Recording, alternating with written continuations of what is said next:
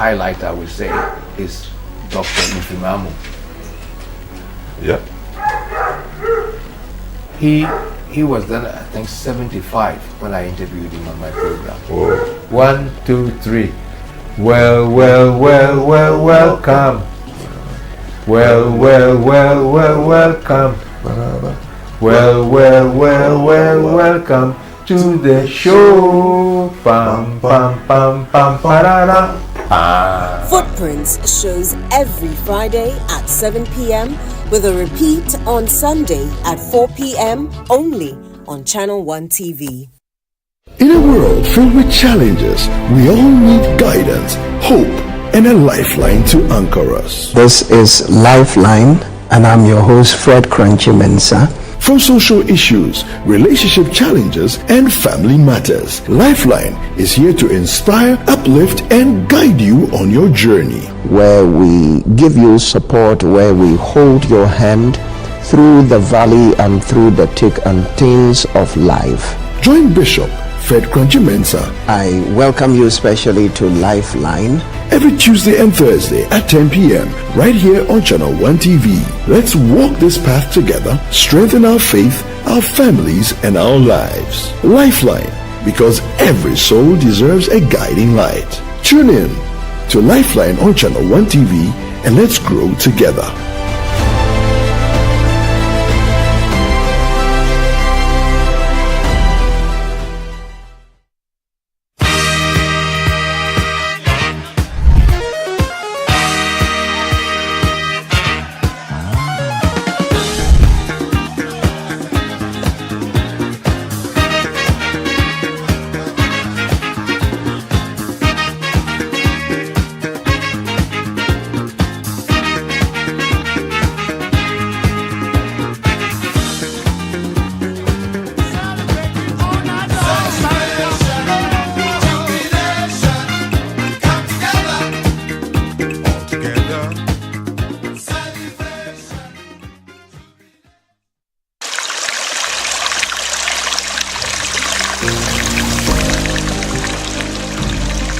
Water is undeniably fundamental to life, providing refreshment and quenching thirst.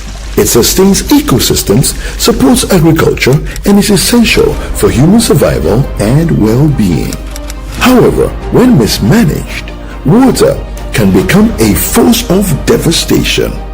Floods, often resulting from poor infrastructure or environmental negligence, can lead to loss of life, displacement, and significant economic damage.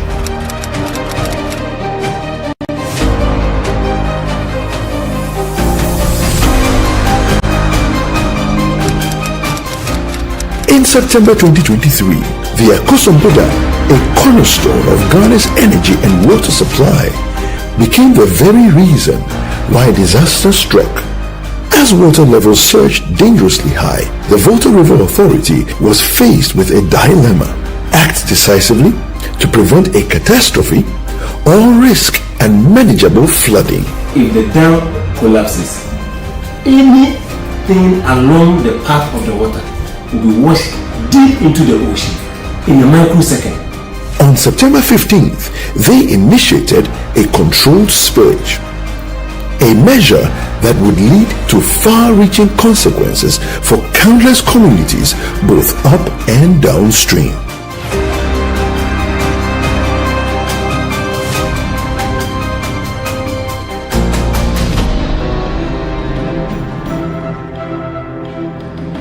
The Volta Lake is the world's third largest man-made lake by volume. All right, and it has about 148 cubic kilometers of water. So that's a lot of water. A lot of people are just seeing it in the news. Oh, people have been displaced. But until you start seeing the graphic images, you wouldn't know how crazy it is.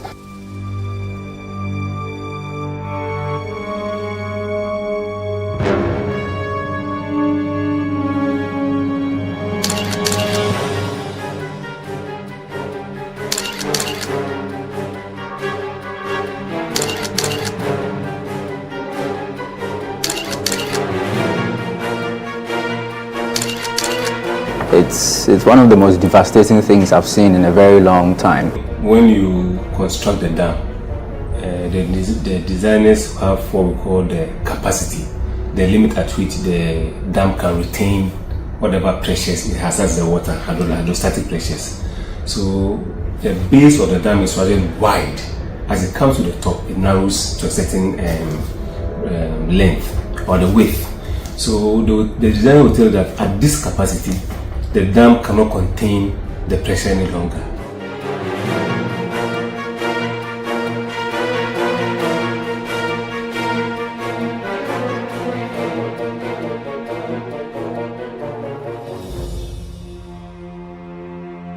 Next to Abadiwe is New Bakpa.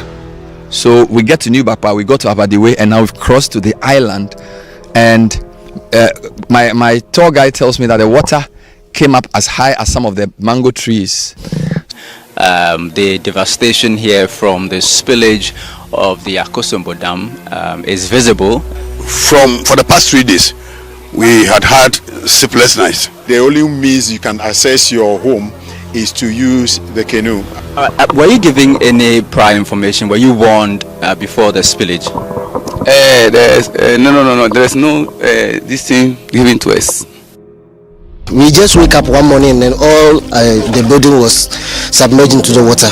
Communities downstream were warned, but little could prepare them for the sheer force of nature that was about to unfold.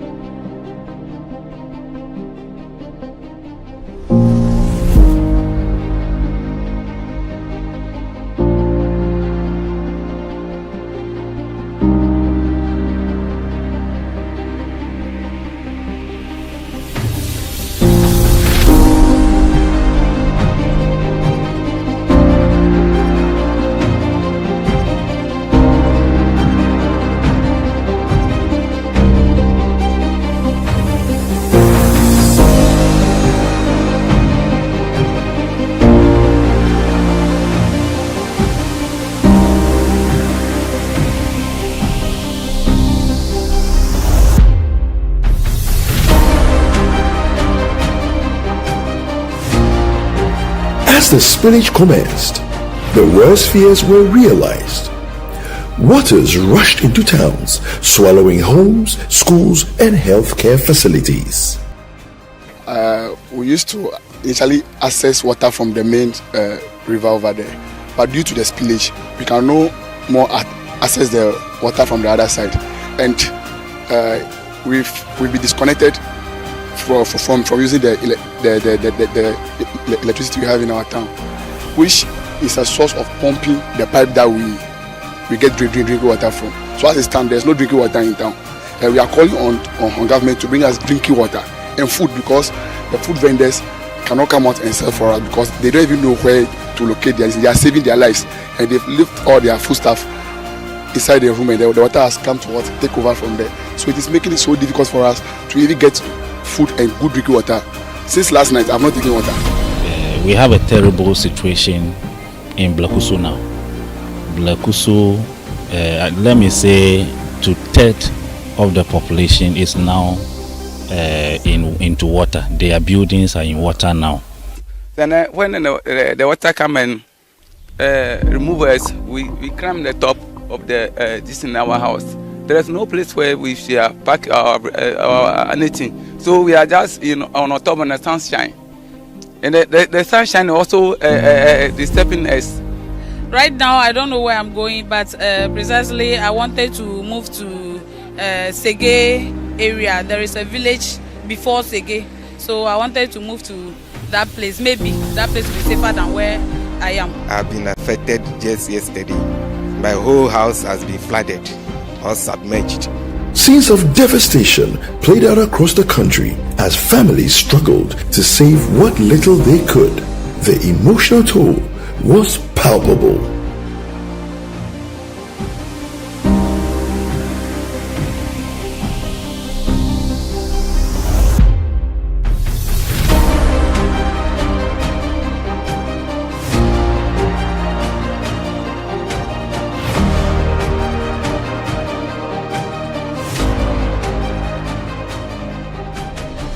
As you can see, this is the road to Mafi, Devime. But when getting to Devime, you have to cross 2 different creeks before you get there. It's as a result of the spillage. And the situation as of now is that our people have lost their livelihood. As you see it here, it has gone to all the places. If you go here, the whole place is swampy. So they've lost bands of maize, they've lost granite, they've lost cassava and everything. They have come to a knot. Those that are fishermen cannot go for fishing. I am a member of parliament. My district chief executive is there. I have assembly members and they've all claimed that they've not been engaged. Then who have you engaged? In the chaos that followed, the Ghanaian community spirit shone through. Local media outlets like 97.3 CDFM and Channel 1 TV mobilized their listeners and audiences, soliciting donations for all those in need. Because the spillage could be more, there could be more devastation, and so you're going to have more people who will need these things. So we feel, apart from water and food, if people could send beds, maybe student mattresses, and then blankets, because people are sleeping outside. So that's the third thing. So you have water, you have food, you have beddings, which is mattresses and mosquito nets, and then in detergents. The Momo number is 0550900006. The number again, 0550900006. So that's our Momo number to send money to donate. This is CTFM Foundation trying to rally support so that we will send as much as we get to the people, and hopefully we'll save some lives and will help people to recover from the devastation they've gone through. We are making a 10,000 donation. Wow. Immediate donation of 30,000 Ghana cedis. Immediate donation. Sky. If immediate is 30, then long term. If you're a doctor, you want to donate, you can call us on this number. What we'll do is that, it's a professional practice. So we will give your name to the doctors in charge so that they can validate your we don't want any problems.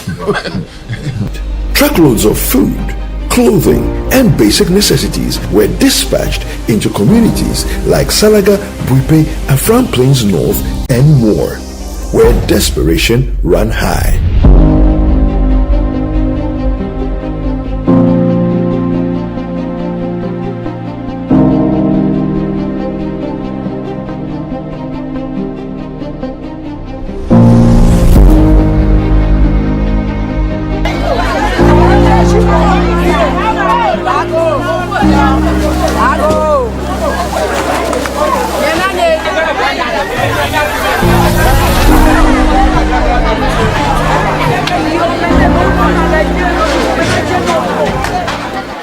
Yo ta egbe CTFM plus CTTV mia nu sell out premier nu call out TV and radio ya we call open economy ta mia pe HR manager a glonami specific things mi ko na mi ne mi anya assemblyman a me na mesiame amesiama hore Gazé encore dans l'anglais. Coal pots. Bags of rice. Sanitary pads.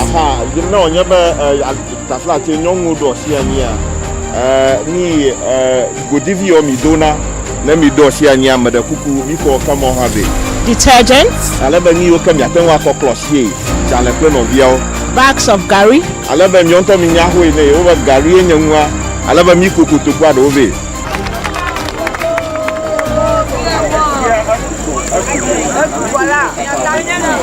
Behind me under the shed, you see the community members who have been displaced from homes like these ones, which have been completely submerged or totally submerged or partially submerged. They've had to either live with the water or flee and then find a place to stay. Upon hearing that City FM and City TV is arriving to deliver relief items, they have assembled at this particular shed to receive the items. The scale of the disaster was staggering. Entire towns like Asasewa, Esujaman, Mepe, Mando, and many others were submerged, with over 30,000 people displaced.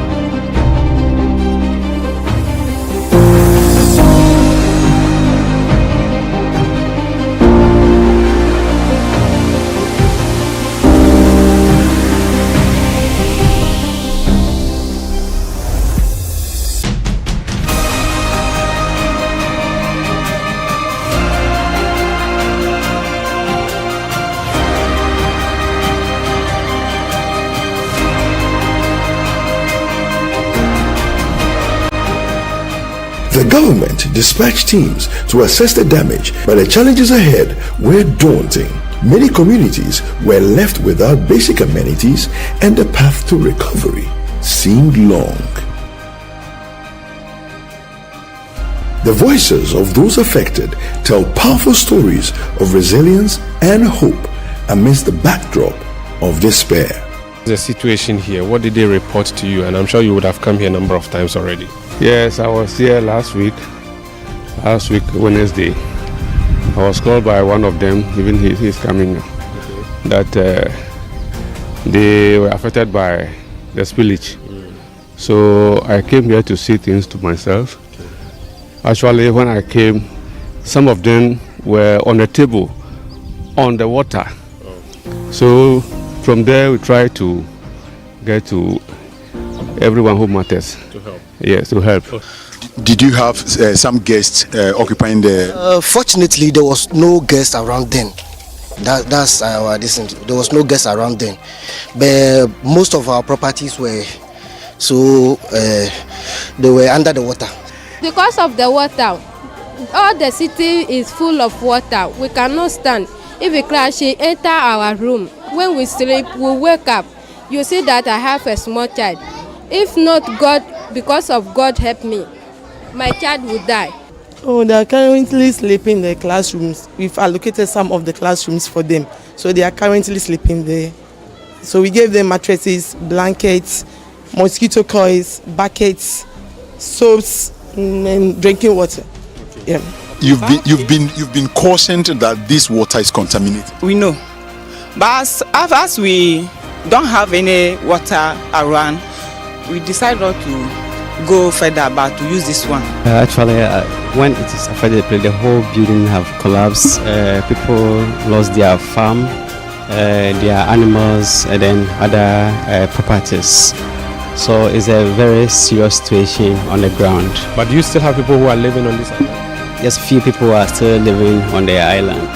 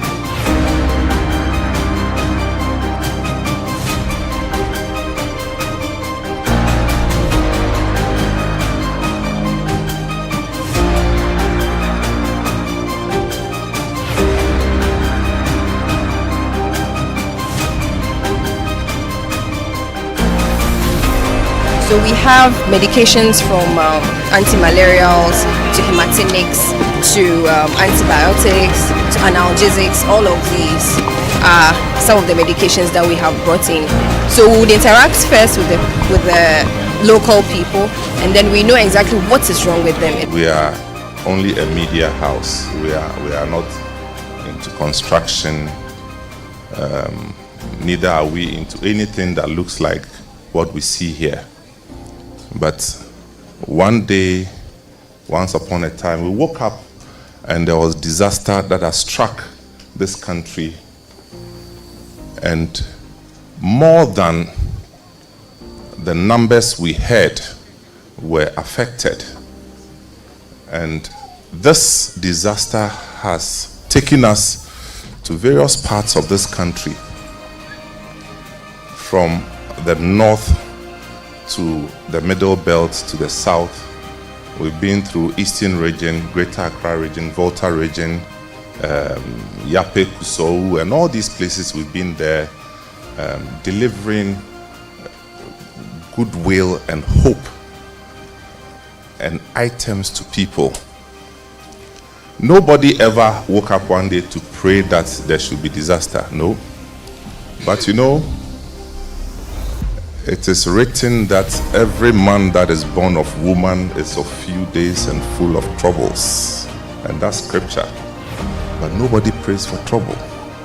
And so when we saw that trouble had struck, we used our medium to encourage our listeners to provide the means so we can be of help. Indeed, this whole enterprise of helping, in fact, the action we took, I must admit, was prompted by the MC Umaru Sanda Amadu, because he directed us to Esuchare first.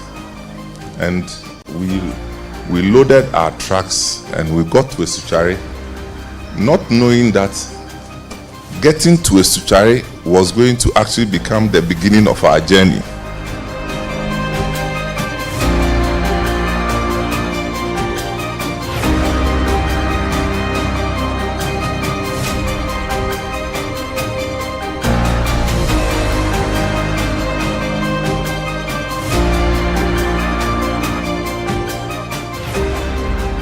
Resettlement centers were established in Topo, Ada East, and Bando Toko, with Mepe receiving a health center and New Bakba receiving a toilet facility and a market center to help restore livelihoods and promote recovery. The land that we are giving you today is part of the land that we are using for accommodation purposes. So this is Adan East District Assembly, just behind the assembly, where the assembly has demarcated land for us, half an acre of land given to the CTFM and City TV team for the construction of this dormitory project that we are putting up here. When we came here, we brought cooking pots that they say.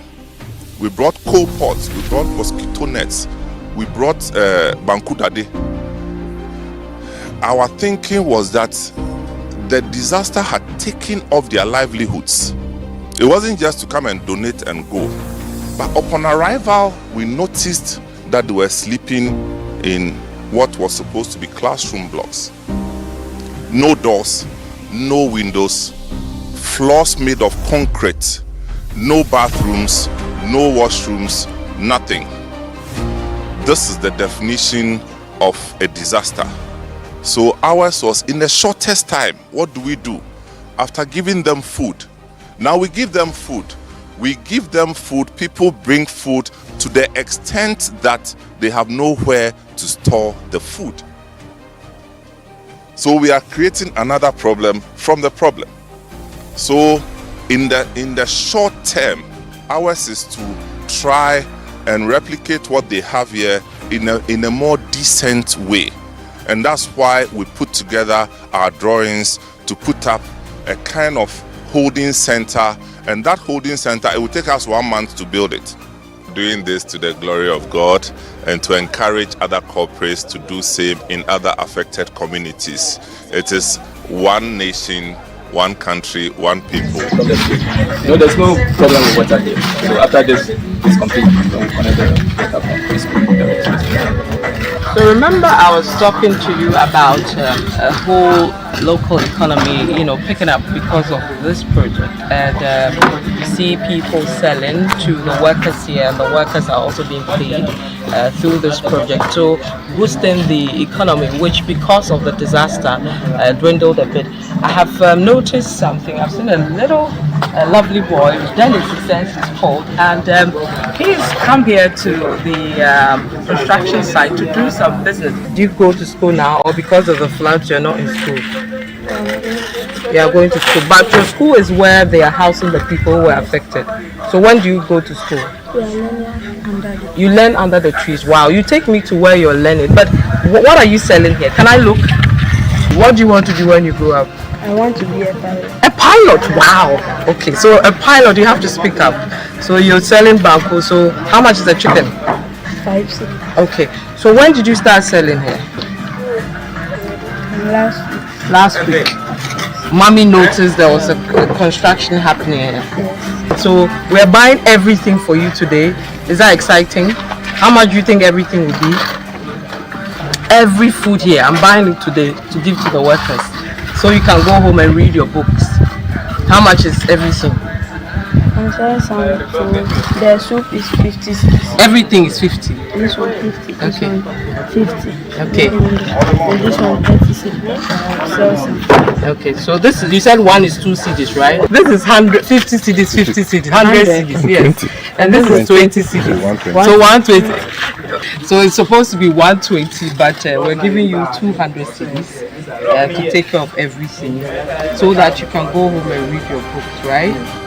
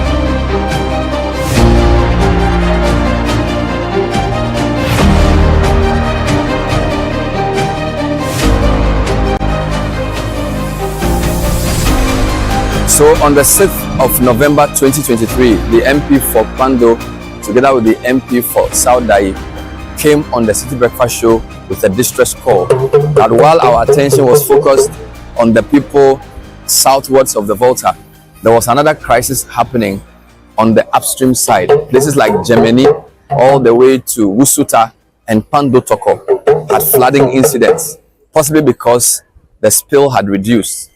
Today, the 3rd of February, we are here at Pando Toko to launch the 3rd of our resettlement shelters for people displaced by flooding here at Pando Toko.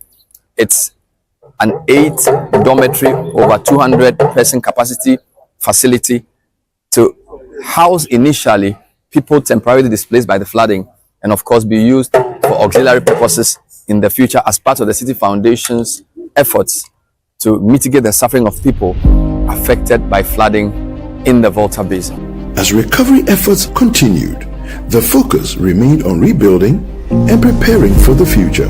The scars of the disaster are deep, but so is the resolve of the people. In the face of adversity, the human spirit shines through.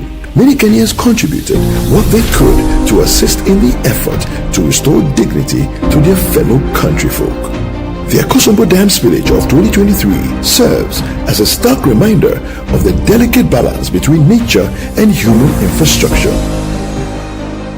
If the dam collapses, anything along the path of the water will be washed deep into the ocean in a microsecond.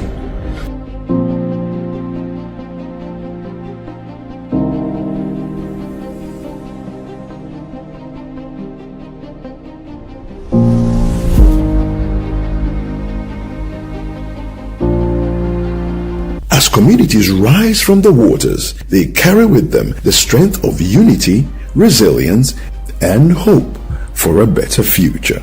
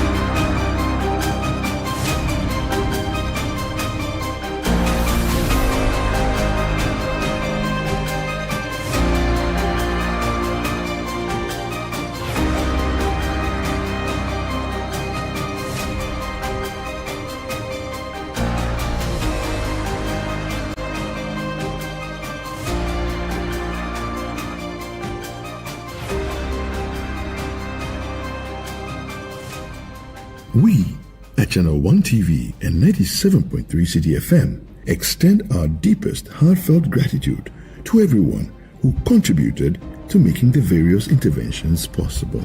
From individuals who walked into our offices to donate, to corporate institutions that gave in cash or kind, you made this possible. Thank you.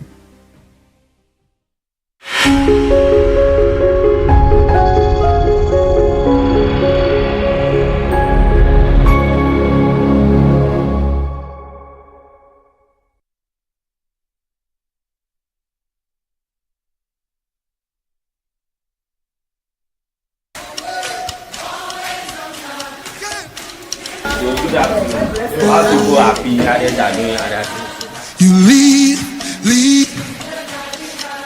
always for the one. Can we turn up? Can we turn up? Can we turn up? Can we turn up? Hey! What is that sound? He really, really moves up. This is what it says. I know he loves me. I know he cares. Whenever I call, he always is right there. In times of trouble, he is my help. Yeah, I know no fear. I know he'll be right there. Hey, he really does what he says he will do. My God really moves. Oh, hey, why would I doubt when he always comes through? My God really moves. Oh, he really, really moves. Oh, come on, sing the verse, y'all. I know he loves me. I know he cares. Whenever I call, he always is right. When I'm in trouble, he is my help. I know no fear. I know.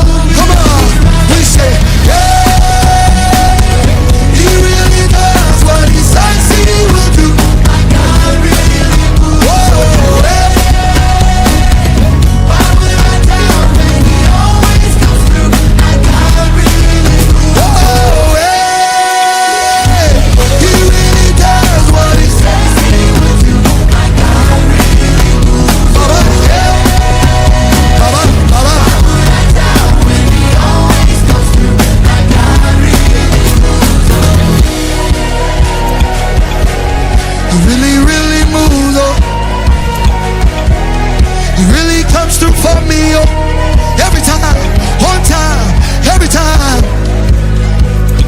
extra part. Come on, let's say.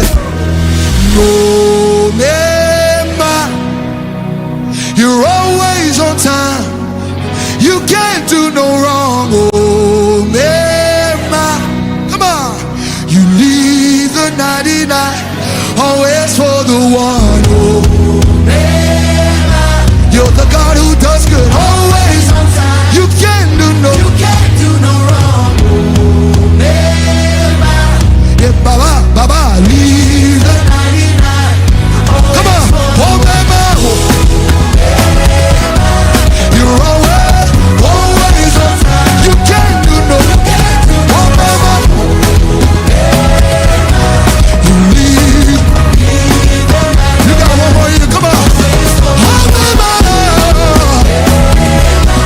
you're always on time. You can't do no wrong. You leave. Come on. Yeah, he really does what he says he will do. My God really moves. Oh yeah. Baba. He always comes through. My God really moves. Oh yeah. He does what he says he will do. My God really moves. Oh yeah.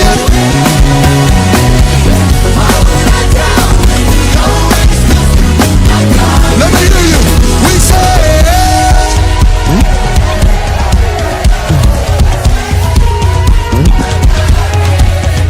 Baba, yeah. What would I tell?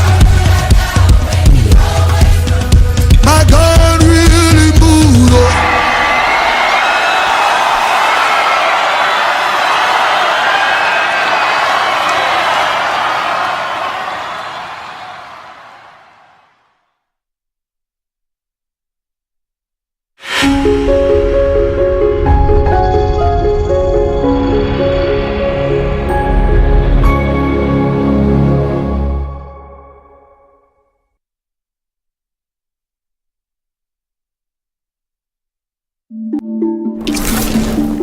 Channel One.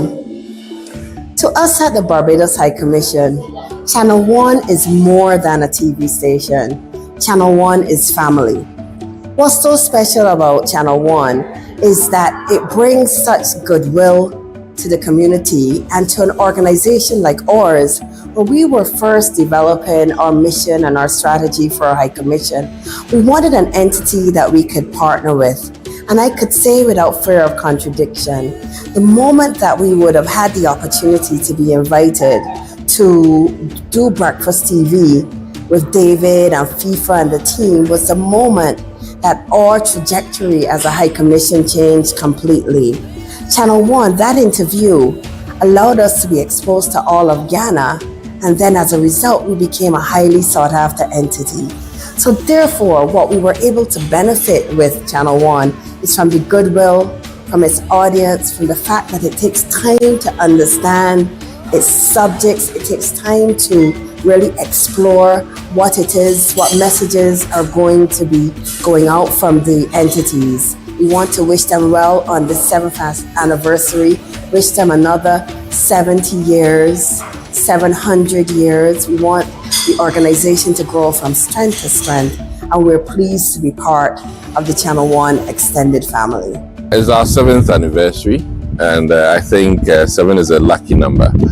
Channel One has been very fair and balanced when it comes to handling news, and I think I like that about Channel One. And I must also admit that you carry relevant news, which then gets people always glued to your station, and may I admit, your picture quality, fantastic. And I'm always happy to be here.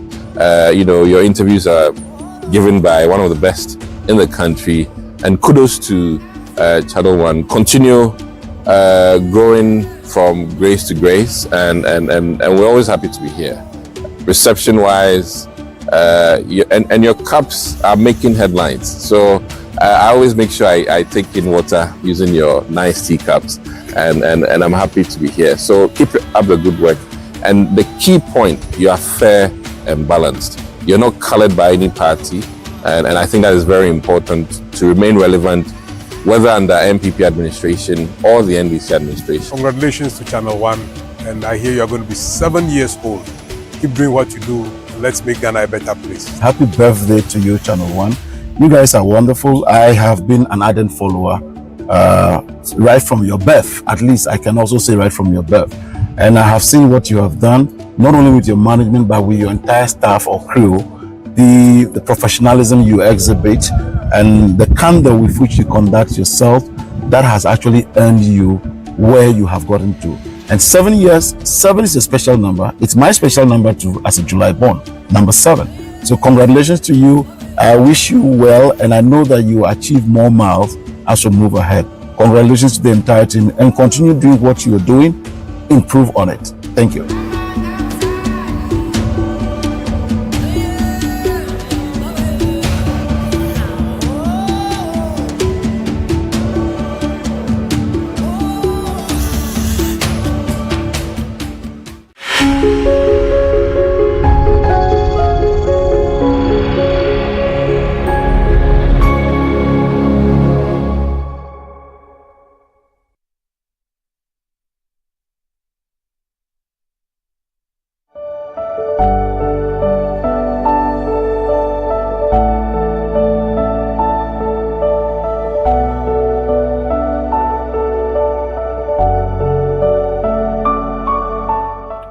In the heart of Ghana's media landscape, a vision was born.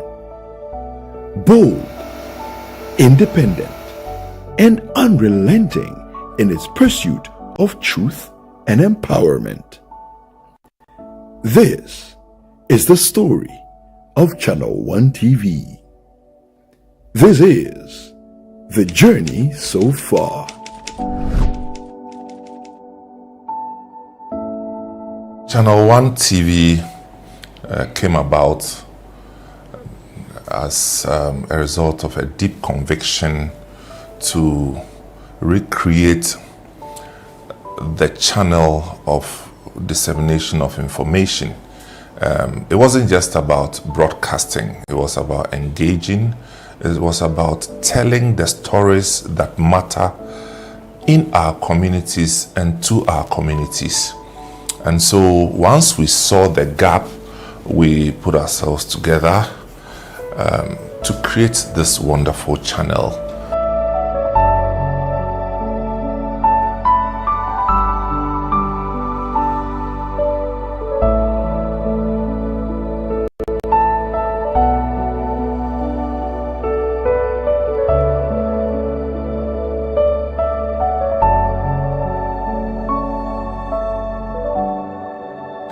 Adabraka was our first home where it all began. Modest beginning, but I must say full of ambition, and it became the birthplace of our ethos and our whole package of integrity, courage. But it got to a point that the expression of the vision became a bit enormous, I must say, and we needed a bigger place to contain the new direction of this project. So this would take us away from Adabraka, and it eventually landed us at Tesano, where we operate now.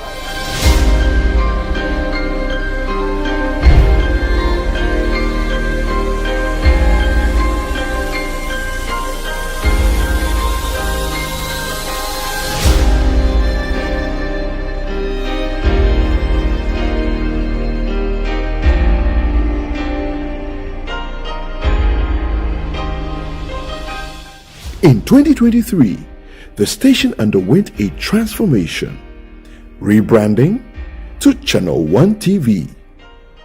More than a name, it was a renewed commitment. Channel One TV represents something more than a TV channel. It's leadership, it's inspiration, and it's engagement. And we have captured all these into a slogan telling your story, empowering change. But we also do not just limit this to a slogan. The slogan also has become our mission. We tell your stories, but we don't just end there. We empower change, and it's our lifestyle. Every story we tell is a reflection of our society. We don't just report, we engage, whether it's politics, culture, or community development. We are here to inform and to inspire. Our newsroom is built on credibility and courage. Over the years, we've broken important stories and covered major national events with balance and depth. Journalism is about trust, and we've worked hard to earn that.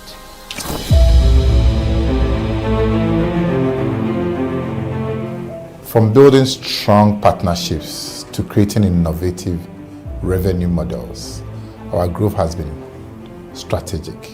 We've collaborated with both local and international partners to sustain our mission and expand our influence.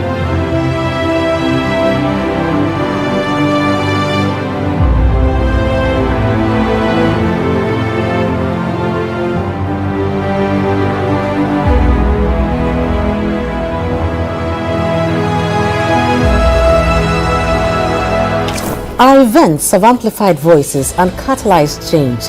From our fairs, parties to national policy dialogues, we've created platforms that make a difference by driving the Ghana agenda whilst engaging our viewers.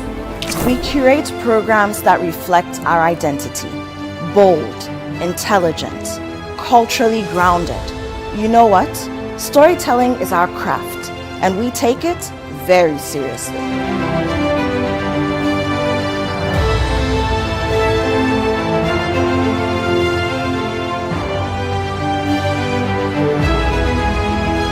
Behind every broadcast is a team of producers, editors, and engineers who make it happen. Tech indeed is the backbone. My team ensures we stay on air and ahead of the curve.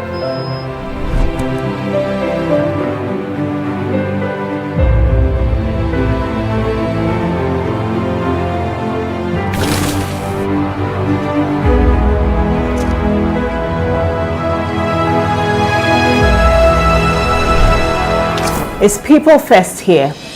We build talent, support growth, and nurture creativity.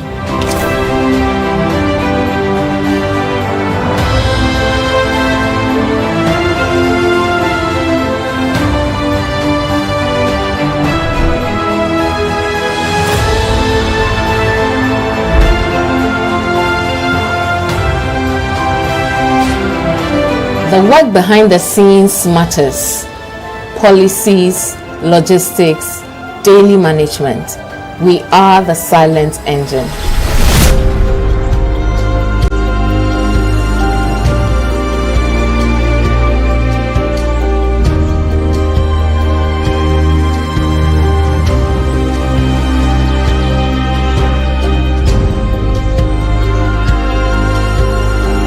Channel One gave me a voice and a chance to grow as a journalist.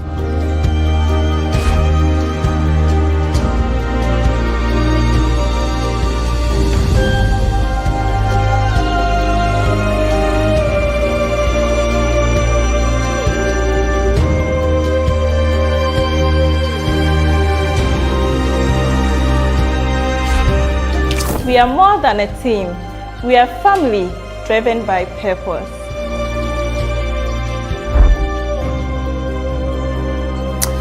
Every story we tell has the power to make a difference. That's what motivates us. We've turned ideas into revenue and partnerships into progress.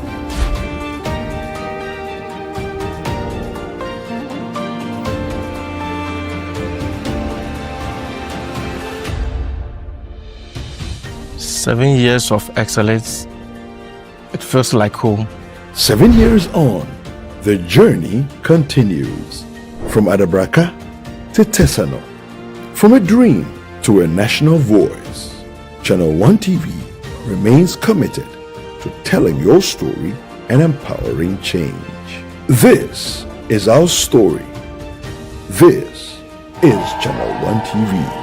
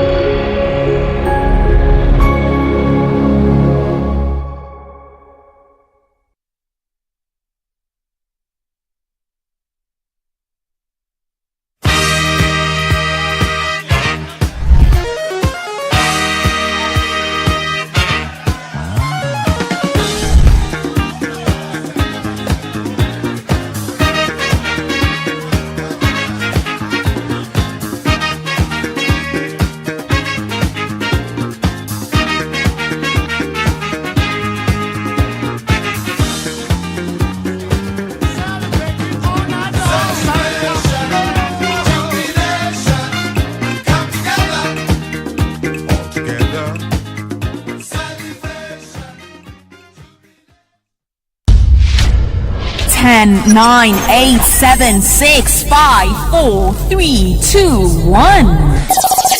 This is the Channel One Countdown.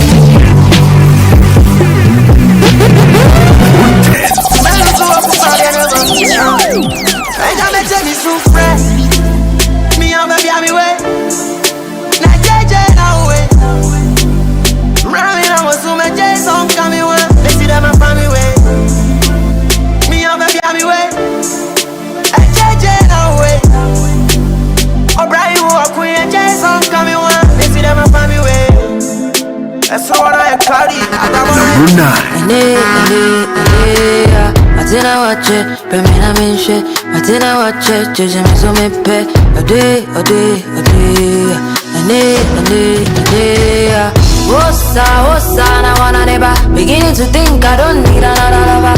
Found you today, I don't wanna go back. I don't want to be with a Casanova. Yes, I, whatever, ever. But if you do the least, I will find another. Why you want to leave when you know?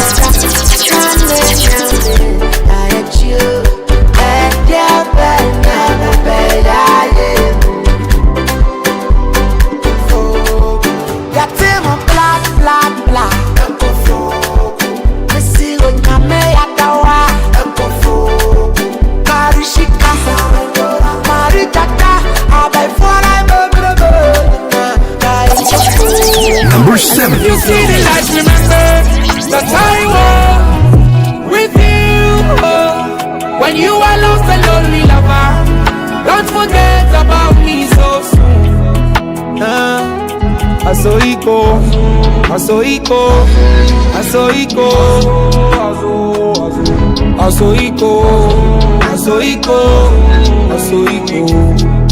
Yeah, and so it goes. See, this life is a lonely road. Number 6. Oh my God. Them don't carry my somebody. Money they pay me. They don't carry I'm going. They pay in my heart, in my mind, baby, down to my liver. I told them anything go I figure if anybody go tell them, she no go believe them. She no feel look me in my eye lately. I no feel reason on my mind to fail me. Me drink the wine, they drive me crazy. Cause it really pay me. Oh my days, somebody steal my body. Number 5.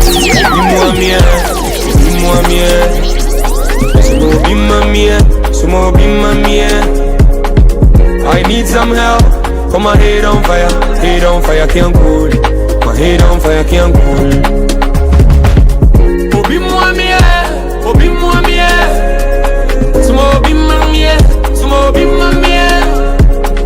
I need some help.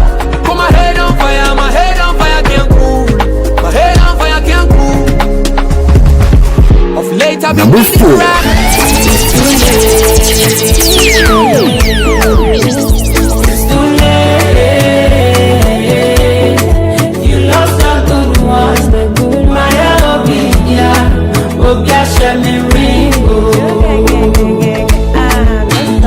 It's too late.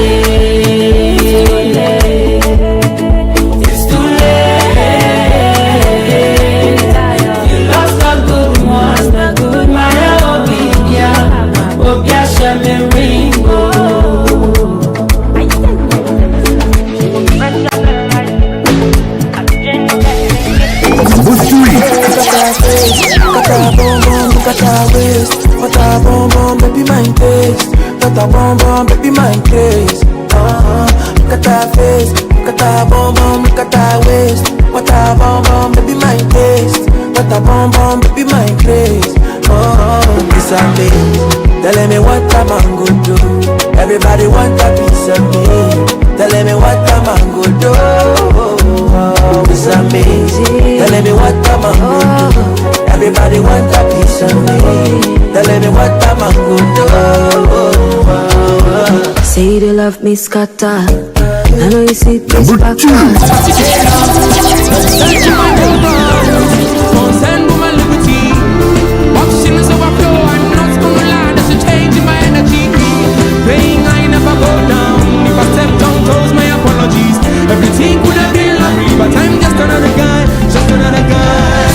If I could, you wouldn't tell me to sacrifice it all. But I'm just another guy, just another guy. If I could, you wouldn't tell me to sacrifice it all. But I'm just another guy, just another guy. Baby, shake it to the max. The DJ please turn up the bass to the max. Please just rewind, let me shake it to the max. Shake it to the max. Shake it to the max. Shake it to the max. Please just rewind, let me shake it to the max. Caribbean girl, me know for tick, me know for top. Yeah, man, I watch my body like say they ma watch a match. Yeah, anything him say them girl, I do it like it's tax. But make my own money like the girls in movie trap. Classy, real bad girl, I get nasty. I do whatever I want, just because I'm bossy. Yes, I'm the one in charge. This is the Channel 1 Countdown.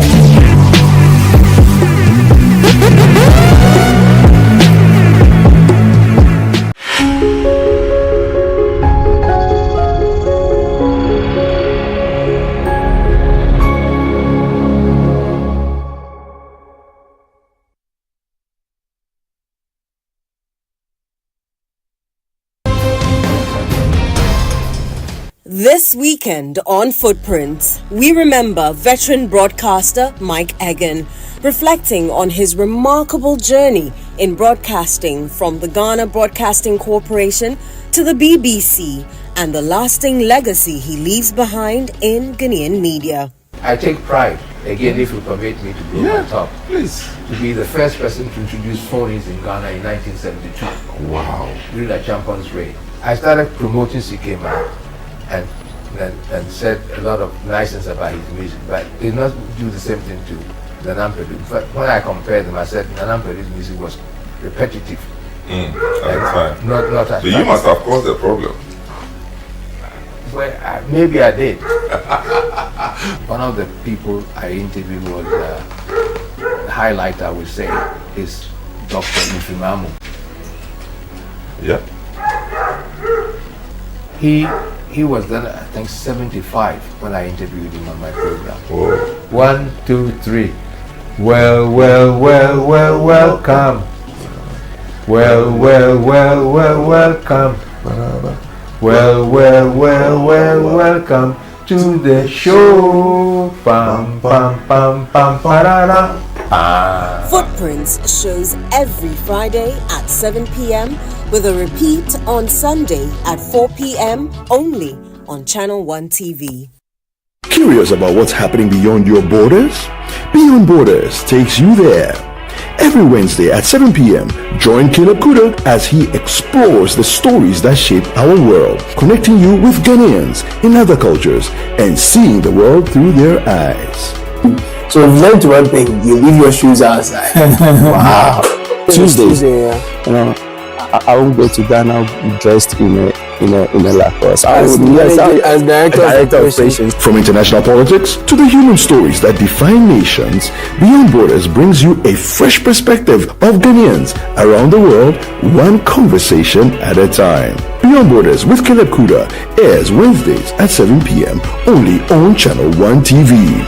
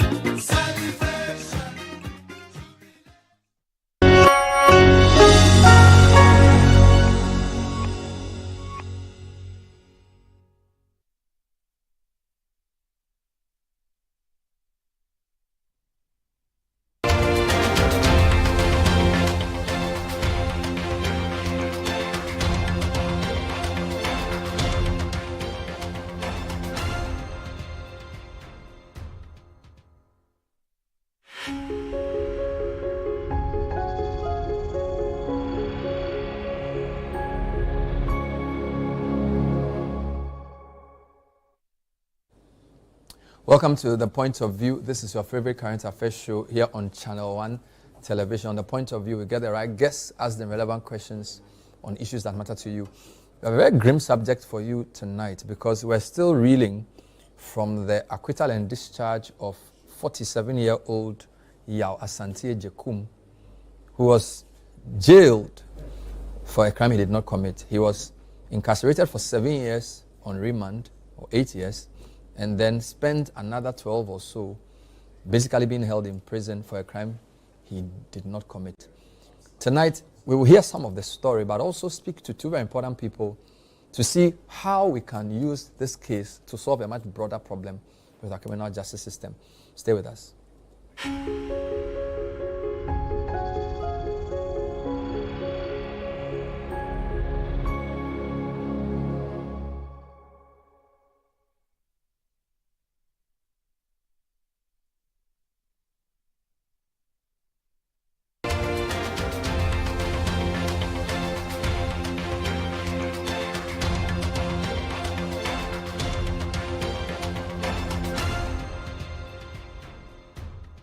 Do you want a healthy smile?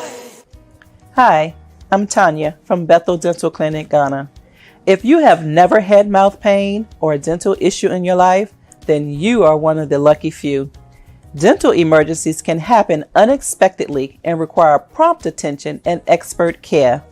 Whether it's a toothache, a broken tooth from an accident, a bone stuck between your teeth, a broken denture or crown just before an important event, or any other urgent dental issue, you need a reliable dental clinic you can rush to if you or a family member has a dental emergency.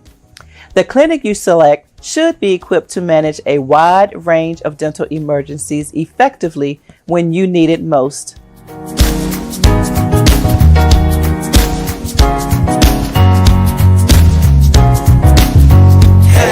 Smile.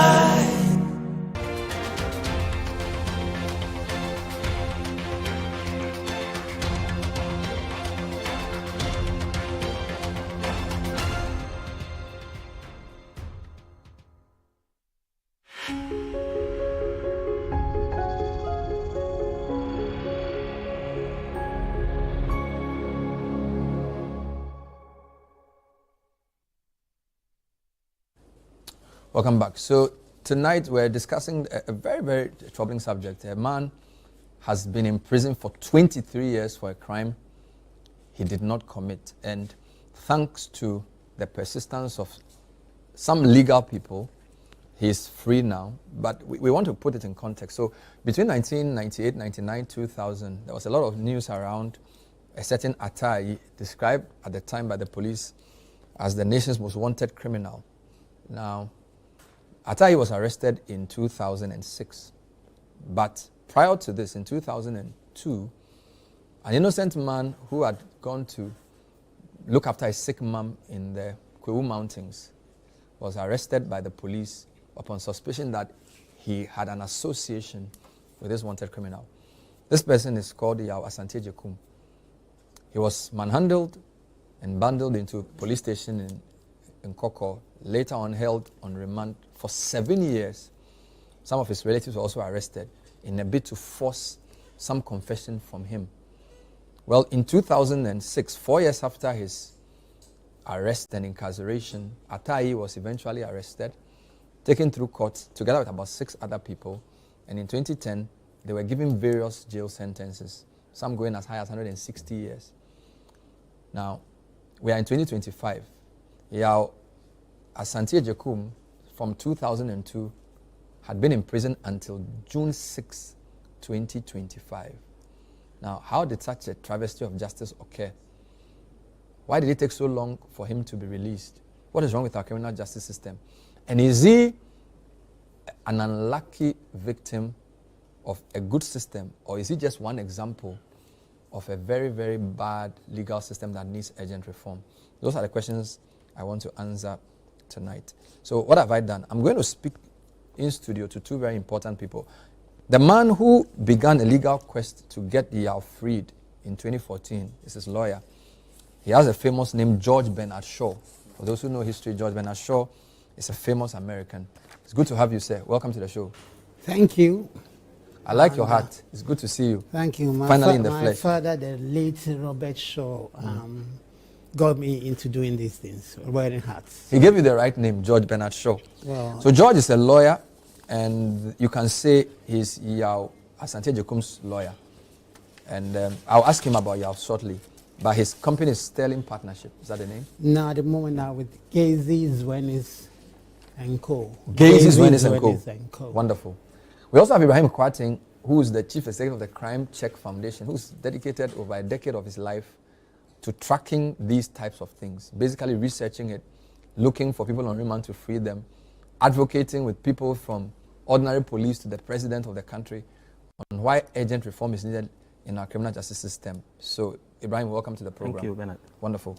So, when I called you earlier in the morning, when my producer called you, we had wanted to speak to Yao, but you said he says he's a bit tired, so he's gone to his hometown, correct? Yes. He's going to see his family, and more importantly, the pastor of the church where he was arrested that fateful day in December 2002. So he says he was from, I think, Oboming, Kwewu. He had yeah. gone up the mountain Yeah. to look after his sick mom. His mother, we know this Awoyo thing that they call, it's more like a prayer camp. Yes. So his mother was receiving treatment there, prayers. So he's gone to give him comfort. And lo and behold, they came, Rambo style, took him from the church premises and marched him down to Nkoko. And the rest, as they say, is history, right? History. Wonderful. So just to give viewers a bit of background, so Atai was arrested in 2006. His name is actually Ayi Aite. He and 3 others were sentenced to long terms of imprisonment, right? Justice Bafo Boni at the time sentenced Atai to 70 years, Samuel Kweku Anane, alias Samituga, and Robert Kobla Agbodoga, alias Roger and Raymond Ame. They were jailed 69 years each. They all pleaded not guilty. But our subject, who is Yao Asante Jekum, was sentenced to 35 years in prison. 30 years in prison. And another Nana Osei Razak. They were charged with conspiracy and robbery, sentenced to 30 years each, which would run concurrently. Now, just based on the facts of the case that he narrated in the interviews we've seen, he basically said his only crime, quote unquote, was that he was a motorbike mechanic who Atai used to bring motorbikes to repair. Can you just walk us through that? Yeah, in essence, essentially that is what it is. But what happened was that somehow the police have got wind that he had some associations with Atai, and this was in a place called Kolewoko. I don't know Accra. Kolewoko is in Ododo. Yeah. So the police went to his workshop. He wasn't there the previous Friday and Saturday because he had gone to Kwawu. And again, somehow they got to know that I think informants, and so they went to Kwawu and brought him. But he denied everything. He told the police that he doesn't have anything to do with this guy. All he knows is that he brings bikes on and off for him to be repaired for him. Yeah. And but in the areas, but he knows people who know him or something. So I think he gave information to the police that led to the first accused, Nana Owusu, being arrested, and subsequently Atai. So during the police interrogations, you see the period between his arrest and then 2006. I think, according to them, they were really, really beaten up. I mean, tortured. In essence, to extract information from them. As to what they've done. And in the process, according to the police, Atai and one other person, I think the A4, the accused, 4 defendants, they, according to the police, confessed that Yao Asante Jekum was part of the of the robbery. But as you know, and they relied on it, and that's the only thing they used at trial. But as you yourself probably might know, what you say in your statement and what you say in court are two different things. If you come to repeat what you said in the police statement, then it's credible. But if you don't say what you said in your statement, then obviously there is further room to probe. And that is where I think our justice system failed, because they did not confirm. They said they never confessed that Asante Jekum was one of them. It was forced out of them, and then they were forced to... Under duress? Under duress, more than, yeah.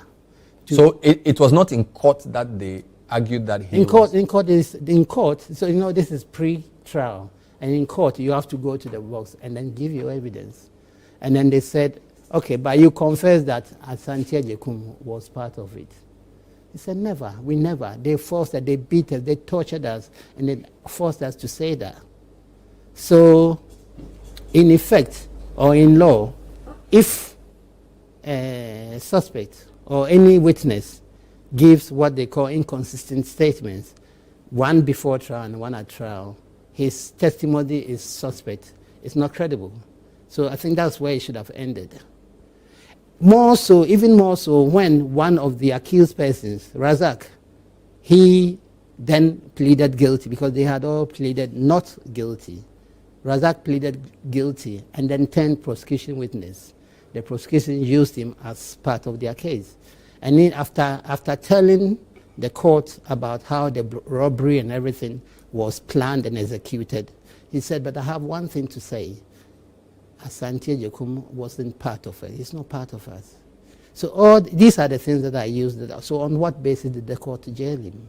So all of this you are saying was prior to your entry into the case. These things that the people said. That happened. I was then in England practicing law. So so beyond the statement that was written that he was part, nothing in the evidence process proved that he was part. Yeah, because he wasn't at the crime of sin. And yet he was jailed 30 years. Yes.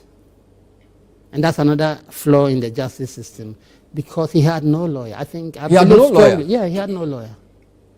He did his own cross-examination. He conducted trial himself, apart from the early days when one lawyer by name Annan or something was assigned to him. But later on in the proceedings, I think he stopped going to court. And then Asante Jekum, from the proceedings, he himself was his own lawyer. We will come to that. I wanted to just show a short video, because I believe when he was released last Thursday, Last Saturday, I think, yes. He said a few things to the media. I don't know if we have that here. If we do, we can show it now.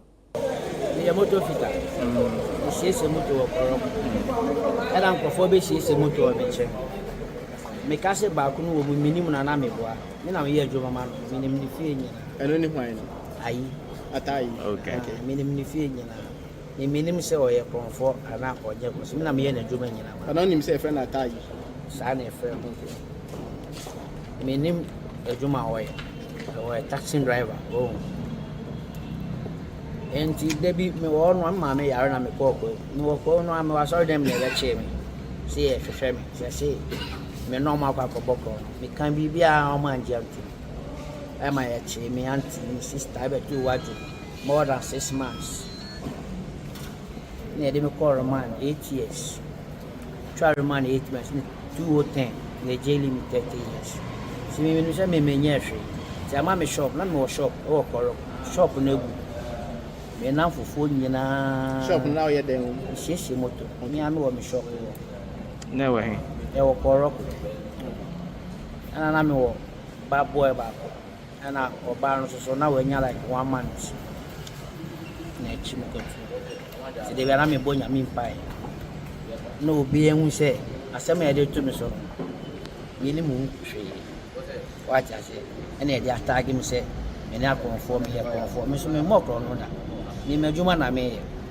Watch I say. Enti obi be adwuma ma. Wonti bi bisan say adwuma be no ye. Ansa no ye na adwuma ma. Me kan bibia e ma je Mr. Bafo bo no po ya de bo ma me. or idea pa my lawyer and I see the business. It's a now the brass, the mere pajamas. And now, what about you say? Kufi na kwedo edi ba ono na nche da eni se edi ba ono o fele say o me feel up say o ma ye fe o ma hwehwe mo hun say ampa me ni mo hwe e chere so usiesi mutu mo bia so en che de kro ne beto so say yam de so ma hwe mo hun say me ni mo bia ti mo nyina me na wase. So you heard it from the horse's own mouth. Let me just finally ask you before I come to my other guest. So how did you hear about this case and when did you get involved? I was doing some outreach work at Insawam prison because one of the reasons what made me come down to Ghana was to do this kind of work. I mean, prisoners' welfare, criminal justice issues. So the then second in command of the prison, his name, Oswan Ponsa, called me and told me that, Counsel, I know you are passionate about these issues. There's this guy here who we think, or he tells us that his case is a typical example of miscarriage of justice. So please, can you take it on for us? So that's how. And this was what year?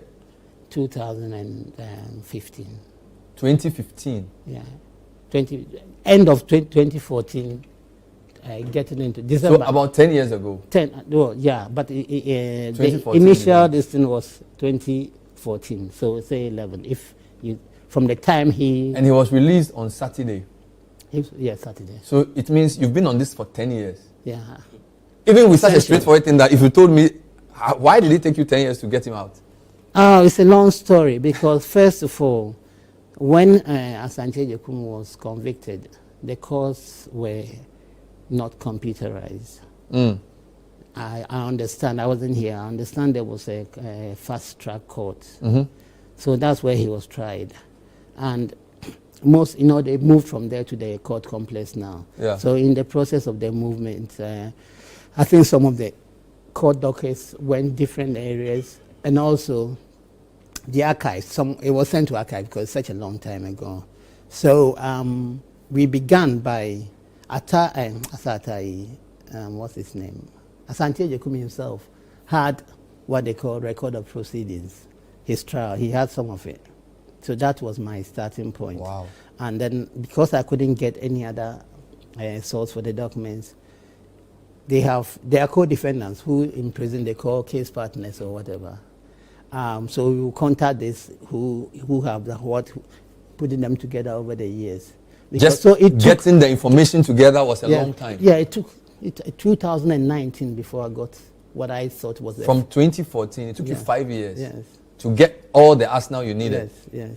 And then whereas if I could have... gone to the records, computer, because when you file notice of appeal, then the court, you ask for the proceedings, and then the registrar... So the court didn't have that, so you had to find it yourself. Yeah. And it took you almost 5 years to get that. And even then, when we filed the notice of appeal and then we went to court, the prosecution, Attorney General's Department came and said, and rightly so, that the record was still not complete because the exhibits, some of the confession statements were not part of what I've got. So that was when, through 2019, it was adjourned against Sinedine. Oh, Lord. And between that time and last year, is when I managed to get the full complement. Wow. Yes. And prior to this, he had been in prison from 2002 to 2010, and which is already a crime on its own. Yes. Remand, that's part of the thing that the advocacy you want to do should concentrate on, because the remand regime is inhuman. Wow. Yeah. Let's take a breather and think about this. So we are speaking to two people, the lawyer for Yaw Asante Jekum, who thankfully has been released after 23 years of unfair incarceration. We'll now talk to the Crime Check Foundation, who have said this is not a unique case. Apparently there's a lot of people like this who routinely are in prison for nothing which is worthy of prison of that level. We'll be back. Stay with us.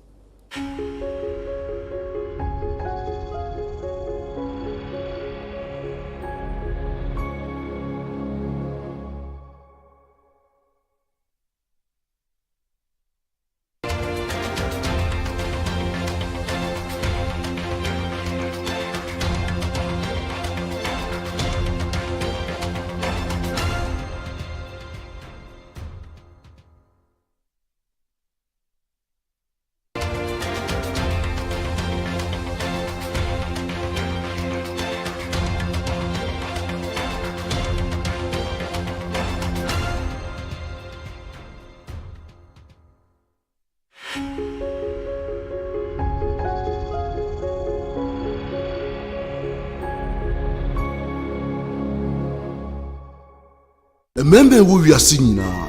At risk of prostate enlargement. We a member or her 20 ebitimi prostate cancer. 5 bitimi afamu. Nadia ubefamu. Actually, this is not my fault. And to wada. Entina midi maniche Executive Prostate Center. Executive Prostate Center is a unique medical center where we harmonize in-depth traditional medicine with cutting-edge science and technology to cure, to treat, and to prevent diseases like prostate enlargement, prostate cancer. Executive Prostate Center. Madame facilities no any professional medical care. Sisi a bibia clear system no. Ye nro ne so de natural. Into we koso afama ye. Executive Prostate Center. My cured. Imagine waking up to serenity every day, surrounded by nature's beauty and luxury at your fingertips in a gated estate you can be proud to call your home. Welcome to Western Villas, located at Ai Mensa, where our stunning homes redefine elegance. At Western Villas, each home is a masterpiece, designed with precision and love. From swimming pool, gym, playground, beautiful landscaped gardens and private balconies, making every day feel like a retreat. We also have executive plots for sale at McCarthy Hill, strategically located and offer unparalleled views, easy access to amenities, and endless possibilities for executive living. With just 5% deposit, you can reserve your space. Contact us today to learn more about our luxury homes at Ai Mensa or executive plots at McCarthy Hill. Call us now on 0536 502295 or visit www.westernvillas.com for more information.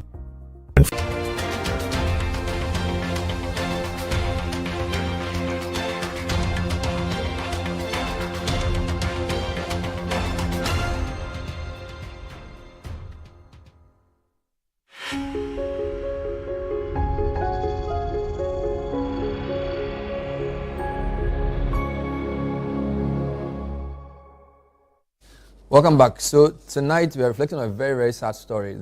Of course, it's a happy story in a way, but it's also a sad story, right?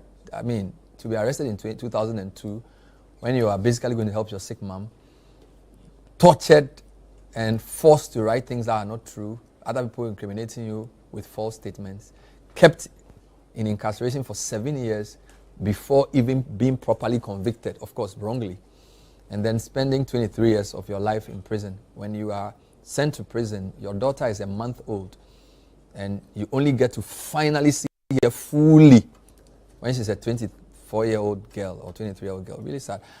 Now, Ibrahim, what do you do, by the way, so that people know you before I even get to you? Yeah, so in the criminal justice space, I do a lot. Crime Check Foundation does a lot in the criminal justice space. We do a lot of advocacy. We go to the prisons, interview prisoners, get them released under our petty offenders project by paying their fines, and then reintegrate most of them into society under our ex-convict reintegration project. So we are just coming from Winneba local prison where we released 4. Because when we called you in the morning, we were Winneba. Yeah, sure. So you were going to release 4? Absolutely, and we were going to install. So that has been our work. That's your work. For how long have you been doing this work? 10 years now. And you are looking at people who are on remand? Or everything? Over everything. So I know how this year Santiago Kum's matter has affected you. It has affected you because perhaps you are not aware of the excesses, within our criminal justice system, especially our prison system. And if we pride ourselves as a, with tall accolades, as a country that prides ourselves as a beacon of democracy, as a champion of human rights, we are just making mockery of ourselves as a nation. So let me give you just 2 examples. So forcing accused persons, extracting information forcibly from accused persons. So there is this story. Douglas and about 8 people are currently at the condemned block at the Nsawam Medium Security Prison. So someone committed murder. Douglas was apprehended. The police asked him, "We suspect you didn't do it alone, you did it with other people." He said, after, careful thought, he said, "No, I don't want to go to prison alone. Bernard Abler is my friend. He causes trouble at times. He mentions your name. Hey. He mentions other people's names. And there are 9 of them are still there.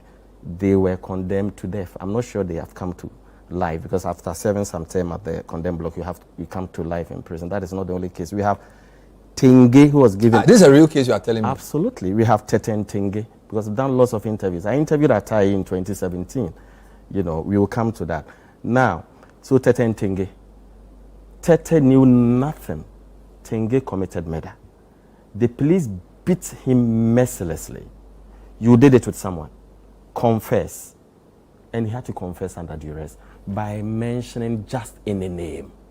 Tete. And Tete spent 36 years in prison before he was given presidential pardon. So we could go on and on and on. So there are more of this? More and more.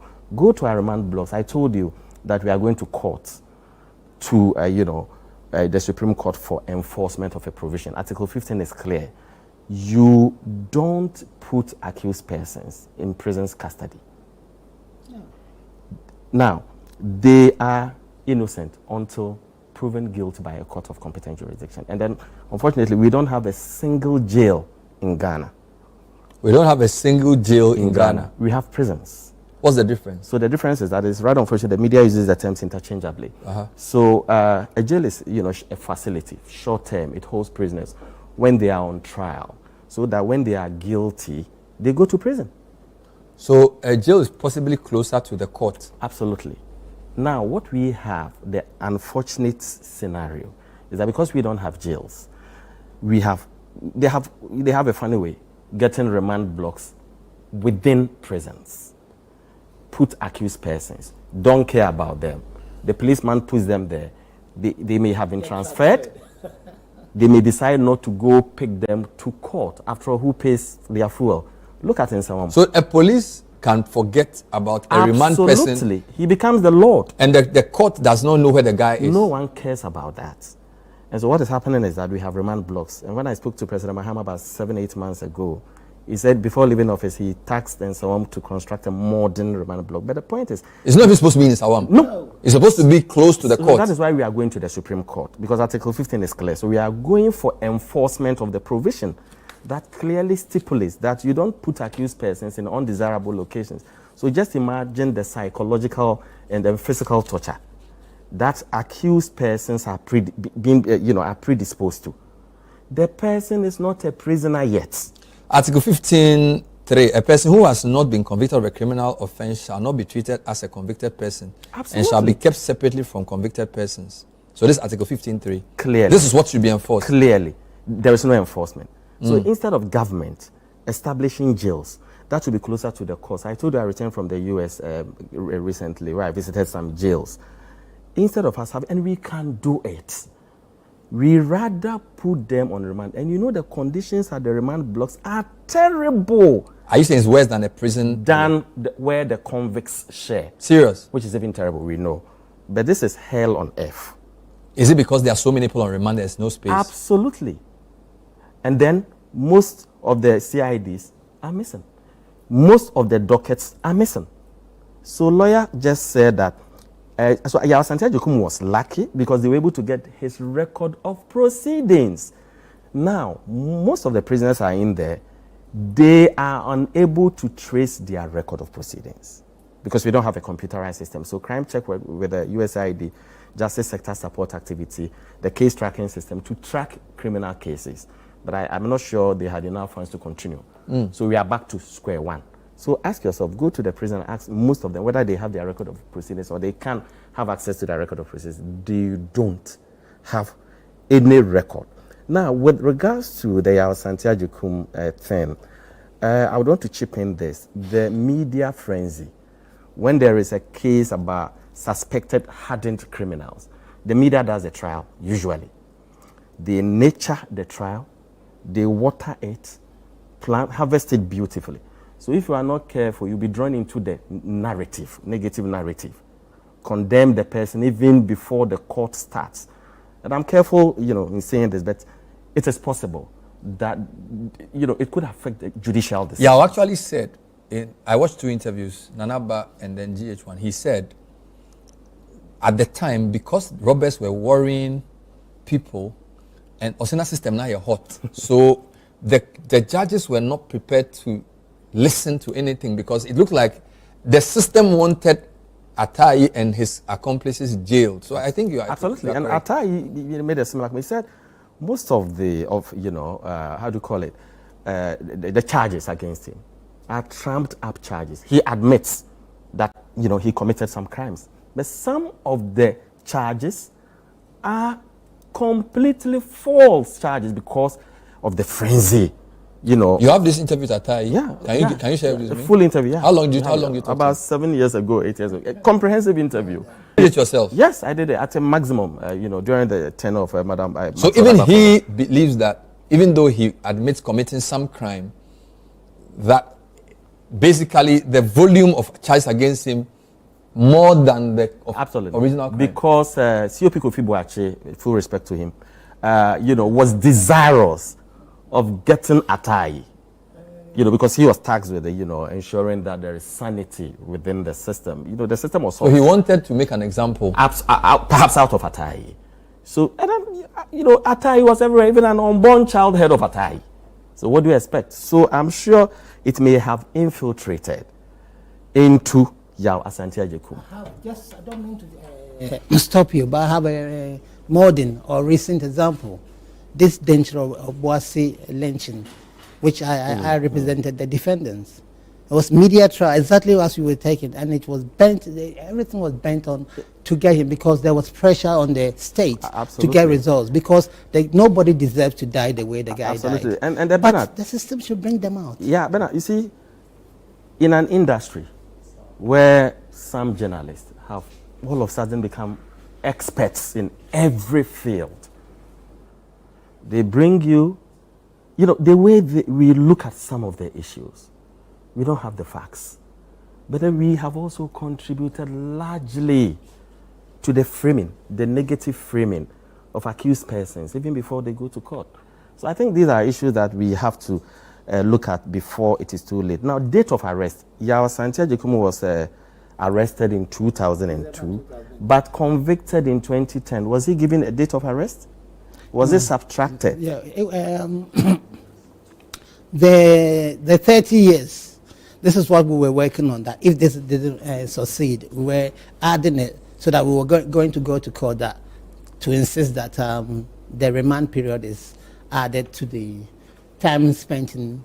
so he was jailed in 2010 for 30 years, but I already spent 7 years in prison. 8 years. So if you take the 8 out of the 30... Was it taken out of the 30? Well, the judge gave the distance. It is for the prison service to compute. I'm bringing in something. I know what you're trying to get to, but so those on remand. You see, someone is on remand for 10 years. It is not their fault that they are on remand for 10 years, and it is even an infringement on their right. Why do you keep someone on remand for 10 years? Because the CID has been dead. Now, if the person is eventually convicted, let's say for 50 years, is it not fair? If you take the 10 years out, that illegality in all jurisdictions is done. It's taken away. But it is usually not done. You're saying that the problem of Yao Asante Agyekum is just one of many. Absolutely. And that the reason he managed to get out was because somehow he had managed to preserve some of the records. Absolutely. So there are probably how many people with the situation who will never come out? How many possible? Because you've done this for over a decade, right? Many people, crime is cyclical. So people are coming in, people are coming out, less people, more going in.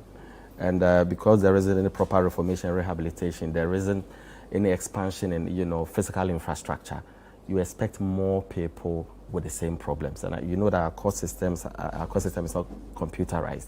So for so many years, these challenges continue to mount. Whose fault is it? Is it the police and their investigation, or the judges and the courts and their inability to be discerning? So where should we place more of the blame? I don't want to pinpoint. Bottom line is that we have a flawed criminal justice system with numerous challenges. But if you are not specific, you can't solve, because, for example, I heard Yao say that when he was arrested, they made him walk from Imprayoso to Nkoko in front of a vehicle. He was bundled into a prison or a jail. Yeah. and then basically framed because he was asked to put amulets on his body. Yeah. They put guns in front of him and they took shots of him. But Bernard, you know those who do these things. So it's the police, right? The police, absolutely. Yes. You know, that is the gateway to the Yeah. criminal justice system. That is where it starts. Arrest, interrogation, because first, the mode of arrest, he wasn't even, he's supposed, the Constitution says they should tell them or their relatives as on their point of arrest what they've done so that somebody can contact them. They don't do this. They keep you beyond the 48 hours. And the calls come in because when we make applications because in England, if the arrest is not lawful, the judge will set the accused person free. They walk. But let me read something that a Sankuma posted a few days ago, quoting Court of Appeal Judge Akabuafo. Aka is wonderful. So, and this extract My was Lord. posted, I think, in March 2025. And if you have it, please put it on the screen. So I'm reading paragraph 20 and 26 of his judgment. My lords, another aspect of this appeal on which I wish to express my opinion concerns the reason for the appellant's arrest in the first place. In my view, this case, like a few others I've had the opportunity to review, presents and reveals a troubling trend in the manner in which investigations are conducted by the police and prosecutions are carried out in the courts. So there are two sides. Investigations conducted, prosecutions carried out. In this case, I question why the appellant was arrested. As the record of appeal reveals that apart from the statement of persons arrested alongside the appellant, who indicated that he was part of the robbery, no independent evidence linking the appellant to the robbery was obtained by the police. Deja vu. Then let me jump to 26. My lords, in my respectful opinion, the time has come to be blunt with investigators. Arresting an individual solely based on another person's statement without a thorough independent investigation poses significant risks. Apart from the obvious ethical lapses inherent in a laissez-faire attitude towards investigating accusations, the accuser may have personal motives, such as revenge, bias, misidentification, or even deliberate deception and deflection of attention from actual perpetrators, leading to wrongful arrest. Moreover, such practices encourage arbitrary policing, fostering abuse of power and the erosion of public trust in law enforcement. They also create opportunities for individuals to manipulate the system for personal gain. Using arrest to settle scores, eliminate rivals, or shield actual perpetrators, it is imperative that investigations supported by corroborating evidence, such as forensic proof, surveillance footage, and credible eyewitness testimony, to mitigate this risk and uphold justice. This is a concurring opinion by Akabuafo J.A. in Isaka Abubakar at Ragajima versus the Republic, posted on LinkedIn by Ace Anan Ankoma. This seems to be systemic. From what he's saying. That's the word, systemic. Yeah. It's a structural problem.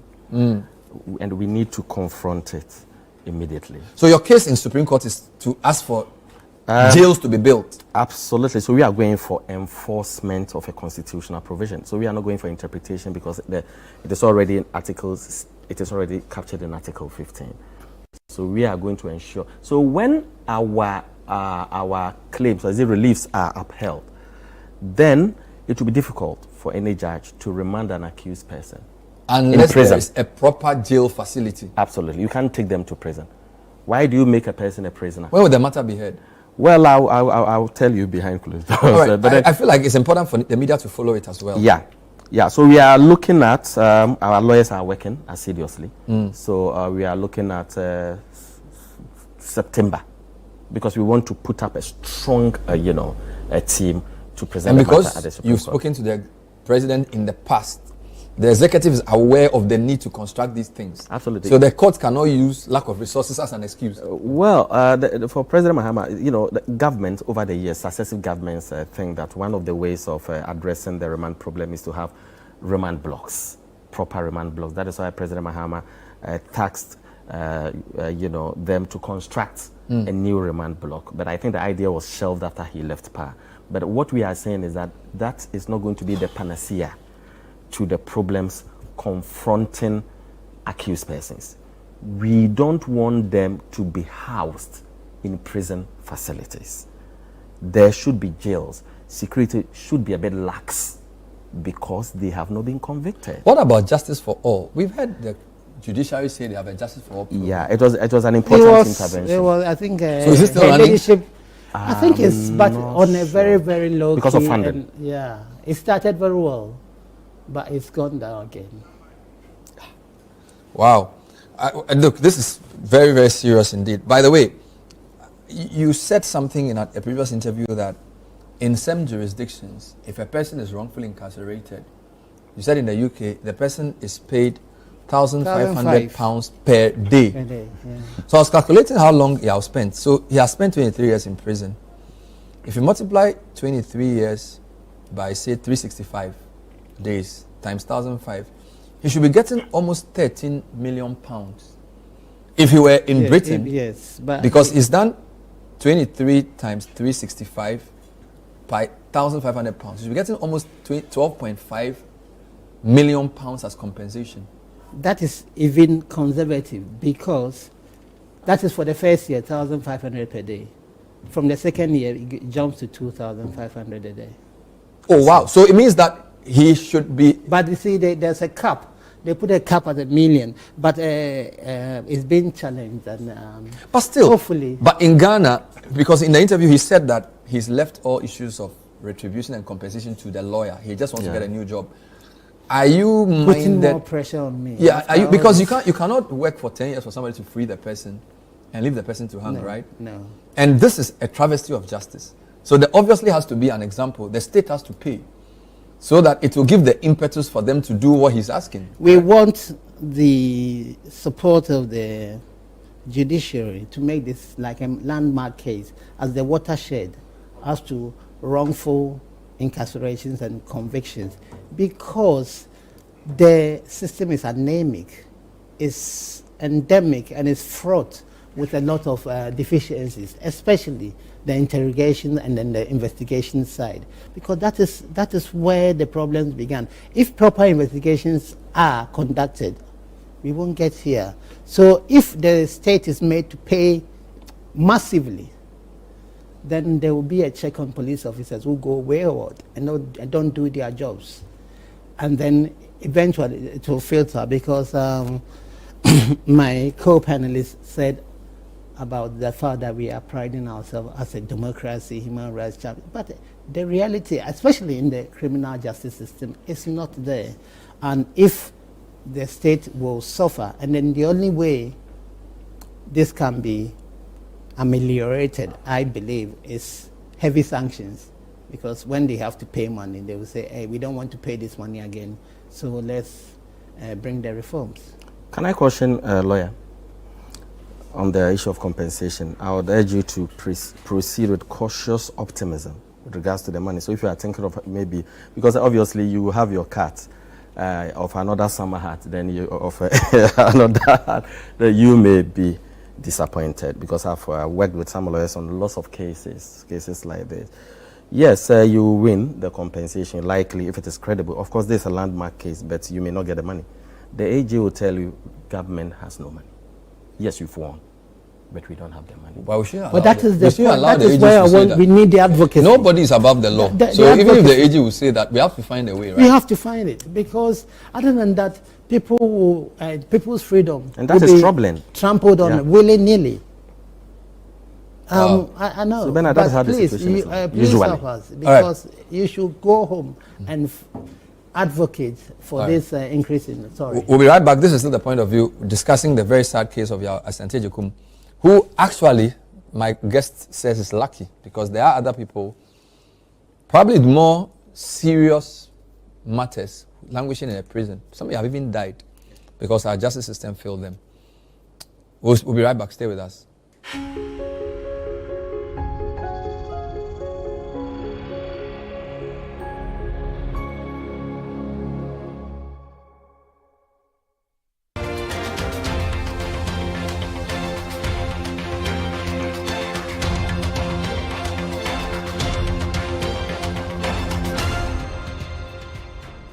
Where to get poly down? Oh, and you're right. Go straight. No, I don't want to left, right. That's right. Ghana na ye wono. Se woni dwomu a ene ye dada. Who knows? Abe na here me pe Polytank ato. Enu nti na menu ya ba otu ko bia me na ba hayo. Ofu to bia e de enjoy ye kura. Akuya bulambu kotoman. Emu ha. Like they took my eyes. Came to me go to the distributor and you give the original Polytank. You get a sound? Polytank. Papa Nankasa Nkasa. Remember who we are singing now. At risk of prostate enlargement. We a member or her. 20 ebitimi prostate cancer. 5 bitimi afamu. Nadia ubefamu. Actually, this is not my fault. And to wada. Entina midi meniche Executive Prostate Center. Executive Prostate Center is a unique medical center where we harmonize in-depth traditional medicine with cutting-edge science and technology to cure, to treat, and to prevent diseases like prostate enlargement, prostate cancer. Executive Prostate Center. Madame home. Facilities no any professional medical care. Sisi a bibia clear our system ni. Ye nro ne so de natural. Into we koso afa ma ye. Executive Prostate Center. My cured.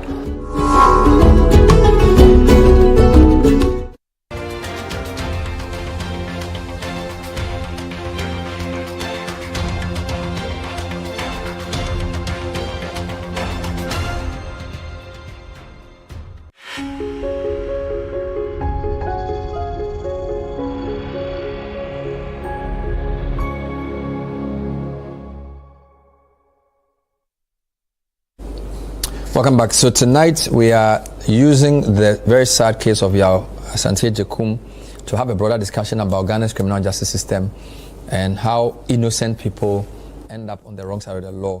In studio, Bernard Shaw, the lawyer for Yao, who after 11 years has been able to release him. The man has been in prison for 23 years. I also have Ibrahim Kwarteng, who spends all his time, he's actually doing a PhD on this matter, all his life trying to release innocent people from prison. Let me show you a highlight of an interview I had with GH1, where he spoke about how he was arrested, the fact that he had a 1-month-old child, and what happened. Here's just a short excerpt. Credit GH1. The mechanic. Someone said, well, yeah, the mechanic, but only me the omoye. So what I say? Tell him that I say, court, I say, man, let's say me trim baby, sir. But if I don't know once, I'm chill. And now in my mayor, into a quote, to me call quote. Never chill, I sorry them, never chill. I sorry them. I will you. Sorry, not my medal, or never chill. Wow. Any castle will repair, we are the mechanic and teacher said. Mind denying. Then I'm CC in the man. My name is Oekron for. On my business, my automotus, or Tom, I'm the according feel. Me in the night said me name, David. My name is Oekron for some Namian and Jumamano. Right. And see, who could be a fiasco? Ne ho, at the same. First day, I want him say, and then, mean the fear. The Kodabe before. The call remind, they call remind. Could try remind 8 years. We are jailing me 2 or 10. 30 years. Quite emotive there. Now, we also luckily have an interview. So Ibrahim visited President Mahama at the time Mahama was campaigning. So this was in a few months to the election. And basically President Mahama agrees that something urgent needs to be done. He actually said this a few days to the election. Let's just watch. You did a great journalistic work, by the way. Basically, talking to the president about what needs to be done, and he agreeing with you. Let me just show you a quick excerpt of this. In the UK, when the Chief Inspector of Prisons is visiting, they do periodic visits. The UK government shakes, trembles actually, because of the report that will come out. So if we could have something like that, I think it will go a long way to help us. So we also want you to use your good office. The conditions in the cells were terrible. The ventilation is very poor. and the prison cells are overcrowded. I mean, a room that should take like 4 people, has about 10 people stuffed in there.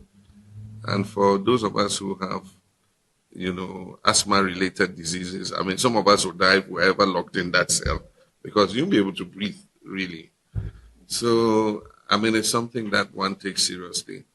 After that prison visit, I asked for the building of a remand block, if you remember, and work started before I left office. I get stalled, but it's something that we should be able to do so that we move all the remand prisoners into that block so that it decongests the cells.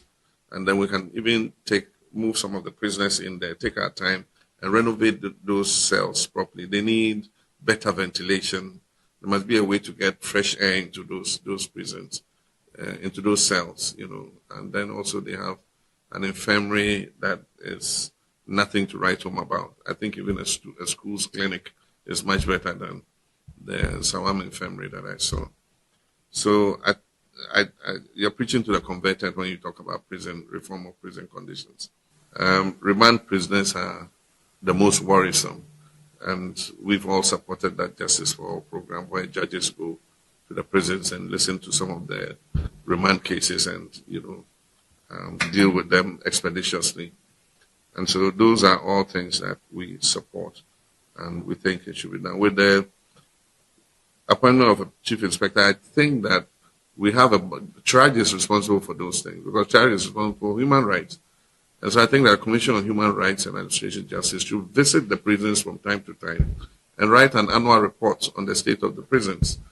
CHRAJ does its reports on human rights in Ghana.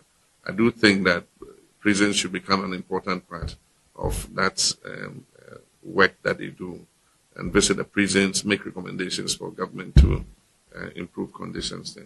So from the background, this was his cantonment Labone office. Yeah. Prior to the election. Yeah, prior to the election. But he said you were with him in the prison. Yeah, that was in 2016. We paid a visit, myself, Seth Kwame Boateng, other journalists, where all the prisoners came on the football field, where the president addressed. So that was the one we saw. Okay. Yeah. I think that was in 2015. So he remembered when you went back. Yeah, sure. So when you went back, what were you asking him to do? When I went back, this one that you just showed us, what were you asking him? Yeah, so I've been passionate about prison reform, so yeah. I thought it was an opportunity, to ask him certain things, to ask him what he would do if he were elected. He were elected into office. So I even asked for the appointment of a chief inspector of prisons, as pertains in the UK, for oversight and so on, because you realize that CHRAJ, which is mandated by law to pay periodic visits to look at seeming infractions of the law, point out some of these things, at times are challenged. They're unable to do just that. The mental health authority is also mandated by law to periodically visit the prisons, to look at the mental health of inmates, because most of them have mental health issues. Just imagine Yawa Santia Jekum, someone who has done nothing to be incarcerated for close to 30 years. So one scholar, Crew, in my PhD, he talks about pains of imprisonment, but we have additional layers of pain for those who may not have done anything at all. Put yourself in their shoes. I always say that for me, if I God forbid go there, I may look for some poison and then die, because look at the conditions. And then Santia Jekum, and the many Santia Jekums who have done nothing, and then you are languishing in prison. Some have been condemned to death. It's just that since the inception of the 1992 Constitution, no one has been executed at the remand block, because Ghana belongs to a committee of nations that subscribes to the rule of law and so on and so forth. But then being at the remand block, you serve 20 years before you come to life in prison. So just imagine. George, what can people like us do to help your advocacy? Because you obviously fought this on your own budget. 11 years, right? Wow. You've done a great job. What can we do to help? Is there any way we can support this fight? Well, now I believe the time is right. When I was in England, I was on the Bar Human Rights Committee of the barristers in England, where we did this job. So they have been urging me to set up an NGO. So basically, and that we use the NGO to seek funding from all sources. And I believe when we start doing that job, the media can help us. So in terms of publicity and things like that, so that we have a foundation, because I've done most of these things, on my own. So is the only case you've done, or you've done other cases? Oh, I've done cases, and I'm still doing cases, because very, very soon, I think the Court of Appeal will be hearing another case that I'm hopeful. We can't prejudge cases that are sub judice, but this Densho Boase case has a lot of flaws in it. And I've appealed on behalf, especially now for the beginning, the assemblyman who was tried by the media. In the UK, you can get someone acquitted. For the way the media covers. If the media covers the case. Wow. But here it's non-existent. So it's also part of the broader. We need to do better. We want to have a foundation to doing this. But your foundation is already in motion, Crime Check Foundation. Yep. So how can we support you? Yeah, you're a Chevening scholar, I'm a Chevening scholar. Is it? I haven't forgotten. So I think your platform is also a very huge platform, and it's an opportunity to further put what we do in the public domain, so that they can also contribute towards our efforts at reformation and rehabilitation of our prisons. And then we also periodically hold press conferences to draw government's attention to some of the infractions of the law, to see how some of these things could change. So I think, Bernard, you're a huge figure. So I'll use this opportunity to also appeal to you to trumpet what these matters. And finally, Bernard, sorry to come in, but from what he said, because I've been doing this job on my own, I need junior lawyers to at least do the advocacy, but I can't pay them. So there are a lot of cases that I could have taken on, but because you don't have enough junior lawyers with you, or you don't have any junior lawyers? I don't have any. You are doing this yourself? Yes. Wow. If you're a junior lawyer watching this, Umaru Sanda, you will be a lawyer soon.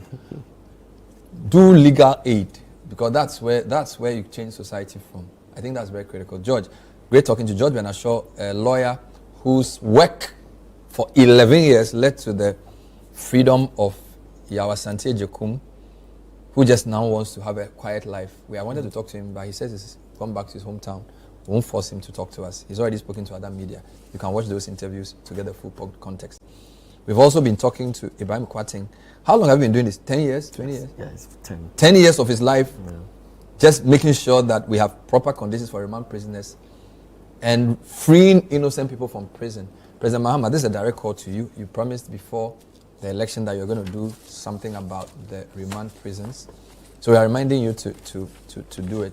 And compensation must be paid to Yao, and Attorney General must pay if the amount is so determined. So at least the media who committed a lot of the crime, trial by media, will also have to be part of the solution, correct? Absolutely. So thank you for being on the show. Really, really great job. And hopefully with the good work of people like this, such evils will be terminated. Thanks for watching. We'll see you next time. Bye-bye.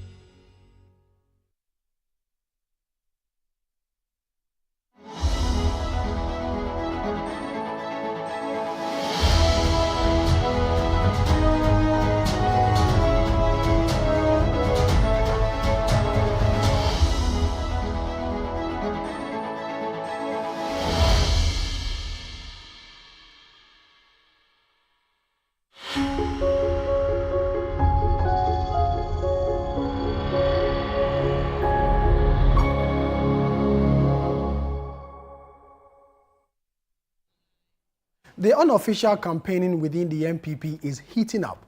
One of the aspirants, Kennedy Agyapong, over the weekend was in the Ashanti region to make some comments in respect of who leads the party into the 2028 general election. A lot of people have described his comments as distasteful, but persons within his camp believe that it was just right and proper for him to set the record straight as far as the MPP's leadership and who leads the party is concerned. He says bringing back Dr. Mahamudu Bawumia to lead the party again in 2028 will not be good for the MPP and what it seeks to do, recapture political power in the 2028 general election. For him, he is the ideal candidate, the ideal choice, and the best person to help the MPP win the 2028 general election. Today on The Situation, we'll discuss the MPP's unofficial campaigning, which has already begun within the party. We'll also talk about the NDC, the governing NDC. The party is 33 years old since its formation until today. We'll talk about the ups and downs within the party, the achievements, and if the NDC has become a formidable force as far as politics in Ghana is concerned, and if the NDC has come to stay like some other political parties. This is The Situation. My name is Sami Wiafi. When I come back from the break, I'll tell you who, as usual, I'm doing the show with.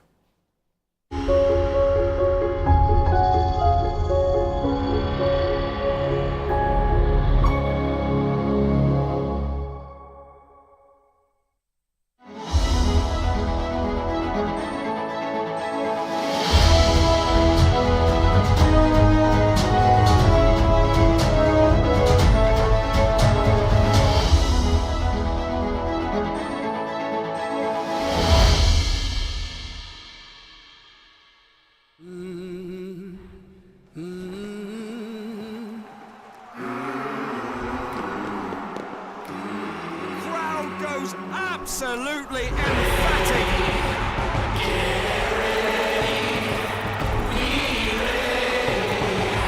has done it. Get ready for more on Supersport, the only place to watch all the FIFA Club World Cup. So much love in the air. What are we looking at? Thank you guys for joining us for this unforgettable night. Paw Patrol is on a roll. It's Max Verstappen in the lead. The megastar is here. Absolutely sensational. Let's go! Just taking a trip down memory lane. Get unbelievable entertainment that is unbelievably easy to own. Get and stay connected to DSTV.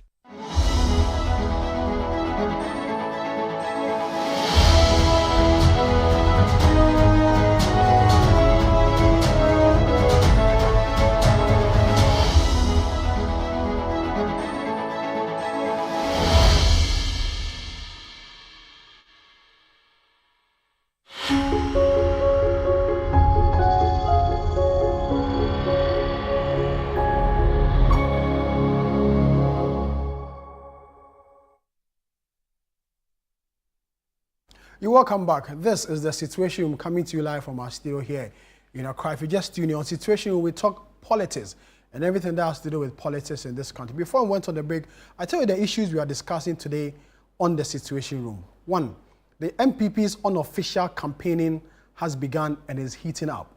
Just this weekend, one of the lead aspirants in the race, Kennedy Agyapong, was in the Ashanti region to make some comment in respect of who leads the party into the 2028 general elections. It comes on the back of some comment Dr. Mahamudu Bawumia, the party's flag bearer in the 2024 general election, and the former vice president made in London, if you remember, when he went on a thank you tour. According to him, the MPP as a political party has a history of repeating presidential candidates in any major election. So he believes that if the party gives opportunity to him to lead the party again, it will help the cause of the MPP. But Kennedy Agyapong thinks otherwise. For him, he believes that allowing Dr. Bawumia to lead the party again in the 2028 general election will not be good for the MPP as the party seeks to recapture political power. He says the performance of the MPP under Dr. Bawumia in the last election is not something to write home about. And so allowing him to run again on the party's ticket will ensure another humiliating defeat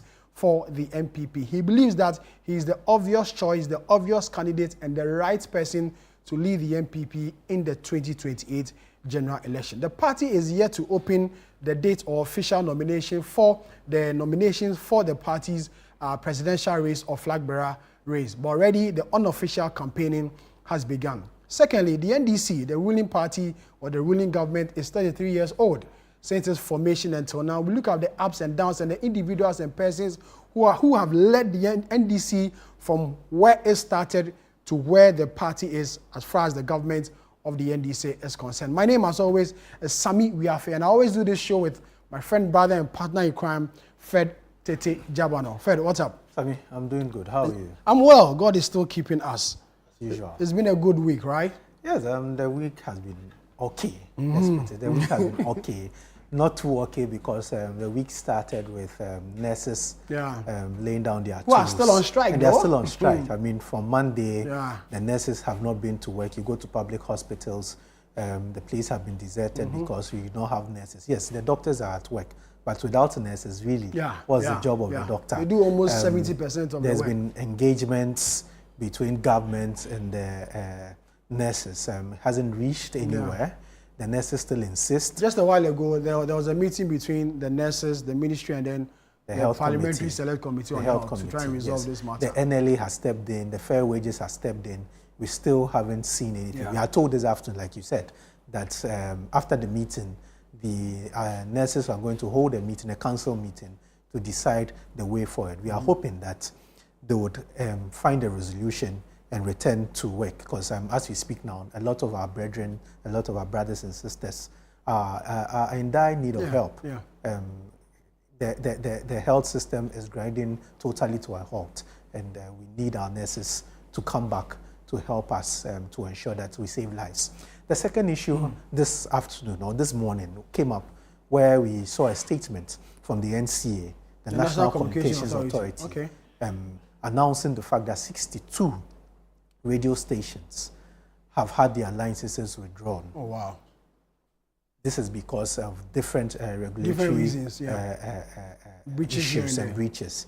These people, we are told that some of them were supposed to meet the renewal of their licenses. Others had been asked to shut down about a year ago or some months ago and have failed to comply with the directives. Some of these stations include Asase FM. They also include Happy FM, Wuntumi FM, and a number. But in the last few minutes, we are being told that the president has directed that they've been given a 1-month clemency. Where, a clemency and a moratorium. For them to resolve all these issues. For them to be able to resolve the issues. Those who have to meet to pay would have to pay. Those who need to ensure that they are in proper standing or on proper standing with the NCA are supposed to do that. So the president has intervened.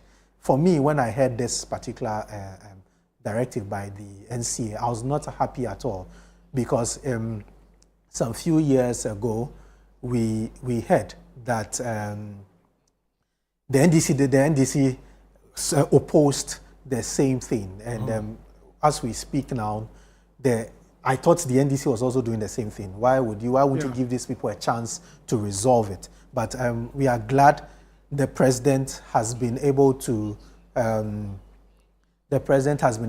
intervene. As we speak now, the communications minister is in Parliament addressing the House on this issue. Let's go to the House and hear what he has to say. Preliminary audit revealed over 600 active radio stations with frequencies, many of which were inactive, expired, or improperly renewed. Mr. Speaker, as of this morning, the NCA has commenced phase 2 of our regulatory enforcement following the broadcasting regulation frequency audit. This phase targets several categories of non-compliant FM stations whose operations contravene existing laws and regulations, and includes the following. Group 1, 28 FM radio stations who are currently operating with expired authorizations. Despite the NCA instructing these stations to cease operations in 2024, several of these stations have continued broadcasting unlawfully. These actions constitute a violation of Section 2(4) of the Electronic Communications Act 2008. Group 2, 14 FM stations which were issued notices of revocation for failure to establish operations within the required 2-year period following the grant of their authorizations. These stations later requested technical inspections but have not completed the process and have continued to broadcast in violation of Regulation 54 of the Electronic Communications Regulation LI 1991. Group 3, 13 FM stations which applied for authorization to continue operating and have been issued provisional authorization but have not settled the provisional authorization fees in full. Mr. Speaker, without payment of these fees, their authorizations are invalid and their broadcast is a violation of Section 2.4 of Act 775. The last group of stations that we took action on this morning are 7 FM stations who have paid their provisional authorization fees but have not yet received final authorization in fulfillment of the technical and regulatory requirements under Regulation 54 of LI 1911. Mr. Speaker, spectrum is a finite and highly valuable national resource. It is a public good held in trust for the people of Ghana. Those granted access must therefore comply strictly with all applicable legislations.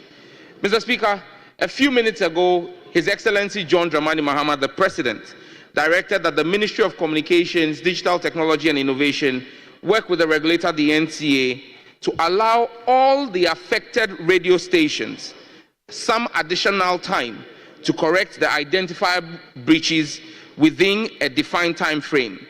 Those who fail to do so shall have their authorizations formally revoked under the law.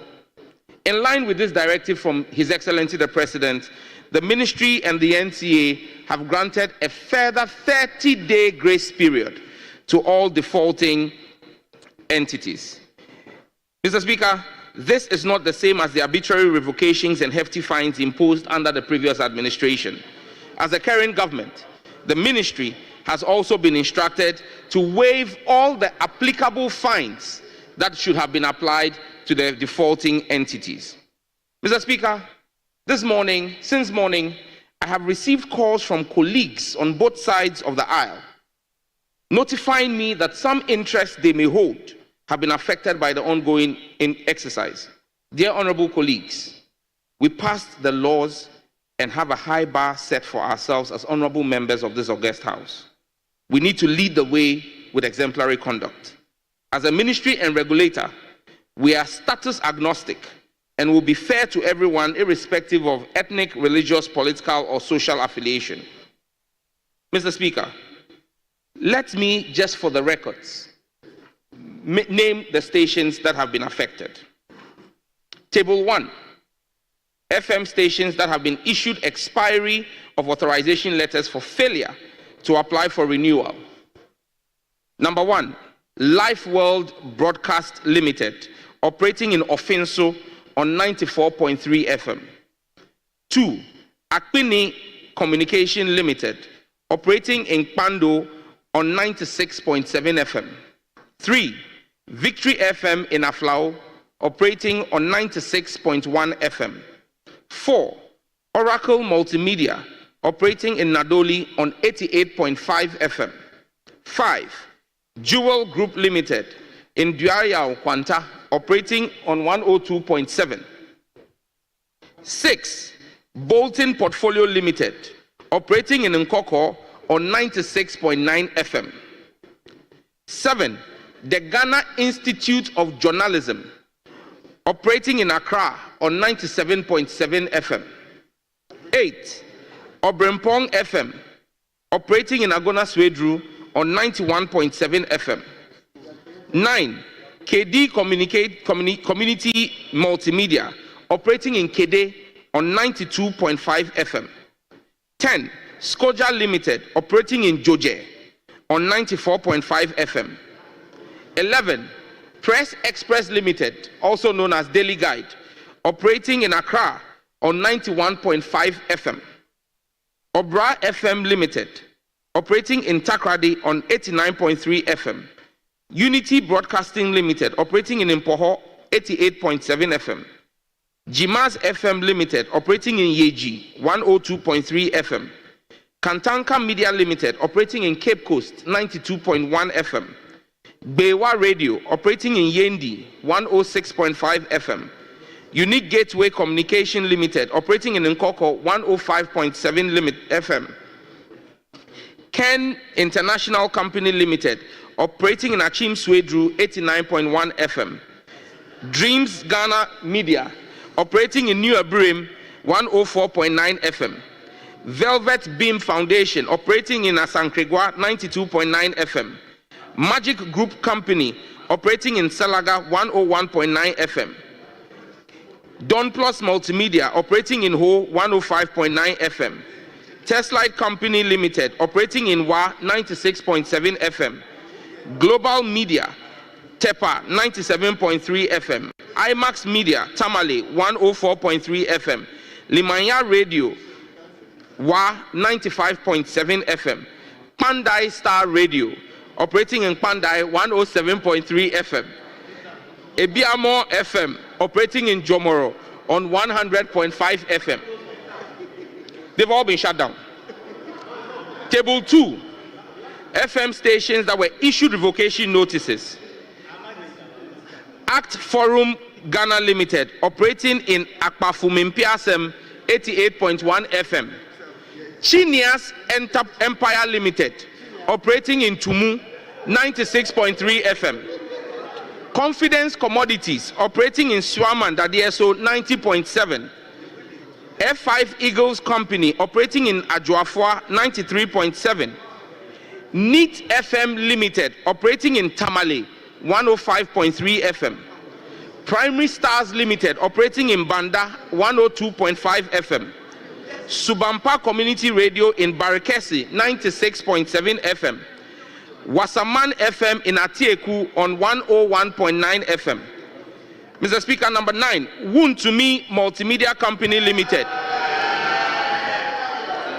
Woon to Me Multimedia Company Limited, operating in Takrady on 101.3 FM. Number 10, Woon to Me Multimedia Company Limited, operating in Accra on 95.9 FM.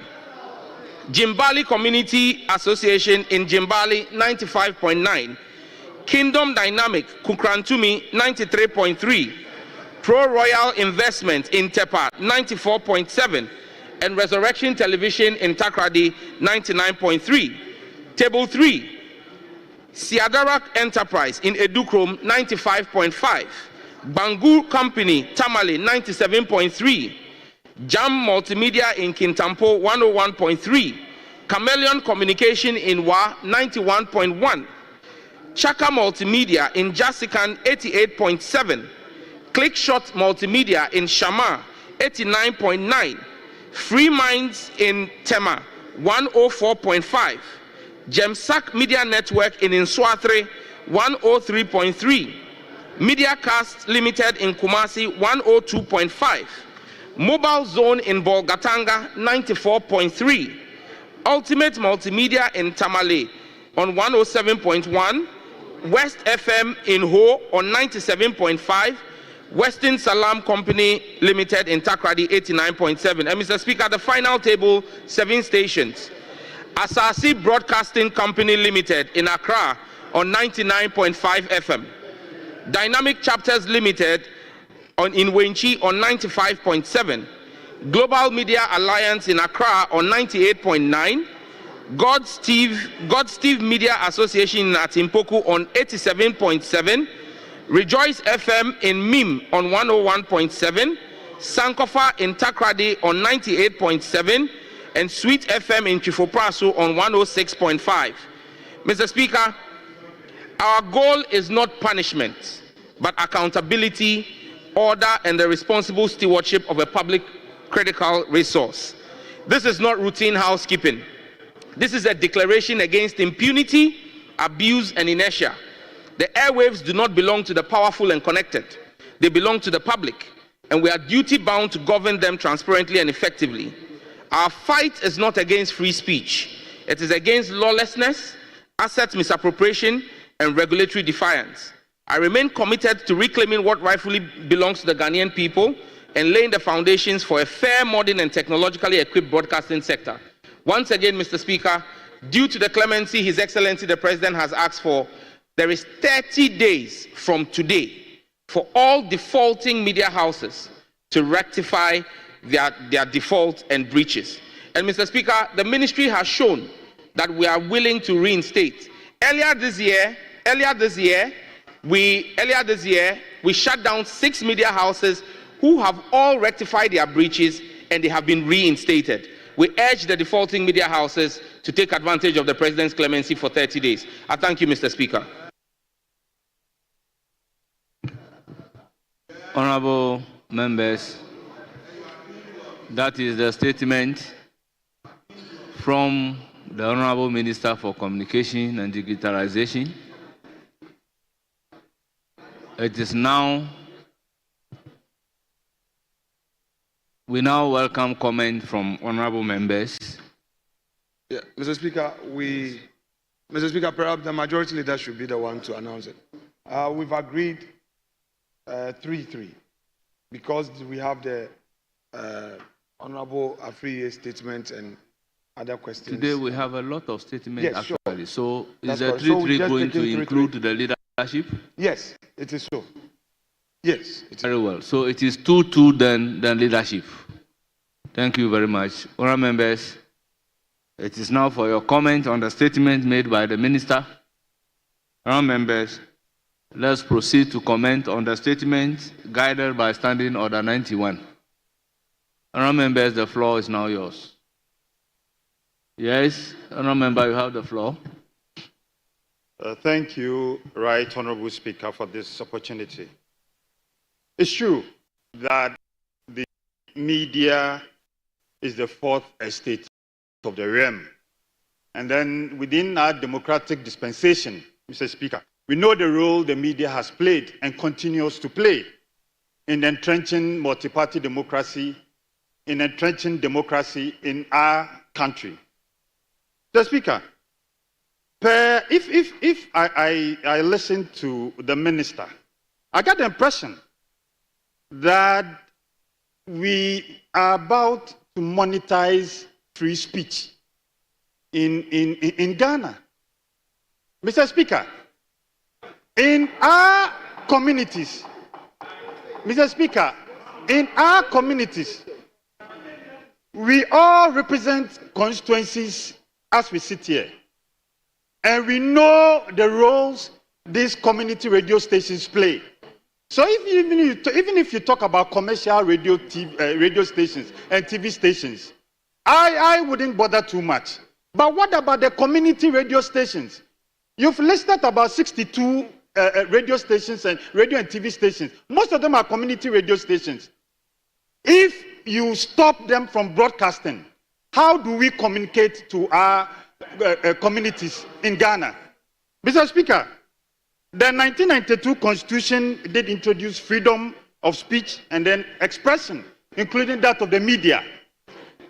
This minister, this honorable minister, when he was at the opposite side, was the #1 person who went all over the place complaining about the decisions that were taken against some of these same radio stations and TV stations that flouted the law. Now what has changed? Mr. Speaker, what has changed?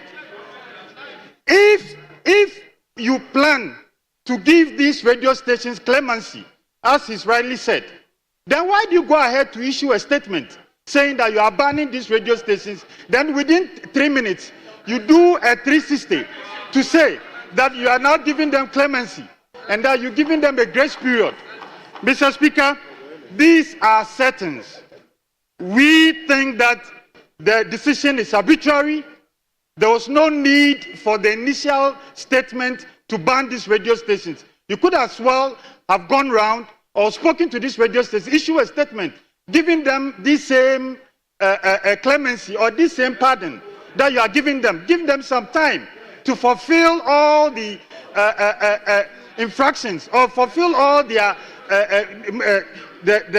the payments they are supposed to, the payments that they are supposed to make, if indeed they owe. Mr. Speaker, I'll end by saying that from our side, we think that this decision was not taken with the right mind. We think that it was targeted at some political party people who own radio stations. And we think that it's good that the good people of this country will rise up against this decision. We shouldn't allow political parties, we shouldn't allow the NDC, we shouldn't allow the minister to use his powers to arbitrarily ban radio stations. Mr. Speaker, I end by urging all of us to stand up against this medium terrorism. I'm grateful. Honorable member, if you say a decision is not taken with the right mind, is that not violating our rules? I will urge upon you to do the needful and then let's make progress. Mr. Speaker, if I say that the decision was not taken with the right mind, I am saying that the intention, Honorable member, intention, with all due respect, I am just drawing Mr. your Speaker, attention to it and asking you to do the needful. Mr. Speaker, I'm not to argue with you. I withdraw and then I withdraw, Mr. Speaker. Very well. Thank you, Honorable member. Yes, Honorable member, you have the floor.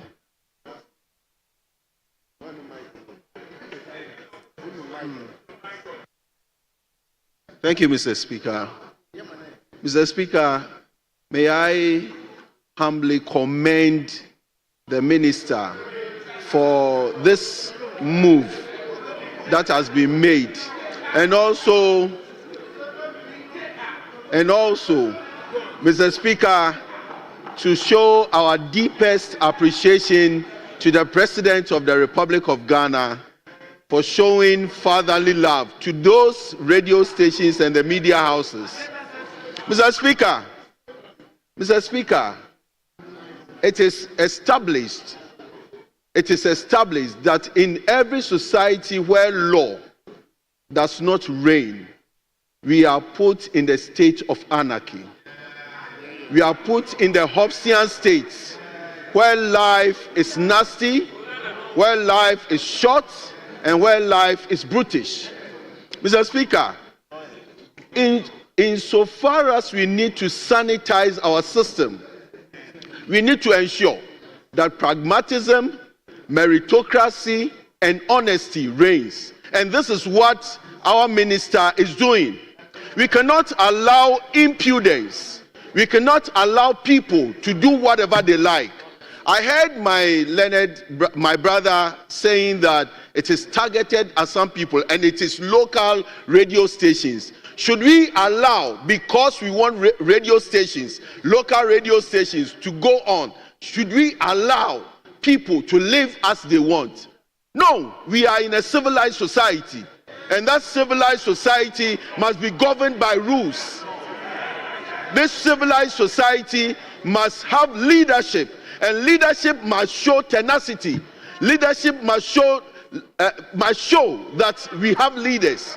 So I want to encourage him. I want to tell the minister that he is on the right course.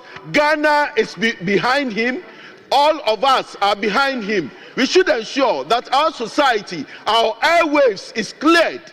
We should ensure that our airwaves are sanitized. We should ensure that nobody hides behind anything, behind any authority or whatever, to do whatever they like. Mr. Minister, you are encouraged. Go forward, go ahead, and we are all behind you. Thank you, Mr. Speaker.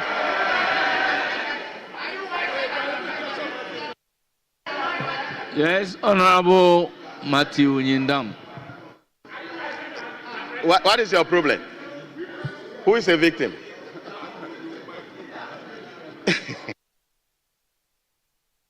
Thank you, Right Honorable Speaker.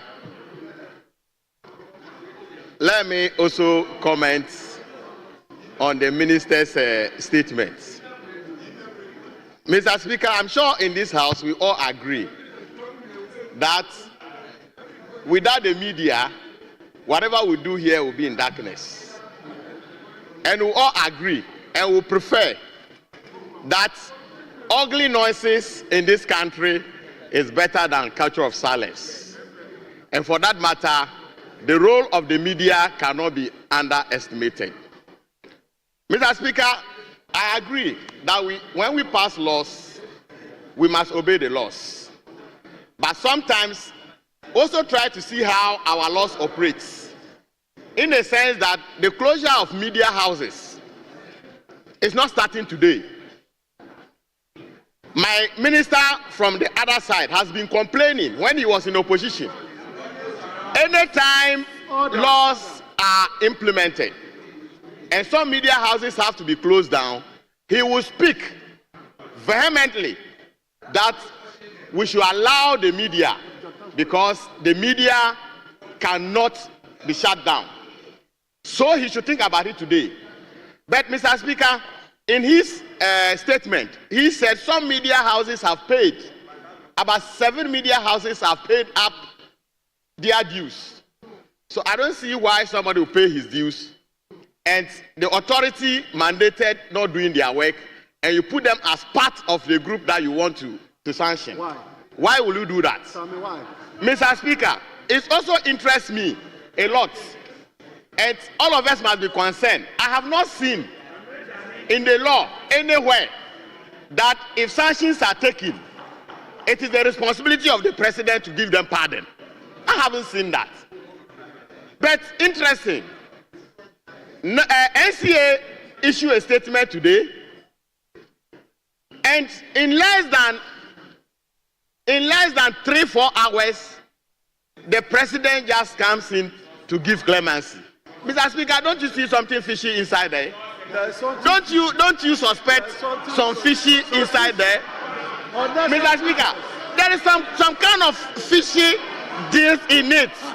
Because it's not even one day, it's not even 48 hours. When did you report to the Mr. Speaker, we all want to agree, and we all want to say that we should look at our laws again, because it should not be in our, it will not be in our interest as a nation that our laws that will promote freedom of speech, individuals or media houses will be struggling to renew their licenses.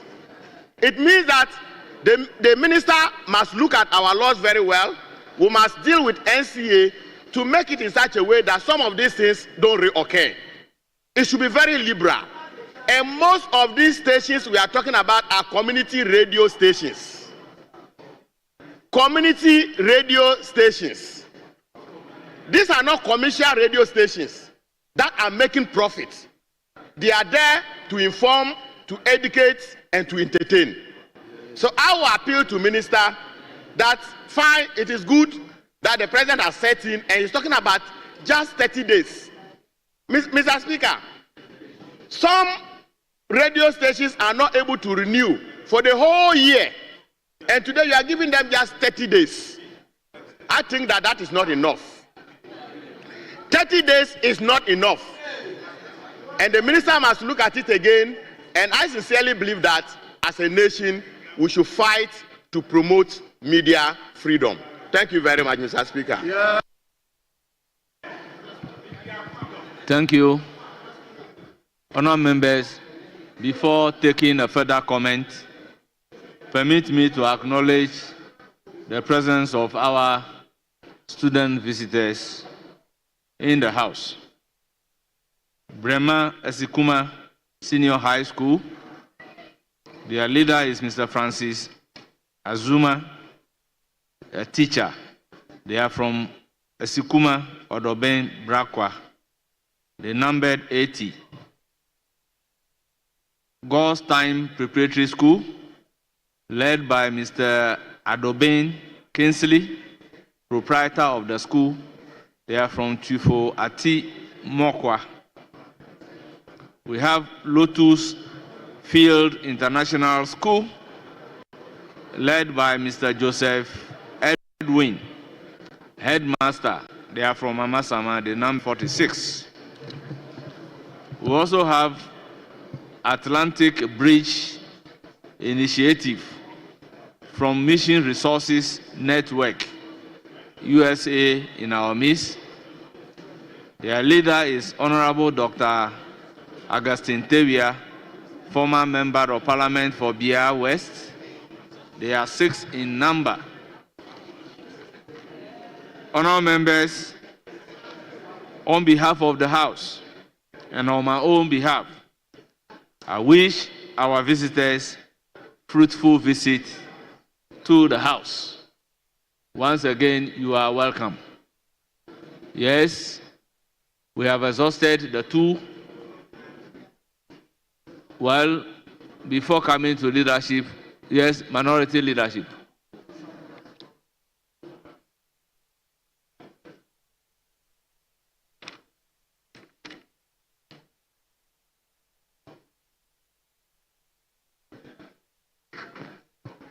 Mr. Speaker, first let me thank the Honorable Minister for making this statement on the floor of the House. Mr. Speaker, I paid attention to the statement by the Minister. I heard him talk about regulation. Hearing him on regulation, I looked for my constitution and turned to Article 11 of the Constitution, which guided me on the hierarchy of our laws. It's clear to me from the reading of Article 11 that the regulations he referred to cannot stand in the way of the Constitution. If you read chapter 12 of the Constitution, in particular Article 162, Mr. Speaker, let me take your leave to read. Freedom and independence of the media are hereby guaranteed, subject to this Constitution and any other law not inconsistent with this Constitution. There shall be no censorship in Ghana. 3, there shall be no impediment to the establishment of private press or media, and in particular, there shall be no law requiring any person to obtain a license as a prerequisite to the establishment or operation of a newspaper, journal, or other media for mass communication or information. Mr. Speaker, 4, editors and publishers of newspapers and other institutions of the mass media shall not be subject to control or interference by government, nor shall they be penalized or harassed for their editorial opinions and views or the content of their publications. 5, all agencies of the mass media shall, at all times, be free to uphold the principles, provisions, and objectives of this Constitution, and shall uphold the responsibility and accountability of government to the people of Ghana. Mr. Speaker, lastly, on 162, that's 1626, any medium for the dissemination of information to the public which publishes a statement about or against any person shall be obliged to publish a rejoinder, or a rejoinder, if any, from the person in respect of whom the publication was made. So, Mr. Speaker, the Constitution provides a comprehensive guide on the operations of the media space in Ghana. Let me rely on the views expressed by the Honorable Sam George MP for Ningo Pampram in the 8th Parliament. Mr. Speaker, he spoke strongly against ministerial action in respect of such defaults. He was against any form of penalty. And Mr. Speaker, in his argument, he relied heavily on the Constitution. Mr. Speaker, I adopt those views as though they were mine, to the extent that the Constitution makes certain broader provisions. And this is not to suggest that I am against the subsidiary laws enacted for the purposes of regulating these media houses as part of the checks and balances that are required or needed in every democracy. Mr. Speaker, democracy must be guided for the good of democracy itself. So I agree. But Mr. Speaker, in a situation where it becomes obvious that in the exercise of such discretion, there is a clear breach of Article 296, as my respected colleague, the former ambassador to South Africa and MP for Abrim just said, the intent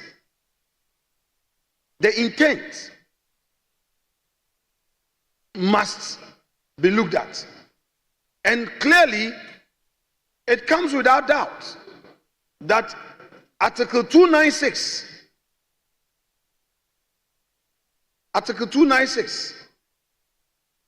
has some questions for NCA and the ministry to answer. What we are seeing in respect of the statement from the presidency later this afternoon, a supposed clemency. Mr. Speaker, these are things that are done for the optics when the political system sees that there's a backlash. It is a very rich statement, very rich. And we take this supposed clemency with a pinch of salt.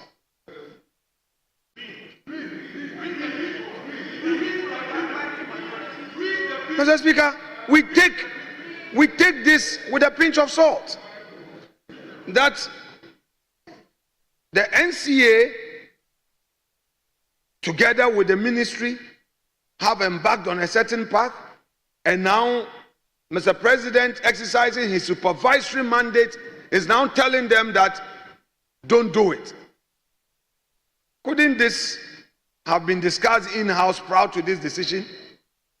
Well, Mr. Speaker, we have been in government before, so we can understand the situation the government finds itself. Mr. Speaker, I have heard certain views being expressed to the effect that, oh, yesterday we heard of similar actions by the executive. I recall that as a member of the appointment committee, the issue of the closure of some radio stations became a critical matter for us to even discuss at the appointment committee. And our friends opposite were very, very firm in their conviction. And I shared those sentiments with them. Granted that something happened yesterday which was not good for our country. Do we have to repeat them? No. Since 1993, no one here can tell me that our democratic journey has been static. It's been very dynamic, it's been fluid. Things are done and improved upon. So in this reset regime, we expect better. No, Mr. Speaker, you do not break it and pretend to be fixing it when it's not broken. You broke it. So if you are fixing, then you say we should commend you, we should be happy. Mr. Speaker, Mr. President, clemency is a belated thing. It's because of the public backlash. I would want the NCA and the ministry to be strongly guided by Article 296 of the 1992 Constitution. A regulation cannot overreach and override an express constitutional provision. In the list, the regulation is to guide, but not to impede and stampede the process. What happened today, where Asasi Radio was shut down, Wuntumi FM was denied the opportunity to broadcast, Happy FM denied the opportunity to broadcast. Mr. Speaker, must not ever happen again. Because, Mr. Speaker, when same happened yesterday, it received that criticism. Mr. Speaker, I have with me, most respectfully, the Hansard of this House,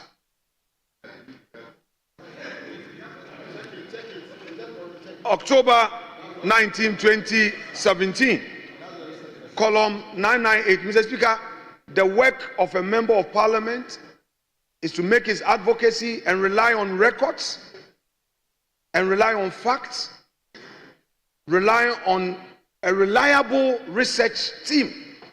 And I cannot be making lame arguments here. Mr. Speaker, Honorable Sam George, at column 998, had this to say: I put it on record that the NCA failed to come before this august House in 2015 to approve their schedule of penalties, and that the schedule of penalties as used by the NCA in imposing this charge did not come before this august House of Parliament. As such, NCA is carrying out and perpetrating an illegality which this House must stop, because we are vested with upholding the 1992 Constitution. And I agree with you, Mr. Speaker, Mr. Speaker, Mr. Speaker.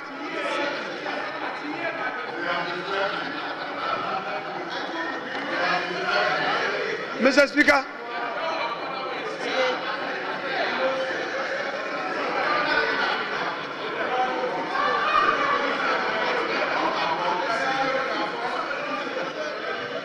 Honourable members, order. Mr. Speaker.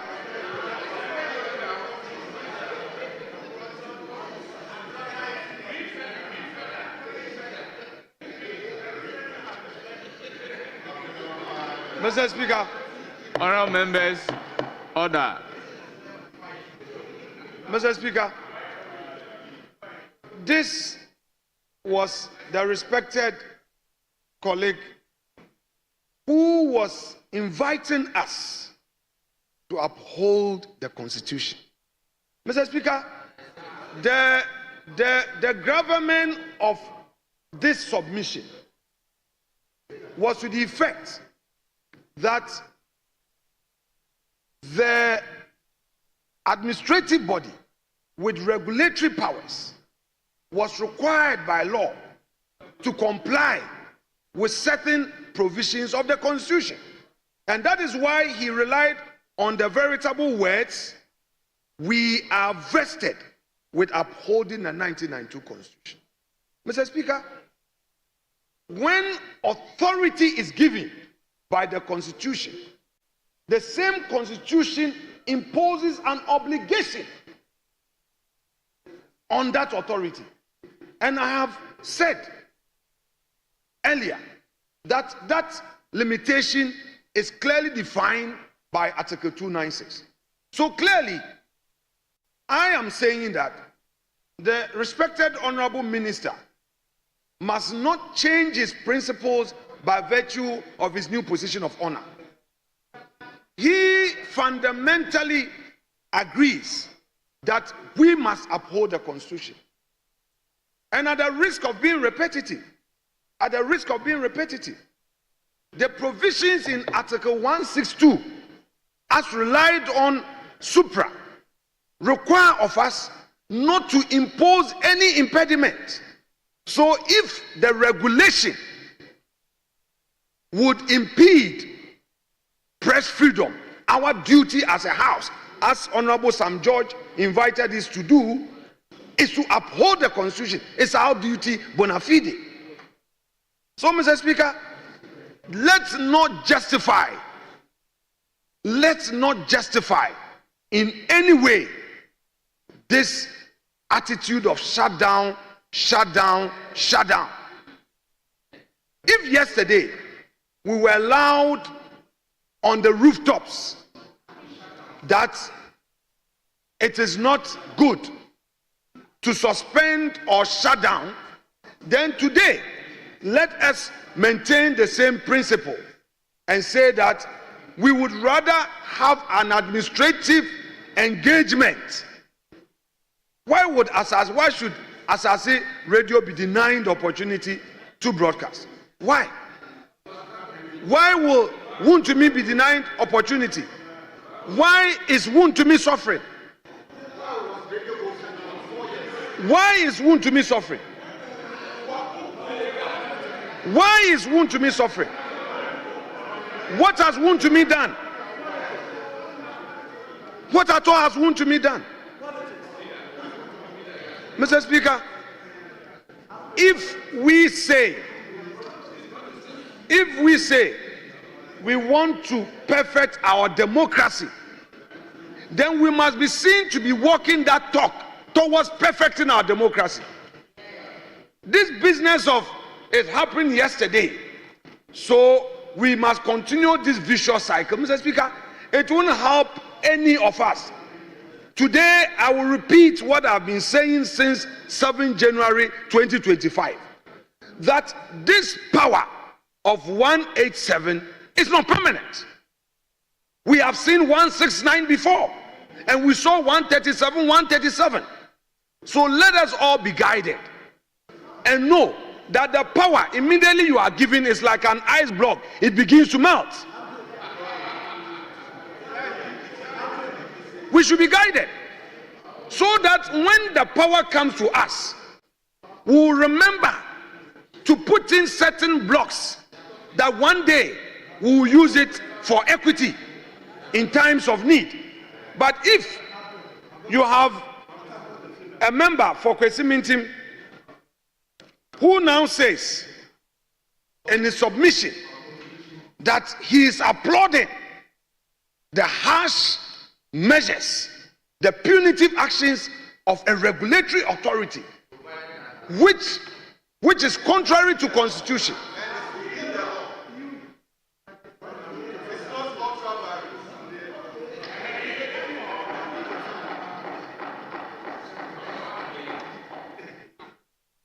If a lawyer from Kwesi Mintim and a member of this house argues that he finds no problem with an administrative authority vested with regulatory powers exceeding its mandate, Mr. Speaker, as for Hansard,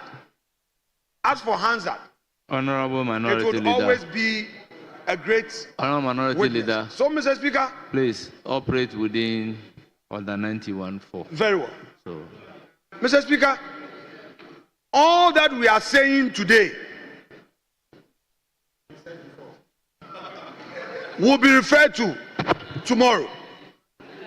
Mr. Speaker, so I would want to encourage Honorable Sector Minister to rather deepen the engagement process as directed by the President.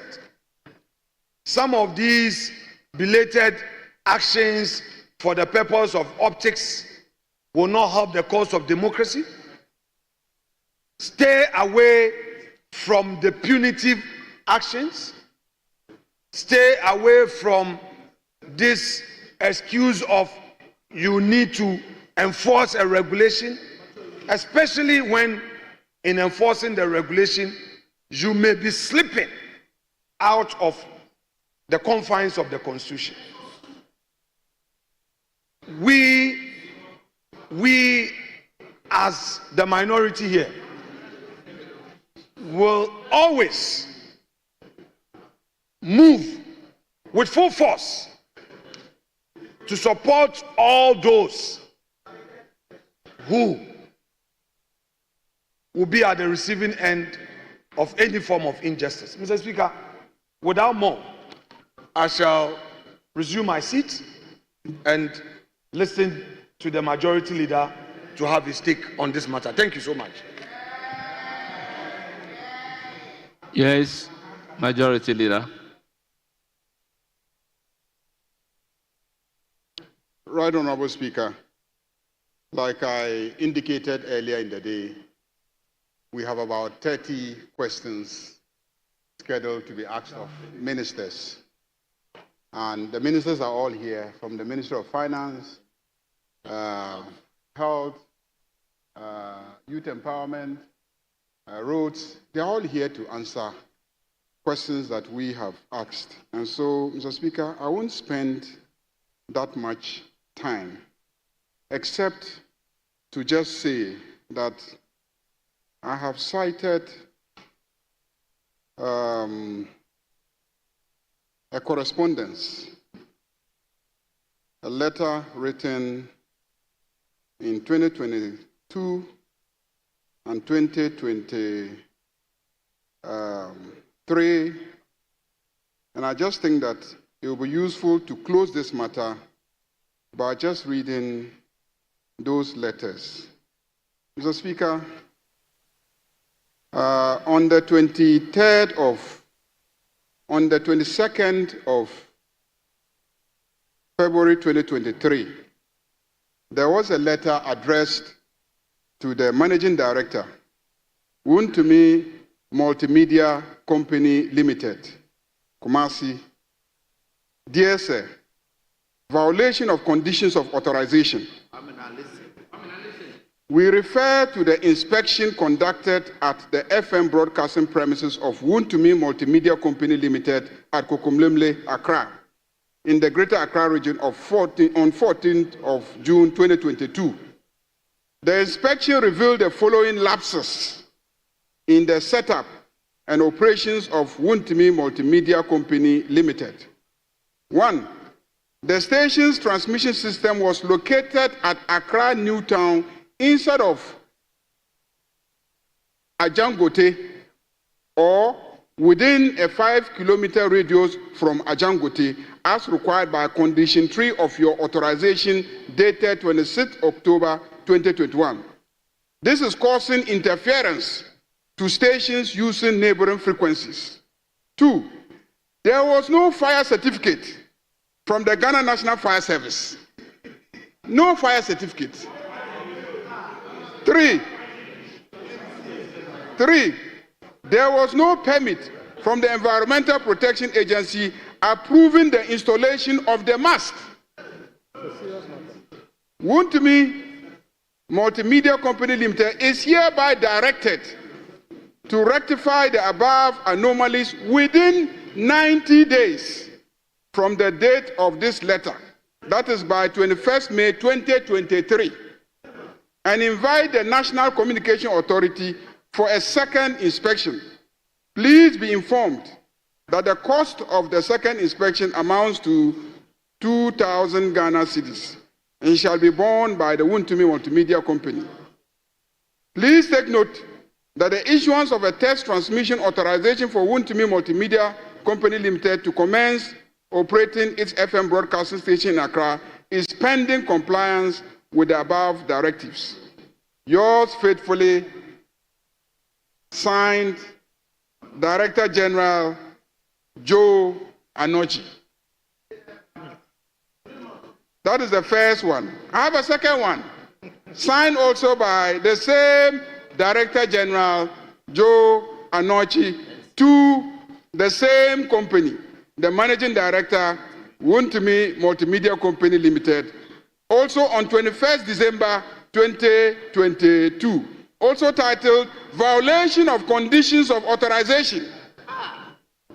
Same conditions, transmission challenges, no fire certificate, no permit, repeated and signed again by the same Director General, Joe Anochi. Mr. Speaker, you see, when you take a license and the license stipulates conditions, please endeavor to comply with the conditions of the license. It is as simple as that. It is a national asset and the frequency has been allocated to you subject to payment of certain license fees. Please pay your license fees. I don't think any of us is interested in waking up in the morning, tuning into a radio to hear what is happening before you even step out of your house, only to be told that the radio station has been put off.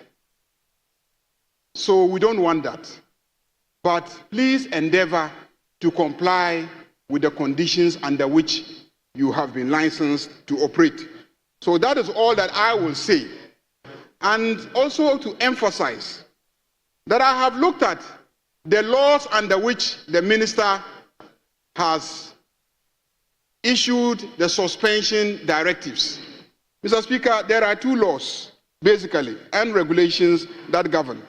The National Communication Authority Act 2008. National Communication Authority Act 2008. And the Electronic Communication Act 2008. Mr. Speaker, I want to ask, in 2008, who was in power? In 2008, who was in power? Who was in power? Which political party was in power? Which political party? The NPP. The NPP was in power in 2008. And the laws that govern electronic communication and the National Communication Authority, which define the obligations of license owners, were passed by the NPP. So I am surprised that today, the leader of the minority, an MPP leader of the minority, and a lawyer for that matter, will stand in this chamber and say that it is unconstitutional and a violation of the Constitution for laws to be passed governing the management of frequencies. And yet, it was your party and your government in 2008 that enacted those legislation through this parliament.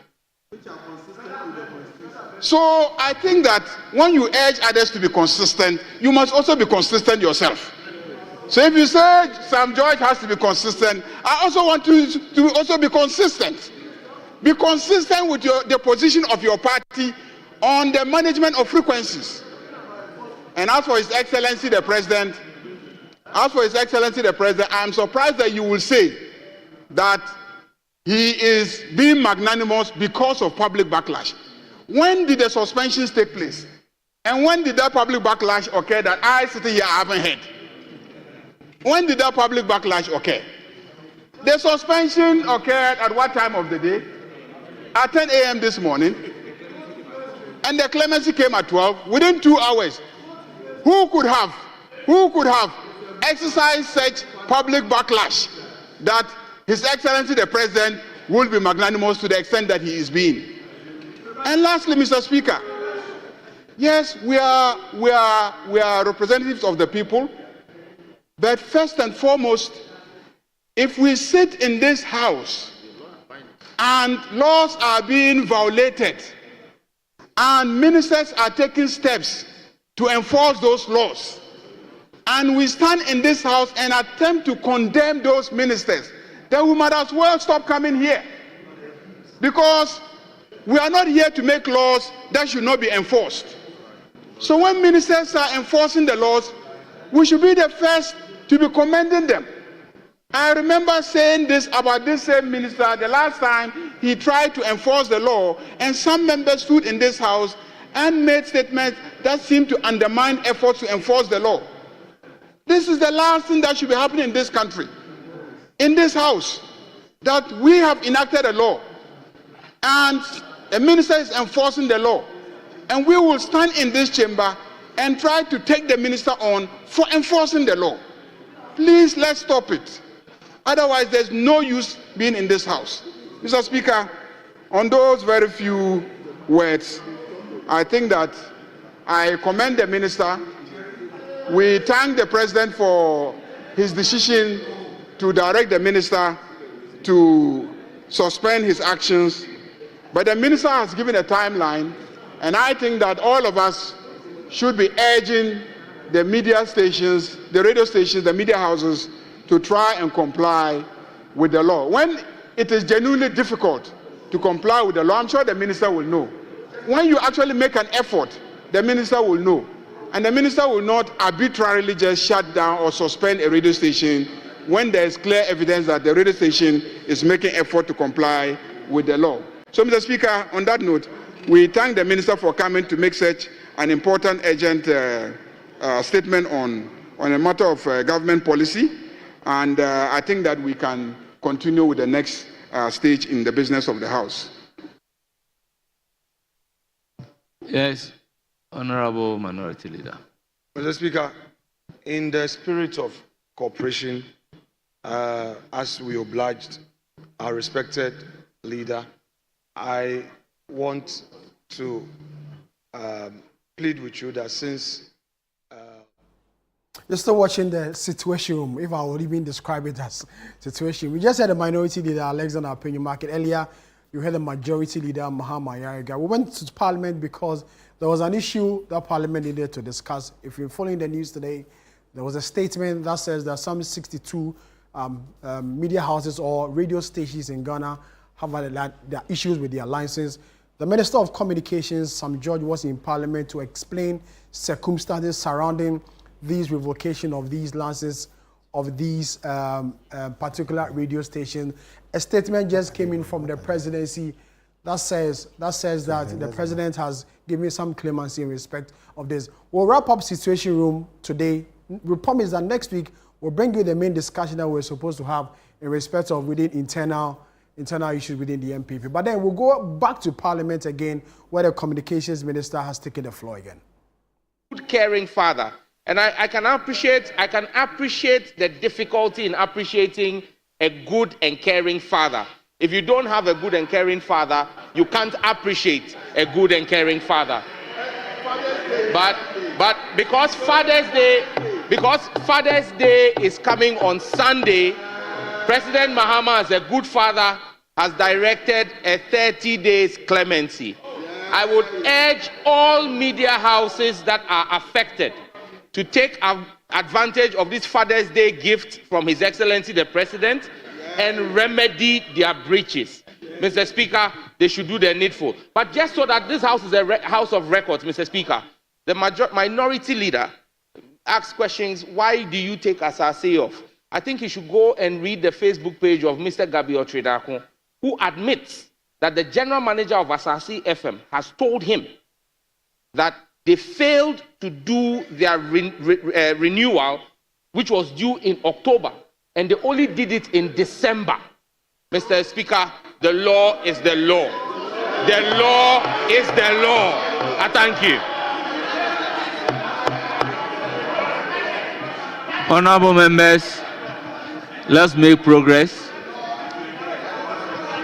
Honorable members, let's move to question number 116, standing in the name of Francis Xavier Kojo Sosu, Member of Parliament for Madina. Honorable member, you have the floor.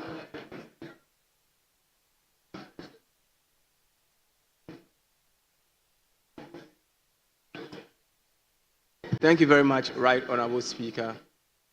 Mr. Speaker, I rise to ask the Minister for Roads and Highways the steps being taken to complete the inner roads project in Medina started under the previous administration. Thank you, Mr. Speaker. Yes, Honourable Minister, you have the floor.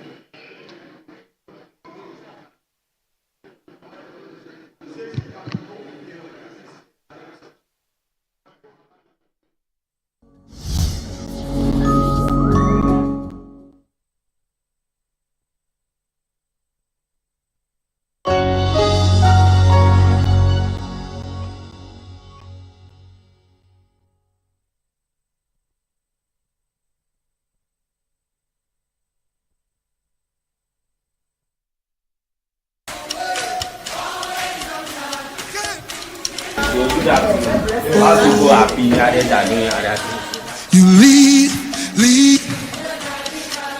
always for the one. Can we turn up? Can we turn up? Can we turn up? Can we turn up?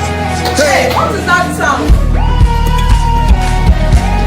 He really, really moves up. That's what it says. I know he loves me.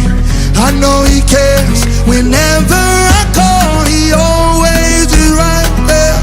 In times of trouble, he is my help. Yeah, I know no fear. I know he'll be right there. Hey, he really does what he says he will do. My God really moves. Oh, hey, why would I doubt when he always comes through? My God really moves. Oh, he really, really moves. Oh, come on, sing the verse, y'all. I know he loves me. I know he cares. Whenever I call, he always is right. When I'm in trouble, he is my help. I know no fear. I know. Come on, we say, yeah. He really does what he says he will do. My God really moves. Whoa, hey. Why would I doubt when he always comes through? My God really moves. Whoa, hey. He really does what he says he will do. My God really moves. Baba, yeah. Baba, Baba. Why would I doubt when he always comes through? My God really moves. He really, really moves. Oh, he really comes through for me. Oh, every time, on time, every time. Come on, this your part. Come on, let's say. Remember, you're always on time. You can't do no wrong. Oh, remember, come on. You leave the 99, always for the one. Oh, you're the God who does good. Always on time. You can't do no wrong. Oh, yeah, Baba, Baba, leave the 99. Come on, oh, Mama. You're always on time. You can't do no. Oh, Mama. You leave the 99.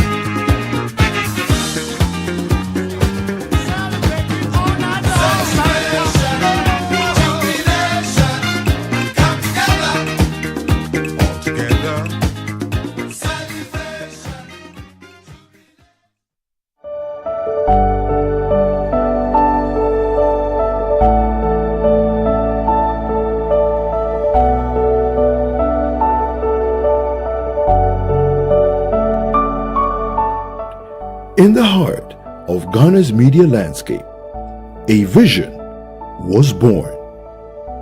Bold, independent, and unrelenting in its pursuit of truth and empowerment. This is the story of Channel One TV. This is the journey so far.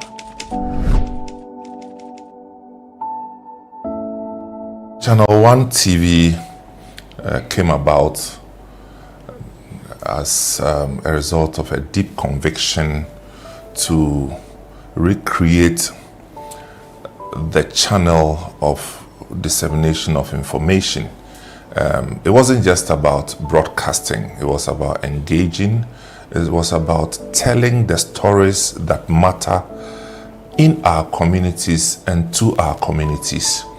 And so once we saw the gap, we put ourselves together to create this wonderful channel.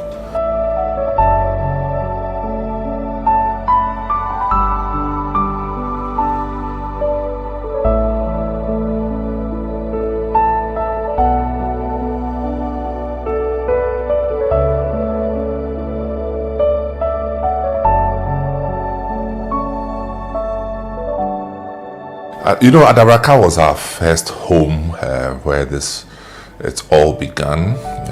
Modest beginning, but I must say full of ambition. And,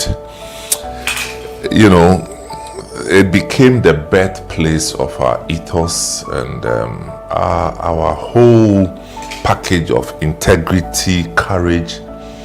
But it got to a point that, the expression of the vision became a bit enormous, I must say, and we needed a bigger place to contain the new direction of this project. So this would take us away from Adabraka, and it eventually landed us at Tesano, where we operate now.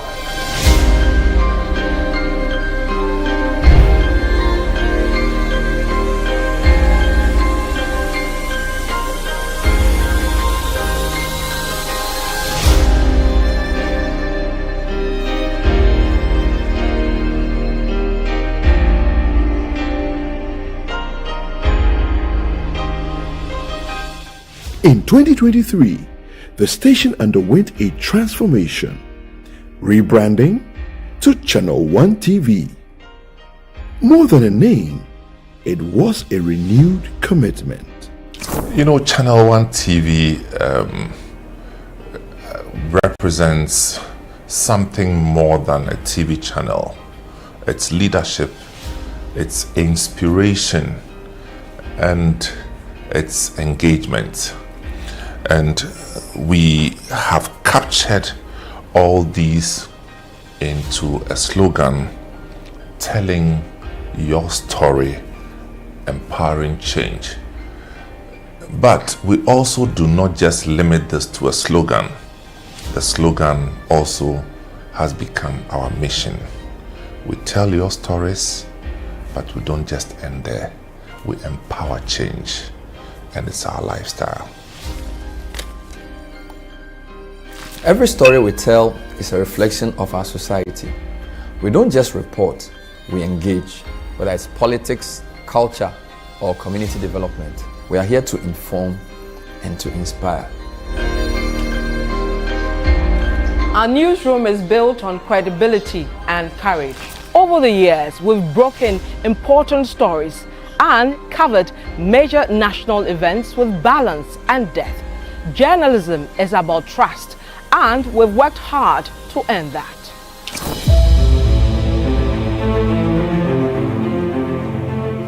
From building strong partnerships to creating innovative revenue models, our growth has been strategic.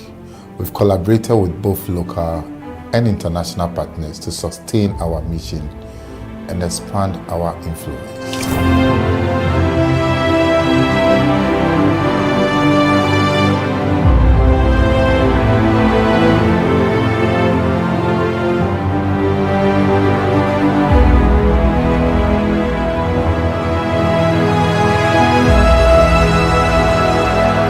Our events have amplified voices and catalyzed change.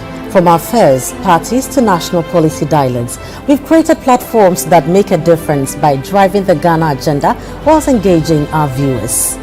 We curate programs that reflect our identity: bold, intelligent, culturally grounded. You know what? Storytelling is our craft, and we take it very seriously.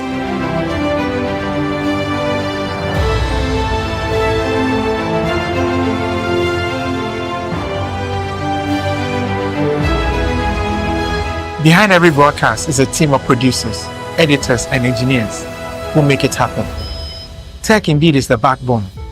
My team ensures we stay on air and ahead of the curve.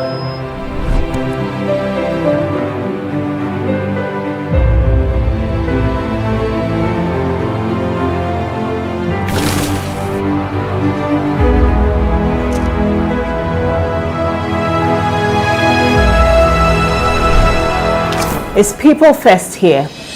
We build talent, support growth, and nurture creativity.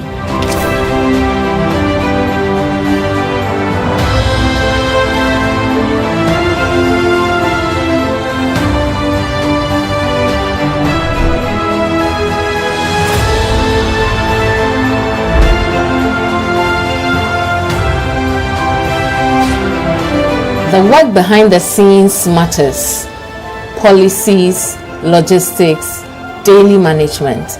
We are the silent engine.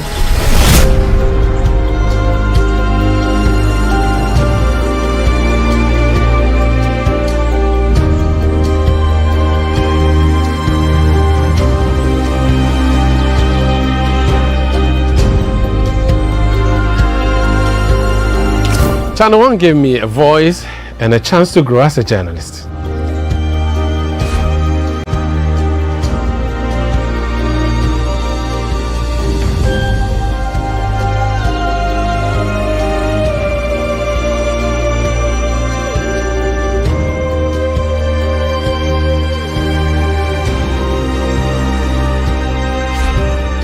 We are more than a team.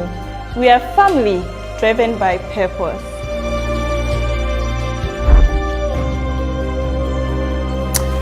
Every story we tell has the power to make a difference. That's what motivates us. We've turned ideas into revenue And partnerships into progress.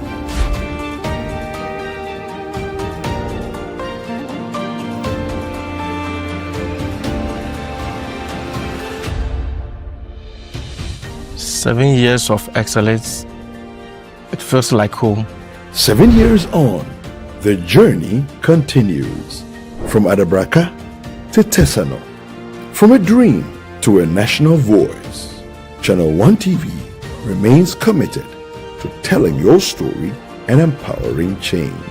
This is our story.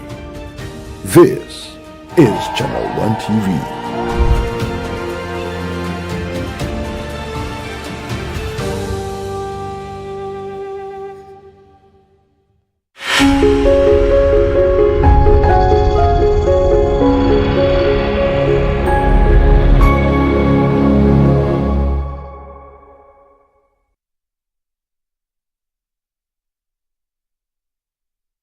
This Sunday at 10 a.m., Adoration ignites with the fresh fire. Join Edinam Bright Davis as she hosts the dynamic Reverend Pajo Makwe, a man of power, presence, and pure anointing. Welcome to Adoration with me, Edinam Bright Davis. It's a time to join us to lift up your hearts and hands in adoration to the King of Kings. This is Reverend Pajo Makwe. Reverend PJ. Reverend PJ Makwe.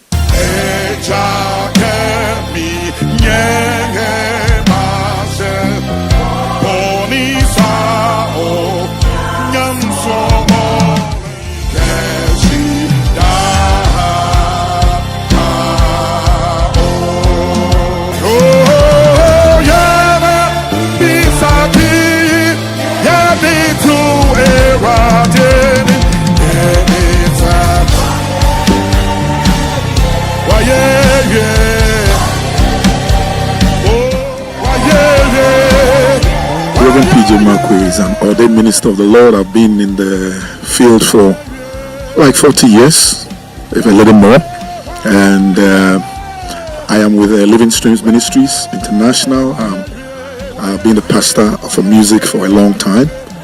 Worship, praise, power. Don't just watch it, experience it. Tune in to Adoration this Sunday at 10 a.m. only on Channel 1 TV. Don't miss it.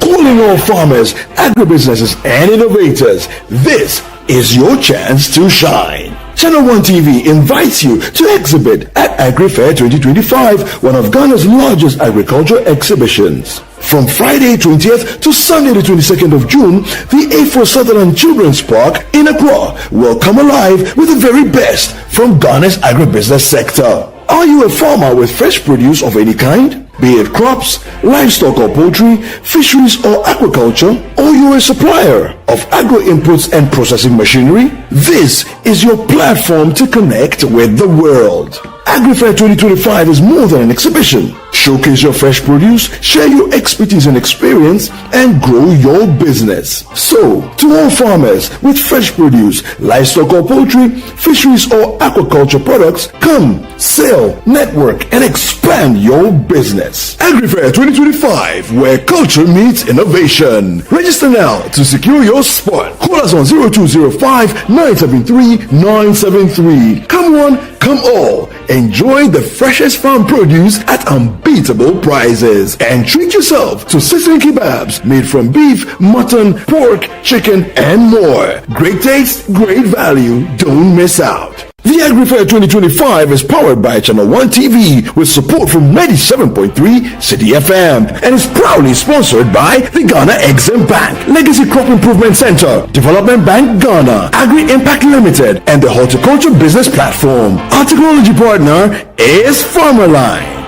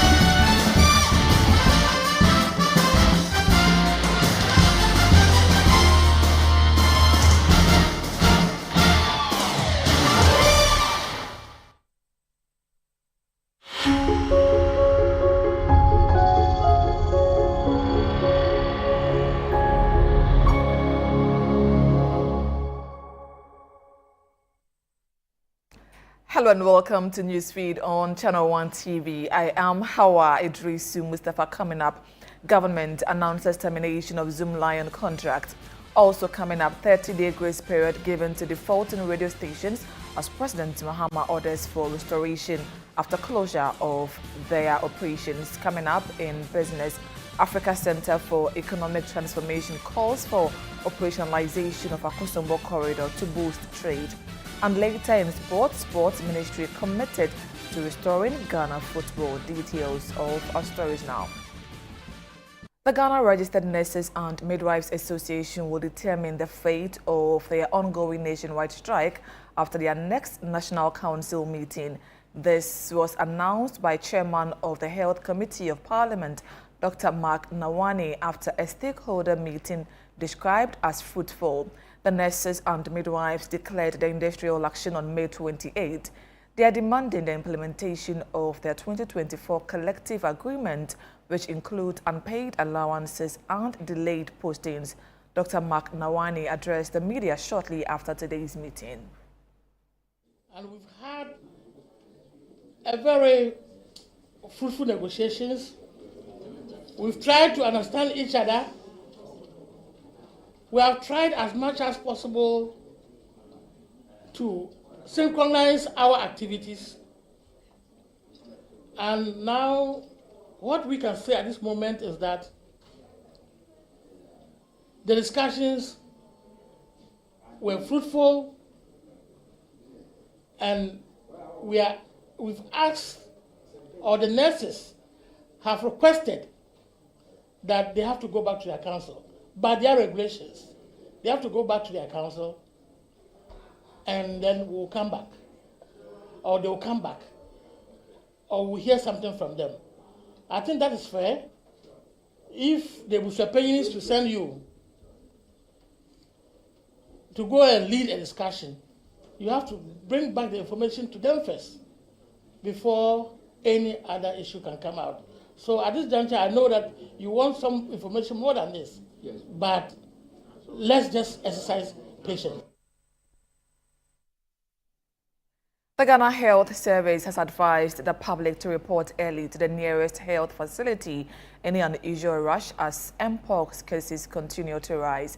Ghana has recorded 85 cases of the disease with no death, although the Health Service has assured that the situation remains under control. Director of Public Health at the Ghana Health Service, Dr. Franklin Esidu-Bequin, in a media interview, urged Ghanaians to remain vigilant and observe preventive measures. It's a disease of contact. So the idea is that you get a disease, either you directly or indirectly get in contact with somebody who has the infection. So we are saying that when somebody has the rash, let's avoid that direct contact, and also avoid contact with the linens of the person. So either avoiding direct or indirect contact. So, and then if you have the rash, we don't expect you to be going around mingling. What we expect you to do is go to the nearest health facility so that you be tested. What is good for us as a country is that there's a lot of awareness that we don't take it for granted that a rash is just a normal rash, because it can infect others. And then, assuming you have your immune system which is not very strong, you can die.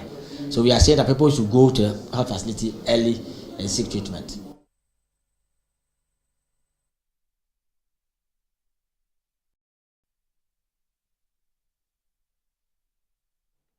Now the government has rather confirmed that it will not renew the contract between Youth Employment Agency and waste management firm Zoomlion Ghana Limited following the expiration of the contract. A letter from the Office of the President signed by the Executive Secretary to the President, Dr. Callistus Mahama, responding to a petition by investigative journalist Manasseh Azure Awene, acknowledged the concerns raised and outlined several government decisions stemming from the review. Now the response reads, one, it says, the contract between Youth Employment Agency and Zoomlion Ghana Limited has expired and will not be renewed. All payment made to Zoomlion after the contract expiration will be thoroughly audited. It also goes on to say that Cabinet has directed that future sanitation contracts be subjected to a competitive procurement process rather than one national contract. There should be regional or district-based tenders for private firms. Now the statement said, could reduce costs through competitive pricing and stimulate innovation as companies compete. Secretary to the President, and I did so with a very glad heart, because this is an issue that has worried me for so long a time. Anytime I'm driving to work and I see these unfortunate people sweeping, what comes to mind is what they get out of that at the end of the month. And knowing how much the state spends and how little gets to them, and for which reason a lot of them have stopped working, yet every month they are billed and then we pay. It has been both disturbing and sometimes annoying. There have been times I felt like just giving up, but the more I see, the more I felt I should keep fighting. So having a president to respond in this manner gladdens my heart. The president says going forward, the distribution will be done on regional basis. Is this something that you have been asking for all this while? Well, Zoomlion has so many contracts, and some of them don't even have to go out in the first place. When you look at the sweepers, every assembly in Ghana has the capacity to supervise people to sweep. If it is about the trucks that they don't have, that is covered under a different contract. Every assembly would have to sign its own contract. The fumigation contracts are a rip-off. One can safely say these are fraudulent deals. And if you take every report of the Auditor General on the District Assembly's Common Fund, you would realize what I'm talking about. So for some of the contracts, they don't have to survive, but a few that would have to perhaps continue, every assembly should have the power to determine which contractor they would engage, because as it stands now, a lot of the payments are made in Accra. Zoomlion is paid in Accra, and it has to go and work at the assemblies. The assemblies don't have copies of the contract. If you take this sweepers contract, no assembly has a copy, but they pay for the service. And so if the assemblies are not swept and you go there, they say, well, it is Zoomlion. We don't have any control over those contracts. So I think when the assemblies begin to have a say, determine who gets what contract and who gets paid, I think sanitation will improve and there will be value for money. Very well. The response from the presidency also said that the amount of monies as salaries which are paid to these sweepers is going to be increased. This was also one of the issues that you have been raising all this while. How do you welcome that news as well? Well, it is good news, and we hope that this raise will not be maybe 100 or 200 cedis raise. We know the condition of the standard of living of these people, and we know the cost of living too. So if they are promising a raise, we hope it will be, as the government said, a livable fee, something that currently the arrangement says they should be given, or they should be allocated 850, so that Zoomlion takes 600 per person and gives each one 250. And if you look at the daily wage, if you divide that 250 by even 26 or 30, they cannot get buy wache. That is when they close from work, they cannot buy wache or kinky. And this for me is too low. So it is welcome news that these people are going to be paid well. And if they are to give all the 850 to them, I don't even think it is out of place. It won't even be enough considering the cost of living that we find ourselves in, because they don't have health insurance, their transportation to the places they sweep, nothing. So if they go to work and they get injured, they are on their own. And I think we should treat them well. They are Ghanaians, they are humans. Very briefly, now the assemblies are now going to be in charge of the collection of refuse at the various centers. What advice will you give the assembly in terms of contract to, for example, Zoomlion or any other waste management company? When it comes to these contractual issues, it is common knowledge that some of the government officials do not seek the interests of their districts or the places they run. Many of them are preoccupied with giving contracts that will yield kickbacks. And so the point is, if it is leaving YEA or the central government and going there, our attention is now going to be on the assemblies, the DCs. If your assembly is dirty and then you award a contract and you take kickbacks, people are going to complain. The investigations that used to be centered on those who award a contract here will extend to them. And there's likely to be accountability at every level. So they shouldn't think that, well, this is our time to also Very eat. well. Yes, so I think that's what we should be looking at. And every journalist or media should be interested in these angles as well.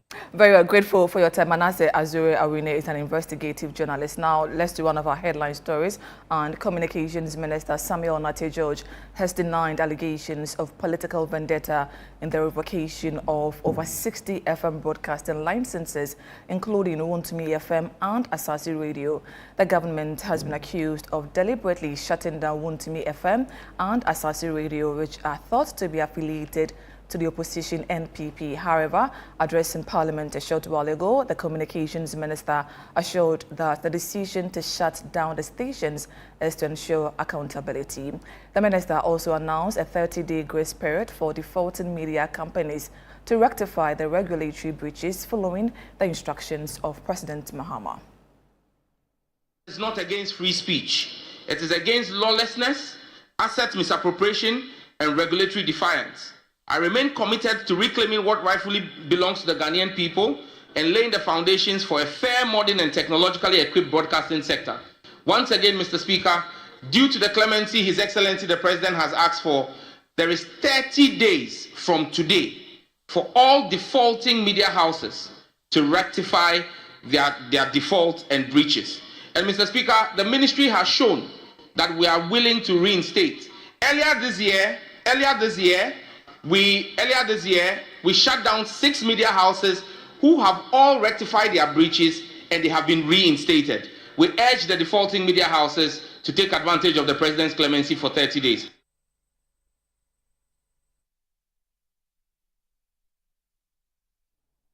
The Ghana Water Limited has reaffirmed its zero-tolerance stance on illegal water connections across the country. The warning follows the discovery of 2 illegal connections at Powerland near Ritz Junction in Accra. The operation, carried out with the support of the company's board chairman, Biligio Adama, was initiated after a tip-off. In one of the cases, a customer was found to have 3 separate connections, only of which one was metered. The remaining 2 were being used to supply water illegally to tanker operators. Though the illegal lines have since been disconnected, Regional Production Manager for the Accra Tema Metropolitan Area, Dr. Hadisu Al-Hassan, stated that the culprits will be prosecuted in accordance with the law. So yesterday I was called by the board chairman to meet him for a discussion. And to my utter dismay, we ended up here. He had suspected that a whole enterprise is operating here illegally. And then we called in our people to come in to verify whatever is happening on the ground. And in the process, we realized that there has been some massive illegal connection. You sell water to tankers and pay as low as 300 to 1,000 cedis a month and all that. It's just inappropriate. And we are out to crack the whip. We are out to take the general public who are involved in this on, as well as our own people. So our people will not be excluded. But the due process would be put in. We involve the security agencies, and then we follow due process. While the security agencies do their part, we also do our commercial bits, and then ensure that we get the right benefits from this. Whatever we've been robbed of, we should be able to recover that. Yes, and then not just recovering, but people should be punished appropriately for taking the wrong steps they've taken. If we do find in the process that our district staff to local level staff are involved, yeah, we apply the necessary sanctions. And then it's interesting. You are still watching Newsfeed on Channel 1 TV. I am Hawa Idrisu Mustafa. Still to come, a former trade minister urges Africa to rally around after as Trump tariffs bite hard. We have details coming up shortly. Please stay with us.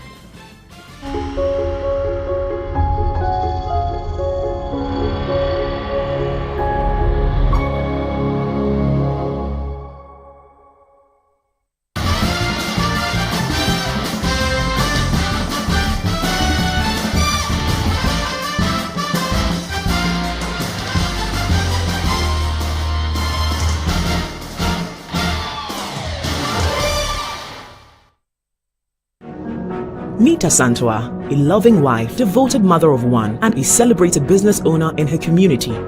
Asantwa has worked hard to save money, but struggled to find the right investment opportunity. With big dreams and a heart for her community, she always aspired to build a business that could provide for her family and create a lasting impact. Yet, meaningful business ownership opportunities were hard to come by until she discovered Jibu. Partnering with Jibu changed everything. Through her franchise network, Asantwa received the equipment, training and support she needed to launch her own business. Purifying and selling affordable, refillable drinking water Soon, her investments began yielding strong returns, transforming not only her livelihood, but also her community and environment. Today, Asantewa's dreams are becoming a reality. Through her Jibu franchise, she's creating jobs, empowering others, providing clean water, and building a brighter future for all. Jibu is transforming lives across Africa with a presence in over 8 countries and 10,000 communities. Join the movement and start your journey towards a better life. Contact us today on 020-984-5817. Jibu, a better life.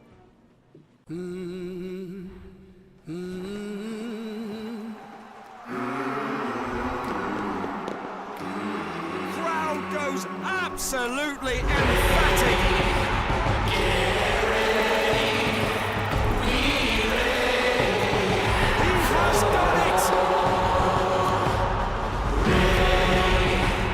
Get ready for more on SuperSport, the only place to watch all the FIFA Club World Cup.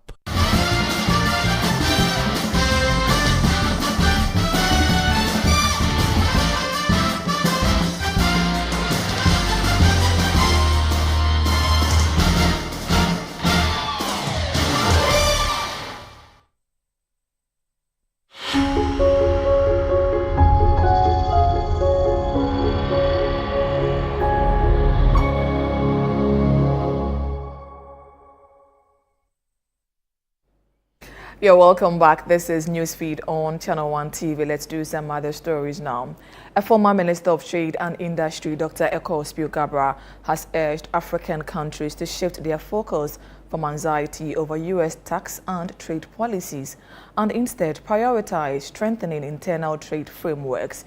Speaking at the inaugural 2025 City Business Forum in Accra under the theme Global Tariffs Dispute, Navigating Ghana's Recovery Strategy, Dr. Spiel-Gabra noted that while it is essential to stay informed and responsive to global trade development, African nations must resist the urge to be overly reactive to external economic pressures.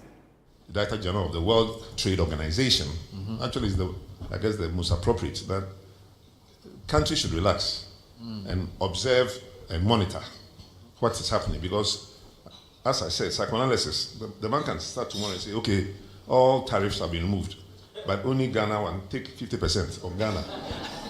You can do that tomorrow, either by Twitter or by X or by whatever. And that's the policy for 5 minutes, or for 20 minutes, or 2 hours. And then the next week can be something else. So the situation is so unpredictable. The unpredictability of the policy framework of the United States is what I would like to refer to, but also to acknowledge that now that we have the Africa Continental Free Trade Area, that's a regional trade-oriented institution, it's better for that organization to be the voice of Africa. Okay. The Tertiary Education Workers Union of Ghana at KNUST is raising red flags over conflicting dates in the planned transition of the university's registrar. The KNUST Council says the current registrar's term ends August 1, 2025, but a university publication lists the retirement date as October 31, 2025. Union Chairman Charles Arthur says this could result in 2 registrars, 7 at the same time, calling it unprecedented and negligent.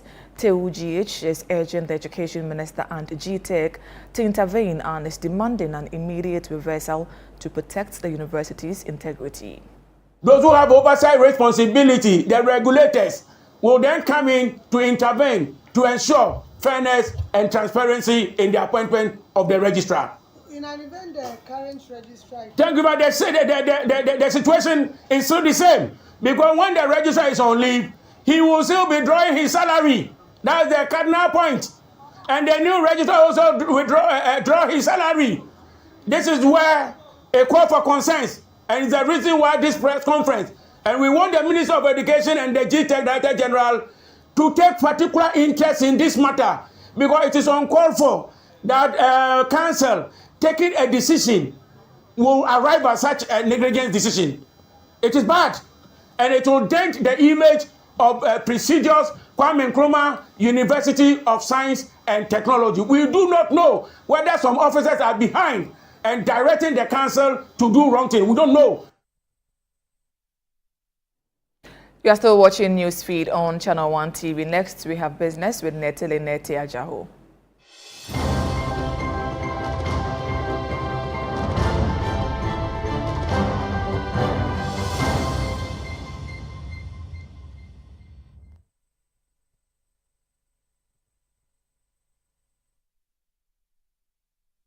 Hi Netele. Hi Hawa. What's in the world of business? Government is being urged to open up the Akosombo trade route to boost exports and imports. Please give us the details. Now, the CEO of the Africa Center for Economic Transformation, Asset Mavis Owusu Jemfi, is calling on government and the business community to urgently prioritize the full operationalization of the Akosombo corridor to unlock trade potential between Ghana and neighboring countries. Speaking at the 2025 City Business Festival Trade Forum under the theme Global Tariff Disputes, Navigating Ghana's Recovery Strategy, Mavis Owusu Jemfi stressed that turning the Akosombo trade route into a fully accessible and functional corridor must become a national priority if Ghana is to position itself as a key player in West African trade. We are helter-skeltering again, including in our beloved Ghana, and saying, what is the impact going to be on us? What is the impact going to be on us? What is the impact going to be on us? I just want to leave you with one very quick statistic. We talk about diversification as if it's the most attractive thing on the planet Earth, and we do nothing about it, okay? In Africa, 14% of our trade is amongst ourselves, okay? But 40% of this trade is manufacturing, okay? So when we trade with ourselves, we trade on the thing that will deepen our economies, structurally transform our economies, and help us compete, okay? Asia does it without setting up an AFCFTA. And they compete with the world by working together, and when they have a crisis, they come together and fix it. Okay? So we are busy panicking because of one country. And Mr. Koto, you were talking a lot about, the link between EU and Africa, it's EU and America, and who takes our raw material and adds value to it, etc., etc., etc. For me, that is a red herring. The Lobito corridor should be our priority right now. Now, in a move aimed at deepening trade ties and positioning Beijing as Africa's key economic partner, China has unveiled plans to offer zero tariff treatment to all 53 African countries with which it maintains diplomatic relations. The initiative excludes Eswatini, the only African country that maintains diplomatic recognition of Taiwan. Here is more.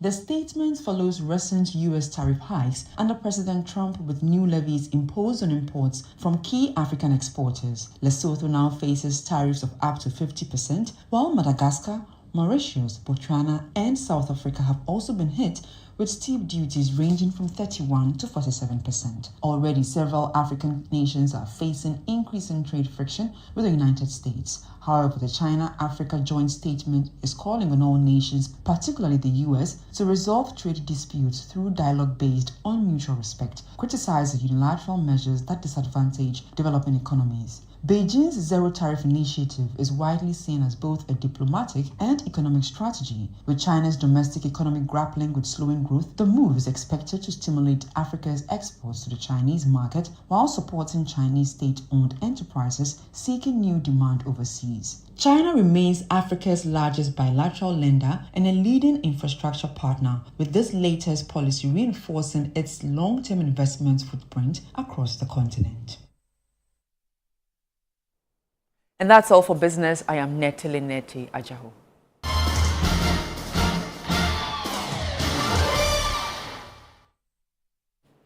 Next is sports with Bernard Abayukoche.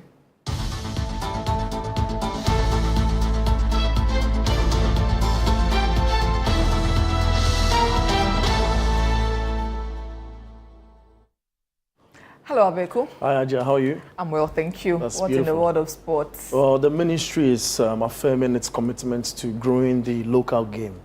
They have the President's Cup coming. Okay. Believe it, just believe it. Let's get into it, shall we? The Chief Director of the Ministry of Sport and Recreation, William Kati, has reaffirmed the government and the ministry's commitment to restoring Ghanaian football to its former glory. He made a statement during the official launch of the 2025 GACA President's Cup held earlier today at the GACA Secretariat at the Accra Sports Stadium. Speaking to the media, Mr. Kati emphasized that the event marked a significant step in the ministry's broader agenda to revive and strengthen the local game. That the Honorable Minister and the government are very committed to restoring Ghanaian football to its old glory, and the event is meant to kickstart this commitment. This event will serve as the stepping stone in this direction. We are therefore calling on all lovers of the game, and even those who might not love it so much, to join us in this venture. Sports and football has the potential to benefit every member of our communities, and not just those who are directly involved. This is why the ministry has been redesignated as the Ministry for Sports and Recreation. And we are committed to ensuring that these benefits that are attached to sports will be brought home and distributed for everybody.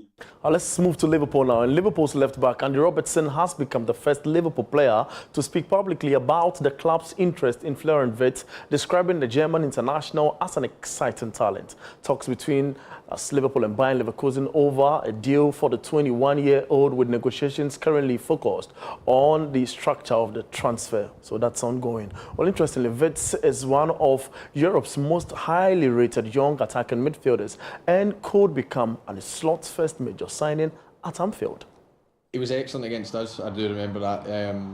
Obviously, that game was extremely tough for us, but he was excellent. He was the one causing us problems in the half space, running in behind. He can mix it up. So I haven't seen too much of him, but I have played against him, and I think that was, that was enough to me to see that he was going to be, a top player. And then obviously we played Bayer Leverkusen in the Champions League this year as well, and I think we dominated that game a bit more, and it was probably a bit more difficult. But certainly in the German team against us, he was excellent. So, like you said, it looks as if we certainly are linked with him. That's for sure. You can't miss it. You can't not.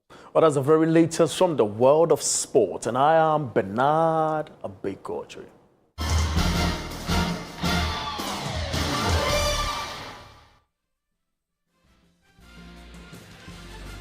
And that's it for Newsfeed on Channel One TV. I am Hawa Idrisu Mustafa. Pleasure coming your way always.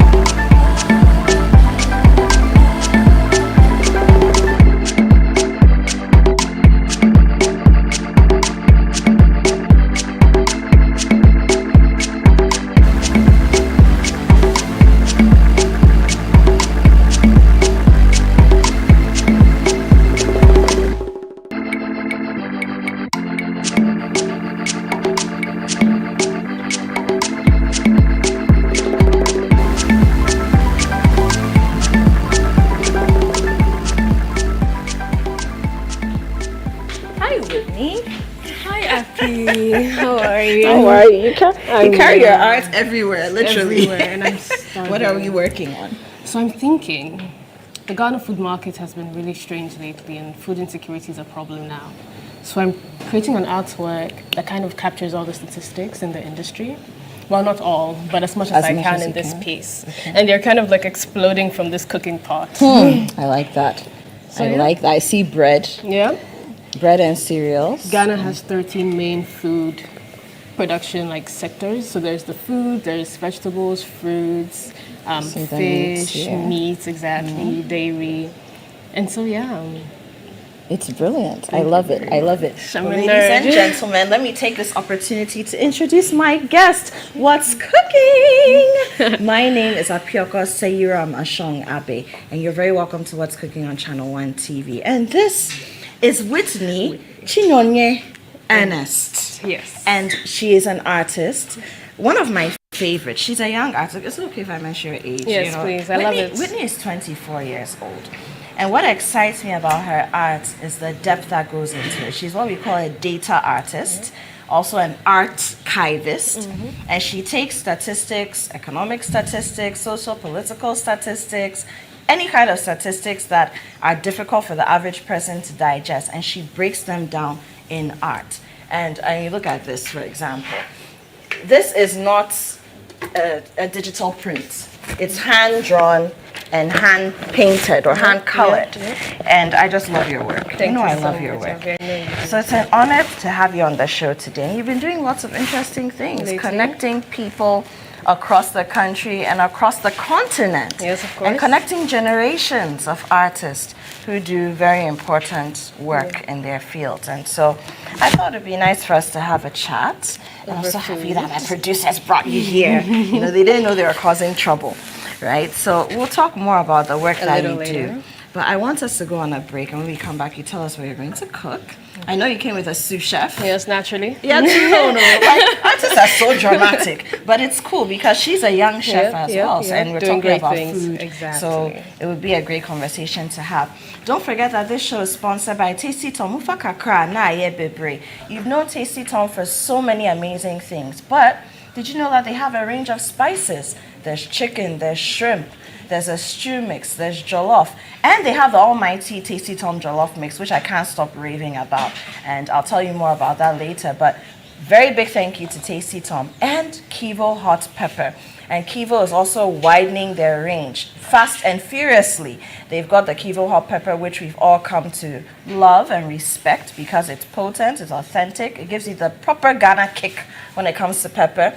But they also have the rosemary powder, which I think is revolutionary. No more rosemary sticks in your jollof. Now you can have the powder with the taste in there. And then there's the 3-in-1, ginger, onion, and garlic. I call them the triple threat, and Kivo has put them into a nice little sachet that we can all afford. Then there's a special seasoning for stews, and then the hot pepper is there as well. So 2 forces on the show. We thank you. Let's go for a break. When we come back, Whitney, myself, and her amazing sous chef will get cooking.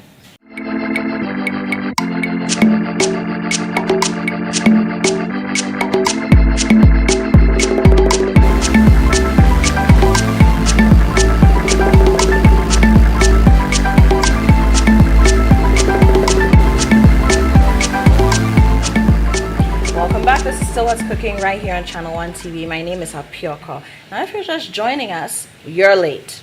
But don't worry, it's okay. I forgive you. There's a lot of forgiveness in this heart of Jesus and God. So I forgive you. My guest today is Whitney Chinyonye Ernest. She's an artist, a data artist, to be specific, or you could call her an archivist. And we'll be talking a lot more about what she does. And she's going to tell us what she's going to cook, and then we'll introduce a very special sous chef whom she's brought with her today. Hi, Whitney. Hi, Apioko. So it's time to cook. It is time to cook. I'm starving. Yeah, but why do you look nervous? Oh. It's obvious. It's very obvious. Relax. I cook for sustenance. To stay alive. Not for economic purposes. Exactly. It's understood. It's understood. Don't worry, I won't judge you. We're eating, we're vibing. This is not a cooking competition. Fortunately. So relax. We pick and choose our battles. So what are we making? Today we're making a good spaghetti bolognese. So that's spaghetti and a tomato sauce to go with it.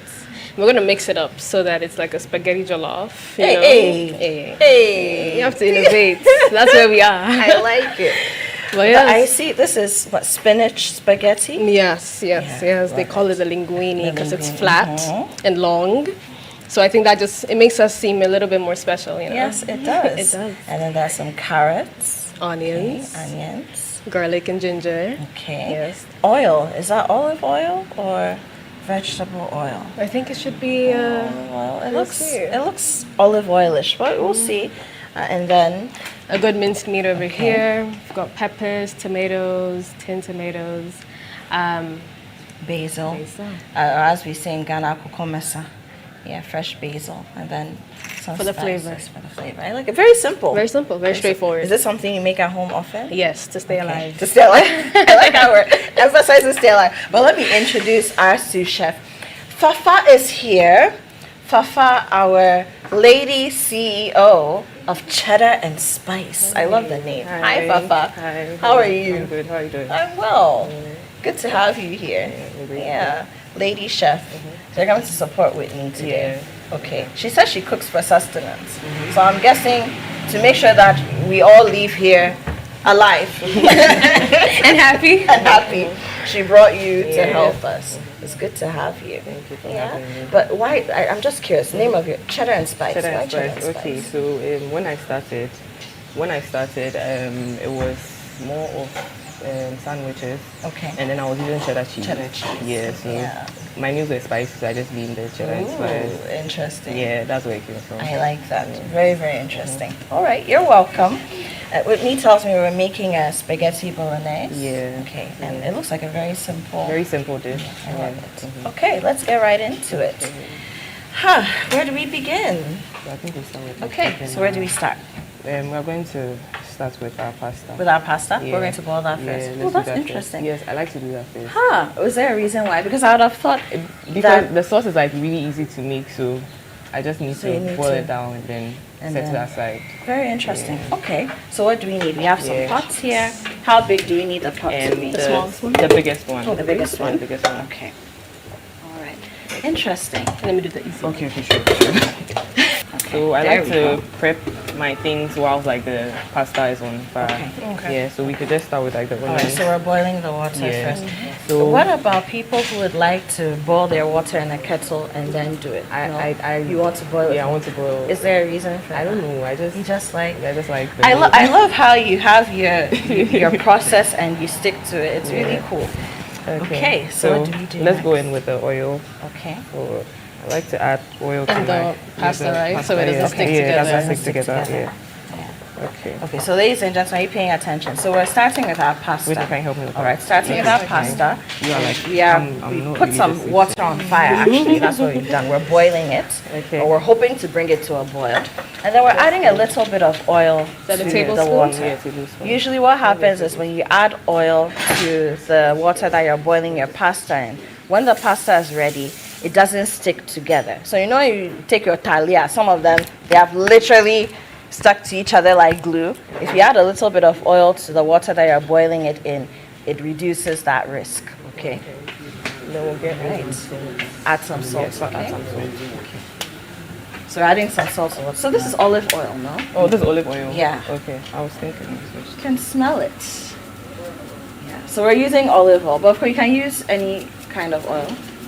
Whitney, Fafa. Yeah, that's it. Yeah. Yeah, any kind of. I use Whitney, vegetable what oil. kind of you use vegetable Yeah, oil? most You times, too? sometimes. Sunflower. Sunflower. Use sunflower oil. Okay. So any kind of oil works. Okay. So back to our prep. Yeah. Yeah, we'll prep the onions. Onions. Yeah, I like Okay. to. And these are our popular red onions. Nice and pungent. Is that okay? Nice and powerful. Give me the reason. You want the flavor. Yeah. Wow, that's nice. Okay. So we're prepping the onions for the bolognese sauce. Is that right? Yeah. Okay. We're dicing them. Wow, that's nice. Okay. Whitney, let's talk about you. So your name, when I hear your name, I mean Whitney could be from anywhere, right? Really? It's gonna be Whitney Houston. Whitney Houston. I get that all the time. And then I have to say, oh, but I don't sing. And it's funny. You could be Whitney Houston. But I hear Chinonye. Yes. That's how it's... Yes. Chinonye. Chinonye. Yes. God is within. Yeah. God is within. That's what it means. Yeah. So this is which language? Igbo. This is Igbo. From the Imo state. Okay. Yeah. So you're an Igbo girl. Igbo girl, through and through. But Ghana is Home. what you know. I've been here my whole life. Ghana is a pioneer of a lot of the standards that Ghana should, well, the continent should have, or national countries in the nation. I love that. So thank you for being a living manifestation of Africa without borders. Thank you to my parents, you know. But what has it been like growing up in Ghana with Nigerian parents? You know, I feel like I'm always between two worlds, because in the household, you're Nigerian, right? Because we speak English in the house, but my parents speak Igbo to each other. And then you leave the home and then you're in Ghana, you know? But at the same time, you meet Nigerians and you're not Nigerian enough. I can understand. You know, so there's always been, you know, that conflict of the third culture kid. You know, you're Nigerian, you're Ghanaian. So I just end up saying now that I'm Pan-African. That's it. You're a child of the continent. You know what I mean? Fafa, where are we? That was fast. Yeah. So I'm done prepping the onions for our bees. And I would just like to check. Dodgy. So it's on it. You don't speak much.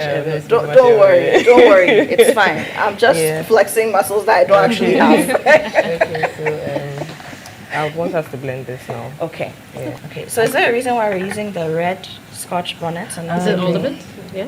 There's no particular reason. Okay. We could use both red and green. Which do you prefer? I prefer to use both. Both? Yeah. Both of them. Okay. And a little, I'll add a little basil. Okay, we'll add the basil to it. Akukomesa, as we call it. Fresh basil. And look, these things grow in people's backyards. And, you know, I was having a conversation with a friend who lives in Italy. And we were talking about how, you know, in Italian windowsills, you find basil. And I said, well, in Ghanaian backyard, you don't even have to have a backyard. It's just its own. You know, there's water leaf, what we call boko boko here. Yeah. What are we doing next? What are we doing next? Am I ready? What are we doing next? Okay, so next we are going to prep this. Are we going to cut them in big circle? No, very small. People like me.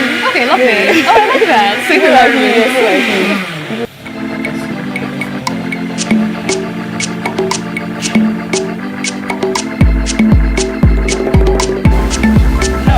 Most people don't wash their hands. You're washing your hands. You just like to wash your hands. I love this so much.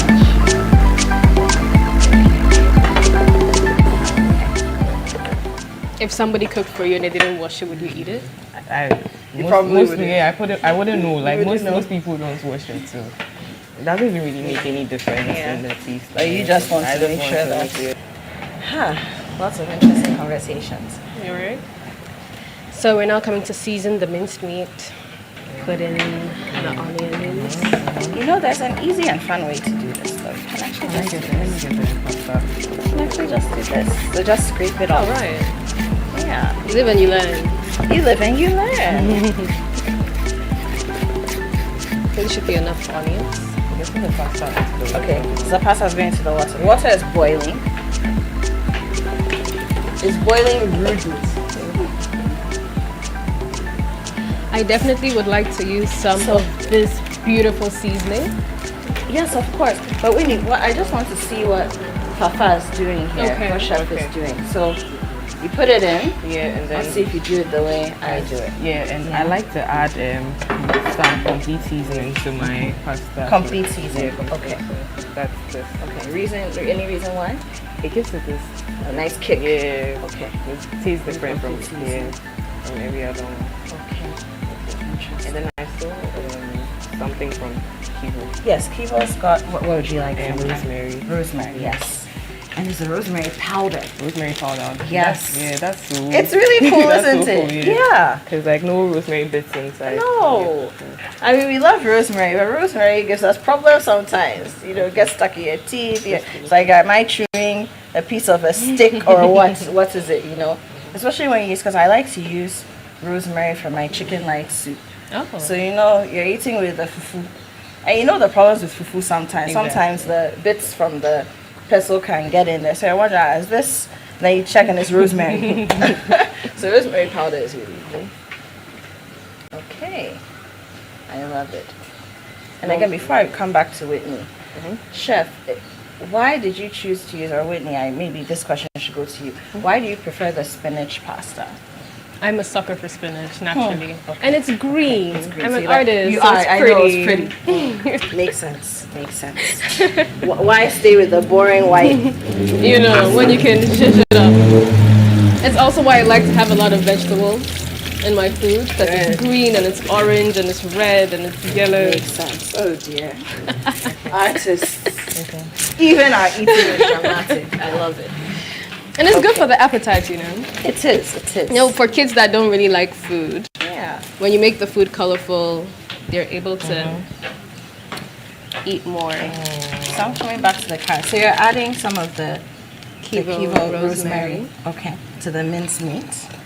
And I see you've put some of the diced onions and garlic in there as well. But I'm also going to add some of the Kivo ginger, garlic, and onion. Okay. Just for that extra. The triple flavor, threat. You know.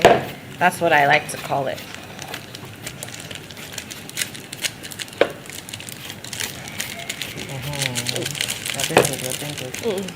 It's like an expert.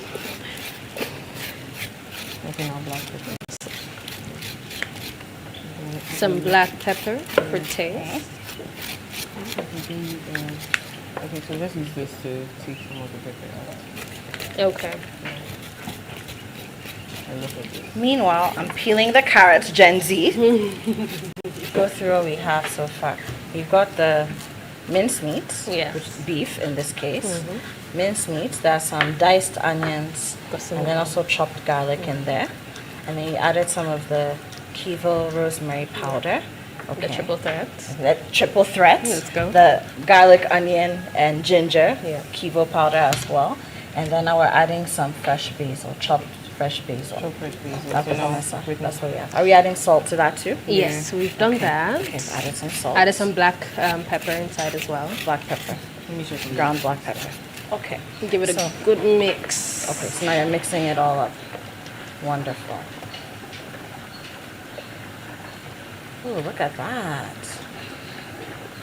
I'm already I hungry. like how you're taking your time and, you know, just massaging the spices into it. It's so regal.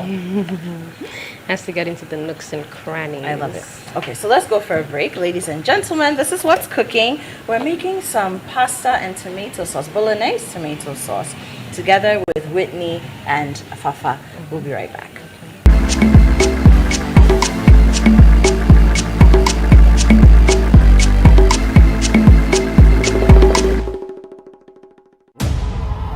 Asilwela ukunqoba kuphela, kepha silwela ukwakha isizwe esinohlonze.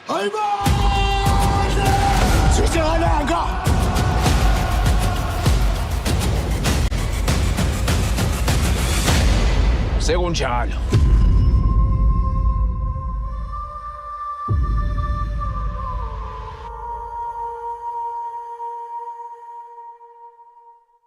Abu has 7 cattle. Yeah. All but 4 ran away. How many cattle does Abu have left? Actually, I don't know for now, unless I go and check. Where will you check? I'll check at home. You go to Abu's house and check.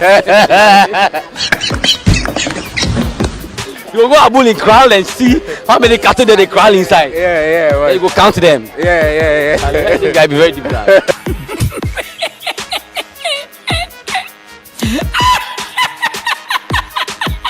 Abu has 7 cattle.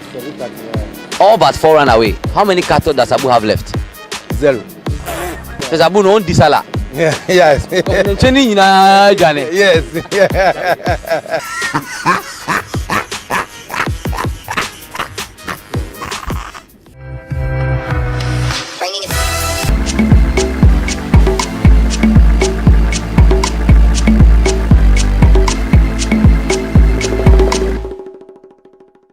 Hello Hello there, we're still creating magic in the What's Cooking kitchen today with Whitney, who, we'll talk some more as we go along, and Fafa is here. Chef Fafa, let me give her the respect, boss woman. She's here to support her sister and her friend Whitney in the kitchen today. Now we're making pasta and a tomato bolognese sauce, and we've gone very far in the process actually. We've finished boiling our pasta, and it's very special because we have spinach pasta. And Whitney says because she likes color, as an artist that she is, but also she's a lover of spinach. And why not? Green, tasty. And then we have our mincemeat prep for our bolognese sauce and whatnot. But before we continue, let me acknowledge our formidable sponsors. We've got Kivo Pepper here. Kivo Hot Pepper is the real deal. I don't know why you're looking at anything else when it comes to powdered pepper at the moment. They control the market, and you need to understand why. And you can only do that if you use it in your kitchen, in your meals. So please do, you won't regret it. And then now they've got a range of other spices. We already know, by now we should know, the rosemary powder, and then what we like to call here the triple threat, the blend of ground onion, ginger, and garlic. And then now there's also a nice stew spice that they've put together to make it easy for the working moms and working dads too, because the working dads are cooking these days, and the bachelors. The bachelors too are there. And then Tasty Tom, you've always known about their tomato sauce, which we'll be using today, tomato paste, what they like to call the enriched tomato mix. But they have a range of spices. So there's the chicken spice, the shrimp spice, the beef spice, the stew spice, the jollof spice, and my new boyfriend, the jollof mix. Like, if it were a person, my husband would be in trouble, I'm telling you.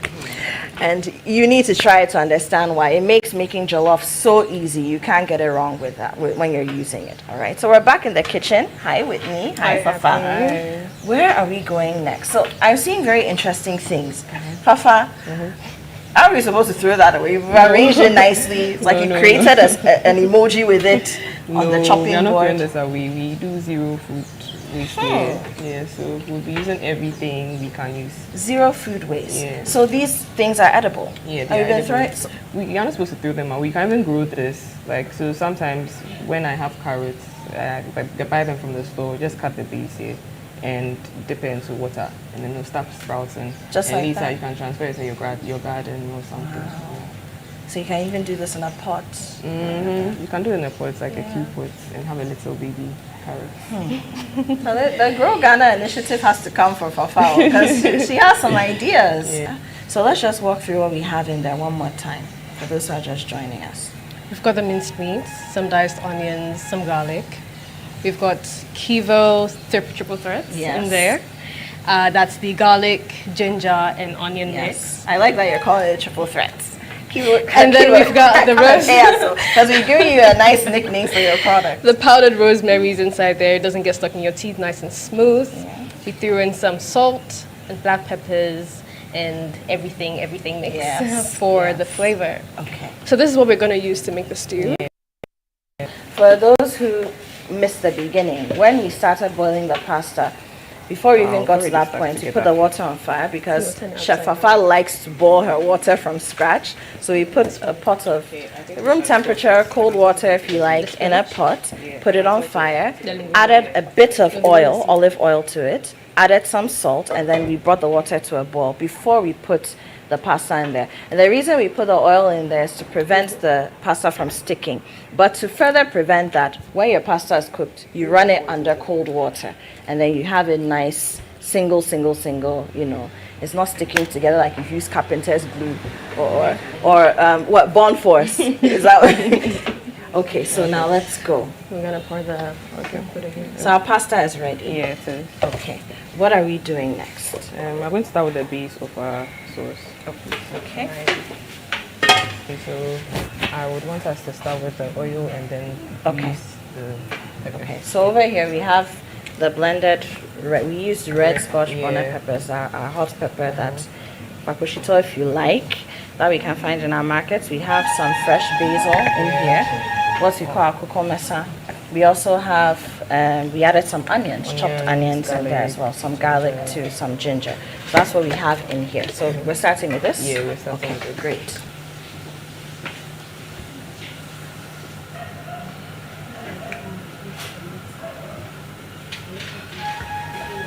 Not too much. This is okay. Okay. Is all of this going in? Yeah. So we want the oil to get hot first? Yeah, oil to get hot. All right. Yeah, then we go in with okay. So after this goes in, then what goes in? Then we put in the onions. Yeah. Okay. So while waiting for our oil to heat up, let me come back to it. How, I mean, of all the things you could be in 2025, as a 24-year-old woman in Ghana, you chose to be an artist. Yeah. Have you not seen our struggles No, as not. artists? Are you not deterred? You know, there's definitely, I work corporate, you know, because the economy is not stable, so you have to Many diversify. hustles. The gig economy is The very gig real. Many hustles. So I do work full-time, 2 jobs, hybrid.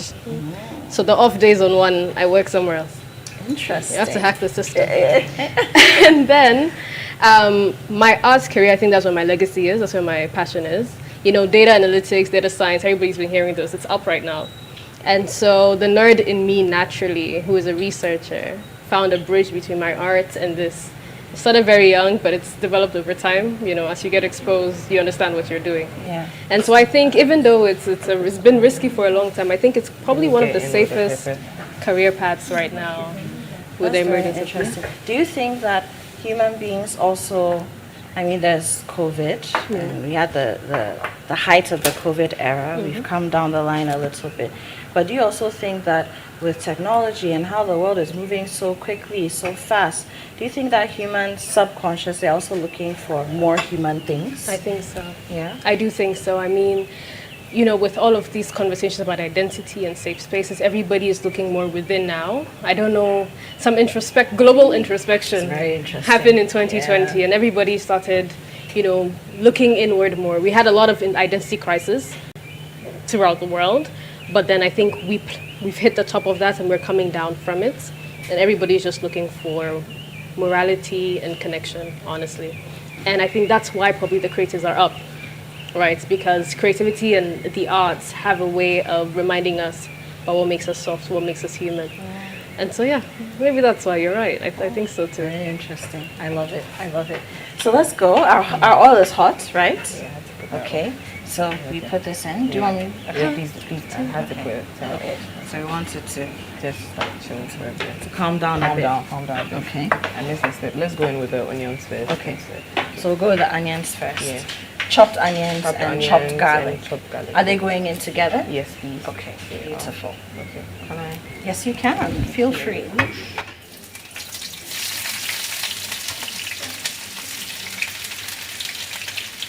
Okay. I love it.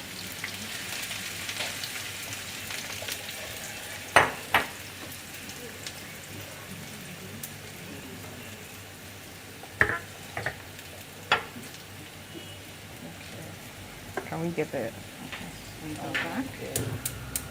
Oh, interesting. Okay. Yep. You good? Yeah, we're good. Okay, so we'll just like cook this for a while and go in with our pepper mix. Okay. Yeah, later. Okay. So, do we want the onions to sort of caramelize? Just lightly. Just lightly cooked. Lightly cooked. Yeah, lightly okay. cooked. For millennials, and even me, I'm a fairly younger millennial. Like I'm smack in the middle, right? I'm not a baby millennial. I'm not a zillennial. I'm a millennial in the middle there, and then there are the older ones who are closer to the X's, right? But for us, friendships, you know, for us, old is gold. But you guys, like, you move with the times. We meet and then we vibe and then we're friends. And if it didn't work out, we move on. No hard shit. Yeah. What kind of life is this? How? Because I see people who met last week and all of a sudden they're besties. Yeah. You know? When I met her, she just asked me to watch her bags. And then I was like, okay, I like how she asked me. Her bag was cool. And so when she came back, we sat down and I asked her, you know, what you up? It was a creative program. And I was like, so what's your thing? And she said culinary arts. And she got into it. She was still in uni at the time. And she was telling me about how she's working towards becoming a chef, a private chef, and all her dreams and the little business that she started. I was like, okay, same wavelength. So with us, we would have had trust issues. No, we need to know you for 2 years before we can even say we're friends. We're still acquaintances. No. Wow. No, but I'm seeing it more and more with your generation, and in a way, I think we have something to learn from that, because you're seeing the human being. You're not seeing the packaging. And I think that's a very deep commentary on some of the things we were talking about earlier, how, you know, human beings, and particularly more your generation, you are striving to look for humanity, because you are born in the digital age, you're the digital native. So everything is so fast, so you're always looking for human connection. Where we can slow down. Very and interesting. connect. Wow. So yeah, literally third time I'm seeing her. Wow. Yeah.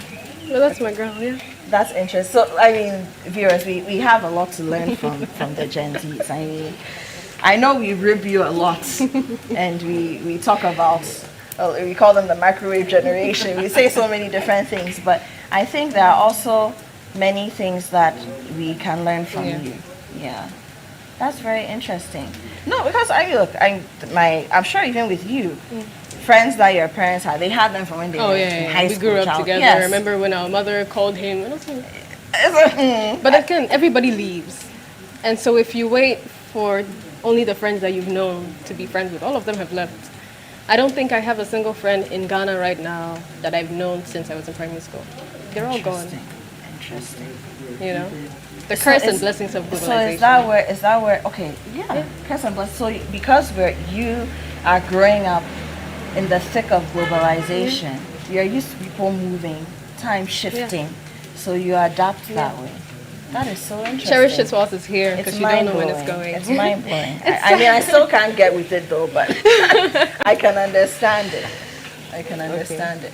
Okay, Fafa, so are we ready to add our pepper mix? Okay. Okay. We're not using all of it. No, we'll be using some. Let's use all this. It'll be too hot. Yeah, it's too spicy. I mean, cheddar and spice. Maybe she likes it spicy, huh? Okay. Wonderful. So how long do you need the pepper mix to cook? For about 3 minutes. Okay. 3 to 5 minutes, yeah. And then after that we add. Can we help me? Want to lower it a bit? Lower a bit. So after that, what do we add? Okay, so after that we're going to add the tomato paste. Okay. Yeah. Hello, Tasty Tom. And Fafa, you know the rule with Tasty Tom, right? What's the rule with Tasty Tom? Fakakra. Oh, nah, yeah, bebre. Yes. A little does a lot. Can I get this? Oh. No.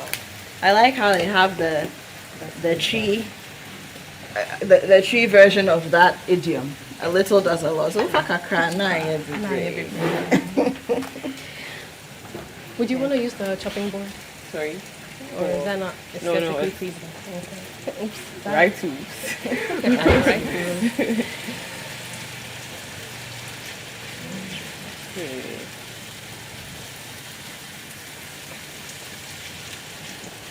Okay. You added some rosemary to this, right? Okay. You added some rosemary. Yes. You still think you put a quarter in here and 3/4 inside the meat. Okay. So, wow, it's a little bit.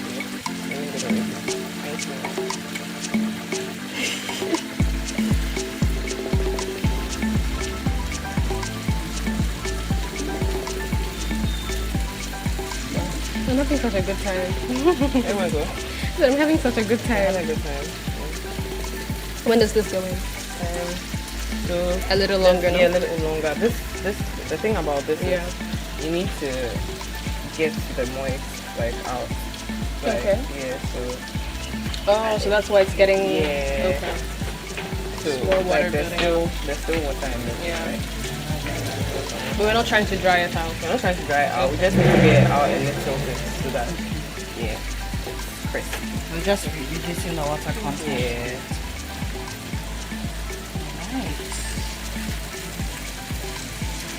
science of cooking as well as the art of it.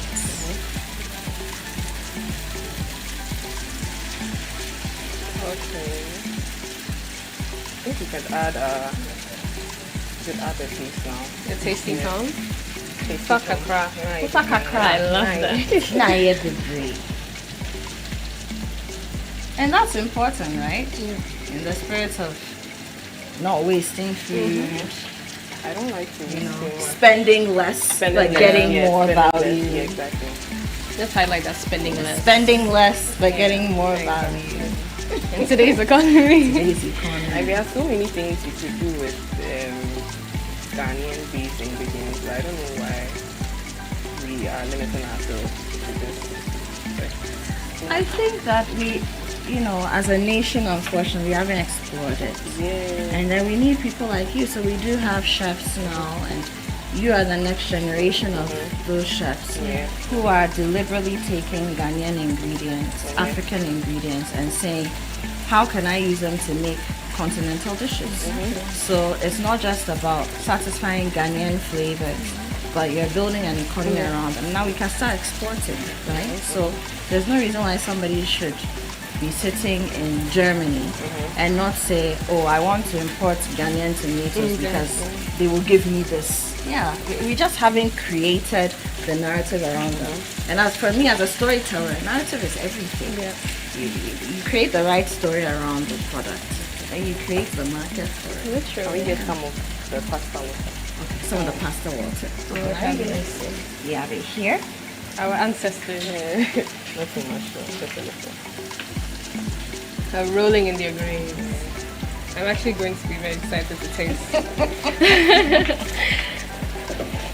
I like to cook my sauce like very well. Yeah. So I would just want us to forget this exists for a while.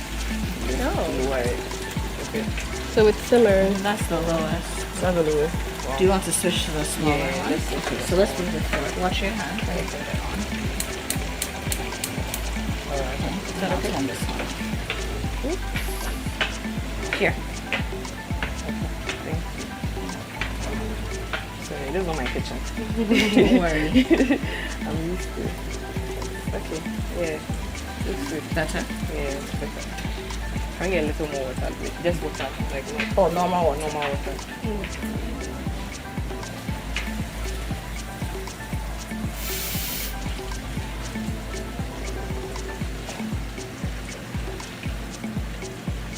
Thank you. Cool? Yeah.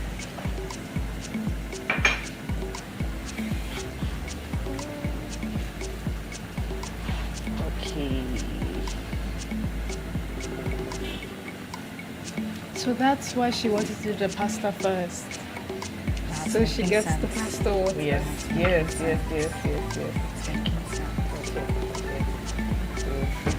So you let this simmer for how long? Like 5 minutes. 5 minutes. All right. So the water that we put in has evaporated somewhat. Yeah. So what is going in next? Fresh tomatoes. Fresh tomatoes.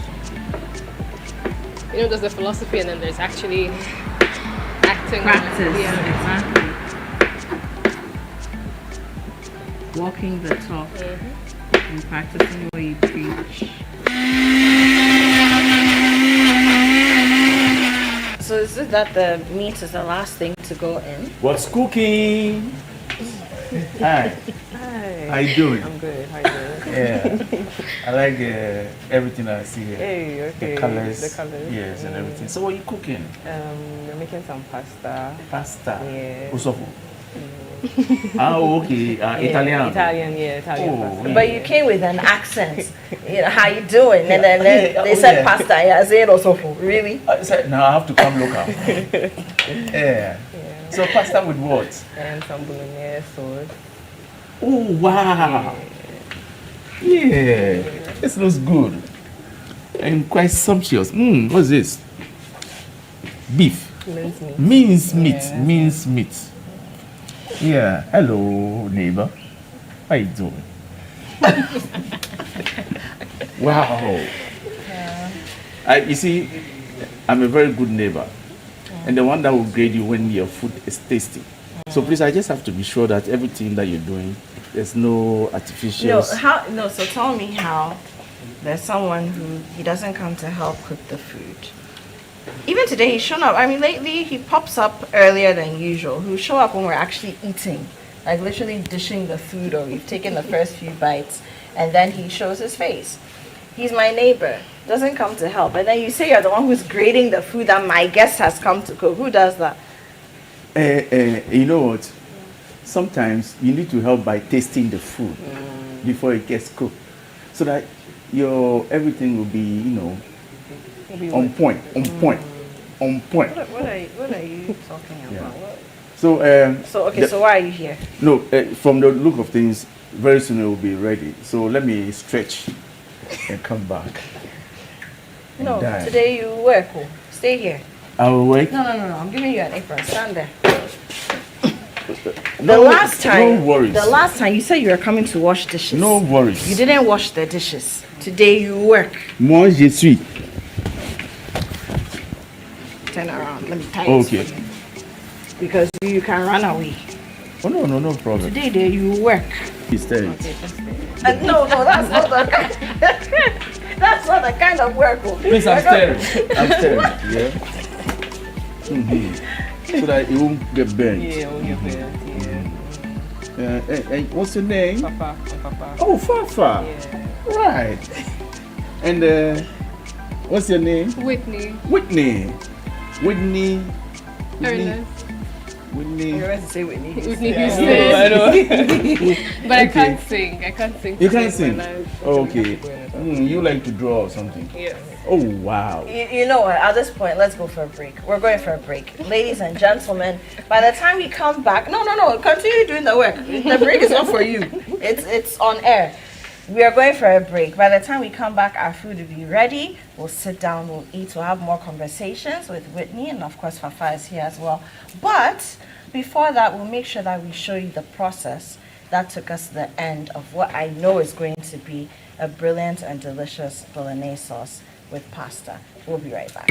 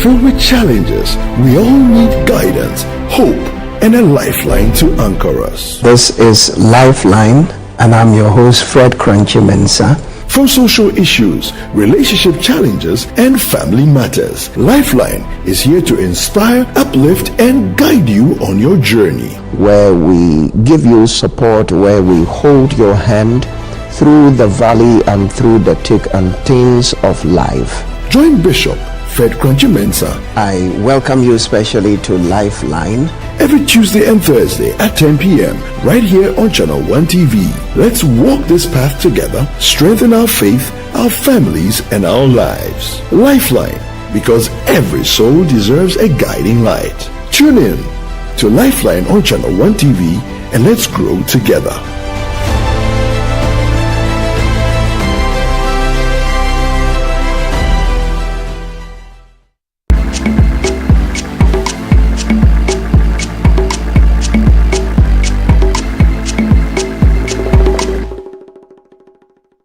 welcome back. It's time to eat. And I know Whitney and Fafa will appreciate that because they're just as famished as I am. Time to eat here on What's Cooking. I've been spending time in the kitchen today with Whitney Chinonye Ernest. She is one of my favorite people. Yeah, and now Fafa too. You know, I just met Fafa today and I'm having Gen Z vibes, you know. I met her, we're vibing, I've fallen in love with her and what she does. So yeah, we're friends now, we're besties. Ladies, we need to eat. So I'm going to start dishing, but let me, of course, say thank you to Kivo Pepper for sponsoring the show, and of course, Tasty Tom, Mufa Kakra, Naye Bebre, and they've both shown up for us in big ways in our meal today. And Fafa, you need some of them in your, your kitchen. Yeah, definitely. You have to. The big three. You have to. So please, let's eat. You know, we're at home, like nothing shy, no holding back. We're eating. You guys look like you're afraid to touch the food. You cooked it. You worked. You earned it. You worked for it. Okay, here we go. So now I'll hand it over to you. You want to do the dishing? Yes. Okay. It's been cooking. Oh my goodness. Like why? Yes. Anyway, today you earned your spot. Yes. Yes. I came to work, so I know it's been cooking. So we have a plate for you. We're not bringing you cutlery because we know you carry your own. Yeah. No, I'm not so. Yes, Fafa and Whitney knows that. You know. Can you imagine? Customize. The one that will grade you. Oh no, you serve me. Yeah. Please. Please serve me. Today you've come with airs just because you did some small stirring of the stew and put one or two things into the pot. It's okay. All right, ladies. So while Whitney is doing the dishing, let me speak to you, Fafa. I mean, you're a young person, a young woman living in Ghana, Ghanaian. You're building your career as a chef, as a culinary artist. Why is food sustainability so important for you? Because that was a running theme while we're in the kitchen today. Why is it so important to you? Why should you care? You should care because it's affecting our climate, right? And everyone in every industry, everyone has a role to play. And in the food industry, food sustainability is the role we are playing. So we are just preaching that, every household, everyone, we all eat food. So it's something we all should practice in our homes, at work, wherever. Yeah. So do you feel that the generation that you're born into is bearing the brunt of that responsibility? Do you feel that personally? I think so. Yes, because these things have happened from other generations, and right now we are the ones having to fix. So it's more real for you now. Yes, It's no longer just a theory in a science class. No, it isn't. It's something that's popping up at a big conference at the COP somewhere. Yeah. Now you're feeling the. We are feeling it. We are feeling it. It makes sense. Interesting. Whitney. Yes. So you and your art. I mean, all the things you could do, turning data into art. Why? Because you could be sitting in nice gardens painting flowers. I mean, and no disrespect to any artist who does that. We need that kind of art as well. But why have you decided to give body to your work in the way that you do? I think I share with Fafa. There's a sense of responsibility. Bon appetit. Bon appetit. There's a sense of responsibility that I think being a young African Gen Z comes with.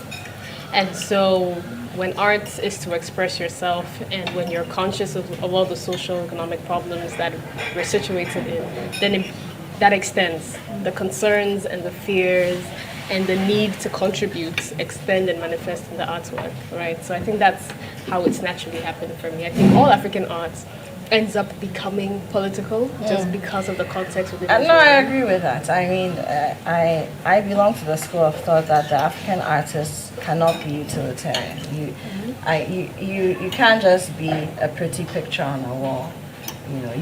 Your art needs to stand for something. It needs to critique. It needs to embarrass. It needs to advocate. I agree with you. 100%. Sorry, I'm trying to I listened to you, but the No, food the is so food is- good. It's ringing in my ears. Wow. How are you finding it? I mean, it has to be Fafa's recipe. Cheddar and spice for real. I should have had some cheddar cheese on this. Yeah, it would have been very good. Oh, the pepper is kicking. So it's key, you know. it is. So you know, for the Ghanaians, we love our spice, eh? So for the Ghanaians who love the pepper, and yeah, sitting down at home thinking that what kind of abrofodiani is this? You know, you'll love this. You'll love this. It's pretty interesting. So Whitney, another question for you. A lot of people feel that, and I'm talking policymakers, higher ups, let's put it that way. People feel that young people don't care about the world's problems. Why do you think they think that? You know, sometimes I think this extends beyond. I think this extends beyond the creative sector and arts specifically. When it comes to caring, a lot of the times we fall victim to wanting people to care in the way we care. You know, sometimes you can find a friend saying, "Oh, but you didn't call me." Bambi, your language is not calling.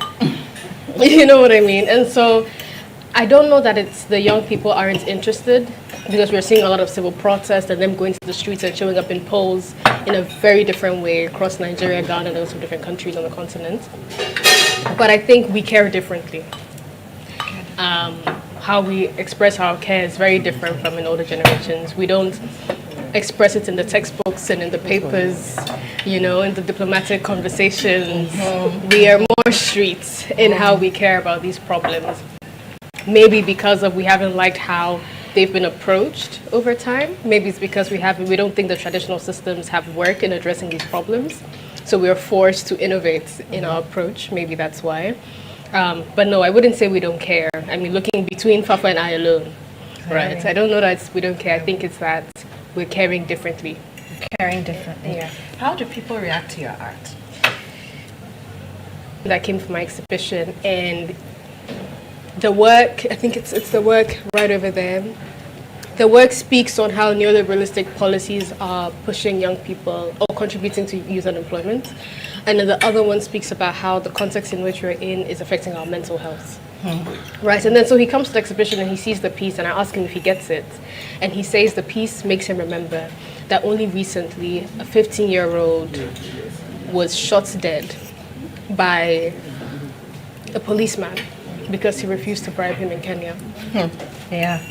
And he didn't understand the weight that had on his mind throughout the day until coming to that exhibition and realizing that, yes, indeed, data not only is this far away thing, but in your daily life, just knowing about what's happening is affecting. I mean, we're in media and the news depresses us and we don't even realize we're depressed about it. Yeah.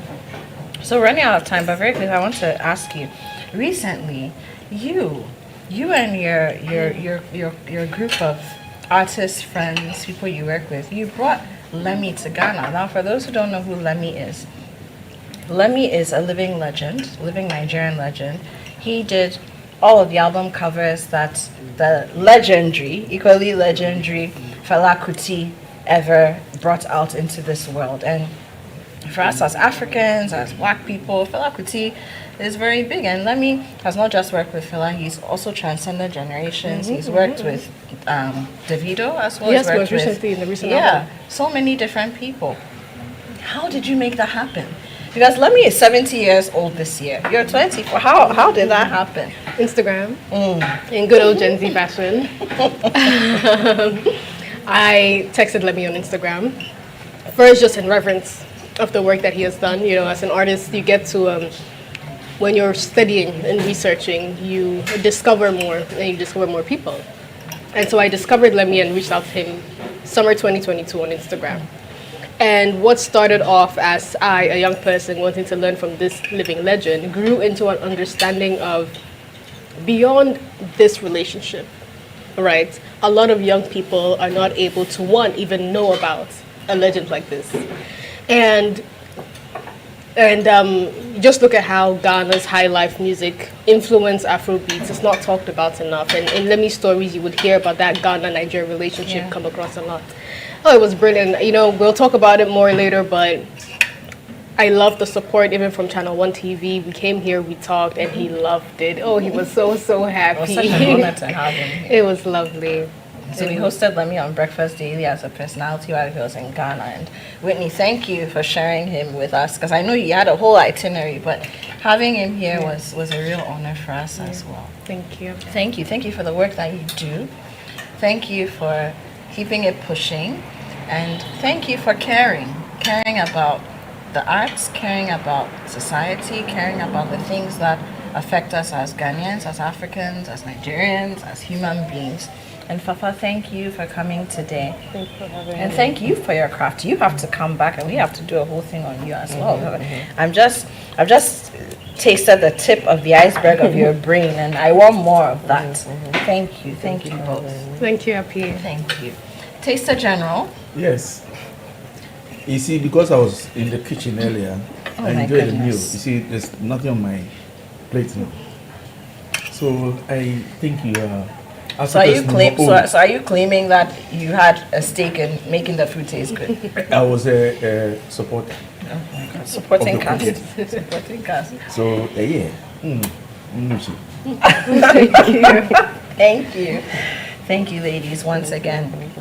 Whitney Chinonye Ernest, brilliant young woman, and it's been a pleasure to host her on What's Cooking today. She came with Chef Fafa, and you need to watch out for this young lady. Cheddar and Spice is doing things with Ghanaian ingredients, and I believe she's going to take Ghana global, as many of those before her have, but in a different way, in the Gen Z way, and in the way that she is passionate about and knows how. Food that has meaning, food that is making commentary about real issues, and I think that's very important. When you're eating, you should also be thinking about important things. Don't just enjoy the food and then when you finish, go and sleep. No, it should mean something. Your plate should mean something, and I think that these two ladies are showing that whatever you do in life, you should think not just about yourself, about your community, about your society, about your continent, and of course about the globe. My name is Apioko. This has been What's Cooking. Once again, thank you to Kivo Hot Pepper and Tasty Tom. Mufa kakra na ye bebre. Thank you. We'll see you again next week.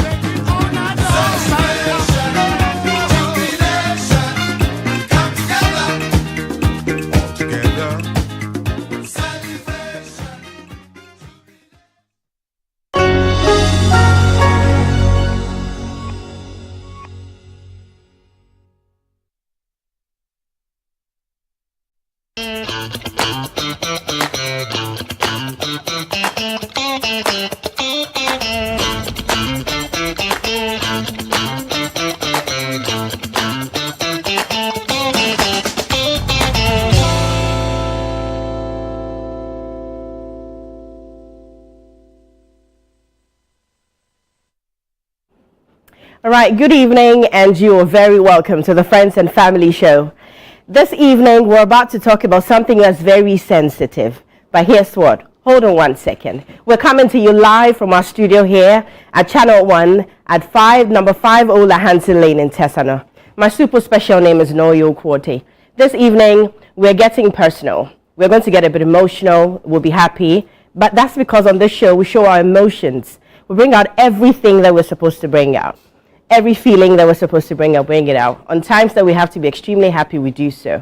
The show is super interactive and you can be part of it. I'd want for you to send me messages when you have to. If you have to contribute to what we're talking about, you're free to do so. We're talking about this. My stepmother treated me really wrong or really bad. What now? How should I deal with it? You know, it's quite sensitive, right? There's some families that you have these kind of relationships.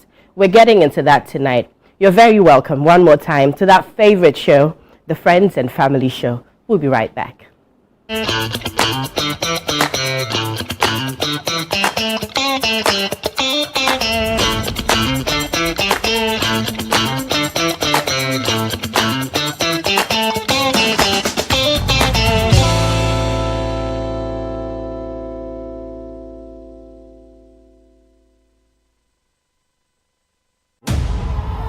Asilwela ukunqoba kuphela kepha silwela ukwakha isizwe esinohlonze.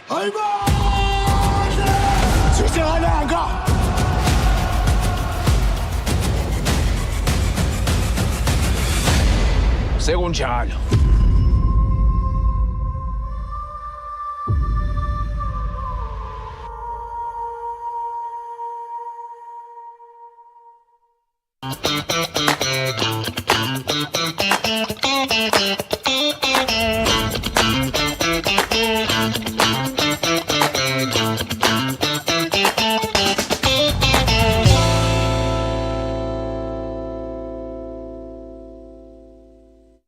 All right, welcome back to the Friends and Family Show live on Channel 1 TV. We're coming to you from our studios on number 5 Ola Hansen Lane in Tesano.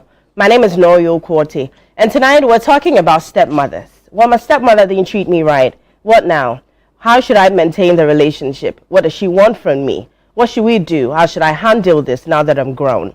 Well, you can be part of the show, and this minute I have two wonderful people in the studio who are joining me to have this conversation. To my right, I have Michael Anot-Tinkran. You're very welcome. Thank you. He is a procurement professional. And then the lady is Miss Deborah Mensah, who's a lecturer. Yeah. Right. You're very welcome to the studio. Thank you. We're talking about stepmothers tonight. Okay. There are lots of settings that have, stepmothers. Okay. And we have, my stepmother always hated me. Now what? Yeah, when I was growing up, my stepmother hated me. How am I going to handle this? First of all, I'm going to ask, do you have a stepmother? Did you grow up in that family? No. No. Do you have a stepmother? Yes, I do. Oh, okay, so we can get a bit personal. Oh, yes. No or yes? Oh, yes. Thank you. Okay. So then, first of all, let me just ask you, how's like a family with stepmothers or probably a step-parent? How's it like? Okay. Are you comfortable? You know, in the beginning, I know nobody's going to ask you when another person is coming. Nobody's going to ask you how you feel about it. Mm-hmm. But then definitely you realize that as time goes on, then there's the step parent. Yes. How do you handle that? Like, how's the setting like? Okay, so with my personal experience, I grew up having them around already. Yes. Oh, okay. Yes. So my mother wasn't in the family, wasn't in the home. Yeah, when I grew up. So I ended up staying with my stepmothers for a while before I came to stay with my mother. So when I was staying with my stepmother, I mean, being around her, it was interesting. When you say interesting? I would say interesting because it came with a lot of mixed feelings. You know, sometimes you are okay, sometimes you are happy, other times you are sad. Sometimes you wished your mother was around. Other times you feel like, okay, well, you came to meet it there. So, I mean, you have to endure and enjoy. When there's enjoyment, you enjoy. When there's endurance, you endure. Right. So that's how it is. But, you know, I see that in the Ghanaian family system, actually, you see a lot of step families. Yeah, and my family is not, you know, an exemption. For example, my dad had another wife. And before I knew it, there was another wife. Hello. Yeah. So like, making 3? Okay. You know, and I had the opportunity, I call it an opportunity, to stay with both of them. Right. Yeah, so I stayed with stepmother 1 and then I stayed with stepmother too. Okay. And there were, you know, some similarities and differences, but that would be on another talk. Right. It was very interesting. Okay. Have you ever experienced that, or do you know any like family members who are probably cousins? I know of friends who have been in such situations where some were actually used to even sell water, whilst the other kids in the family, I mean, the woman's kids, were schooling. You know, some situations like that. No, like, okay. All right. The original man's child. Okay. With her. With her. Okay. All right. Who was schooling. All right. And then the other stepchild in the family was out there selling pure water. So where was he or she mother? Oh, no, his mother was dead. Oh, right. That's not fair. Yeah. And then I think that child had to go to more like, say, a Saito school, while the others were enjoying the preparatory school and all that. So. Wow. Okay. So, you know, definitely there are families who have step parents who are nice. What do you think that the percentage is going to be like, you know, in this kind of setting? Do you think that we have much more nicer stepmothers than we know of the wicked ones? Do you think what's the ratio like? In my opinion, I think I would do 40 for the good one, 60 for the bad one. Really? I mean, from the experiences, things I've heard from people, experience and all that, I think ideally 40 for the good ones, 60 for the bad ones. Maybe she has a different opinion though. Well, I think so. I would agree with him. Okay. Because, you know, being or staying with a stepmother or a step child, there's always this innate, you know, this natural feeling of being nice to your biological child. Now, why is that?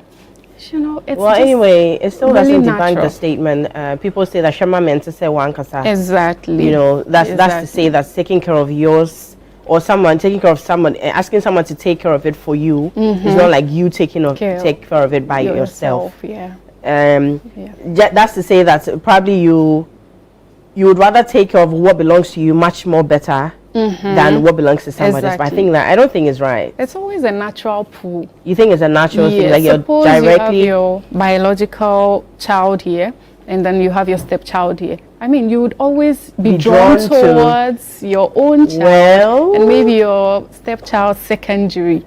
You know, no matter how much you love your... let's say that we can't ratio the love like that. We can't distribute the love 100 sometimes. I know people say that, I love you just the way I love my... But there's something small that you get, like, I don't know, especially if there's a little bit of resentment from the other person's probably parents or relation or something. It makes it a bit difficult. But anyway, let's do this. So is it fair to judge the stepmother forever by how they treated you? If you've gone through that, okay? That time where like you've gone through the scrubbing, the beating, the hawking. Yeah, all the painful things that you can't talk about when you're like probably little. Is it fair to hold on to it now that you're grown? Well, so let me come in this way. Right. I think if you say fair, it's in what context, all right? Basically in the sense that growing up with a stepmother, if my stepmother happens to be hard on me, all right, two things. Either it's hardening me in a way or it's making me timid. Okay. All right, so depending on however I was treated, I think I'm going to grow in such way. And I mean, I don't know how to put it, but right, I get what you're saying. So trying to say that it depends on how you come out of it. Exactly. That's going to determine if you're letting it go or you're still holding on to it. Exactly. Right. What do you think? Well, I think basically you shouldn't. I think you shouldn't really hold a grudge against her, you know, forever. And you know, you can judge the act. Okay. Right? You can judge the act, but don't judge the person. Because, you know, if you really want to heal, there's need for you to speak out the truth. And that's judging the act. Judging the act that, well, she treated me badly and this isn't right. You have to acknowledge that is judging the act. But you can't judge the person, well, because change happens. Growth happens.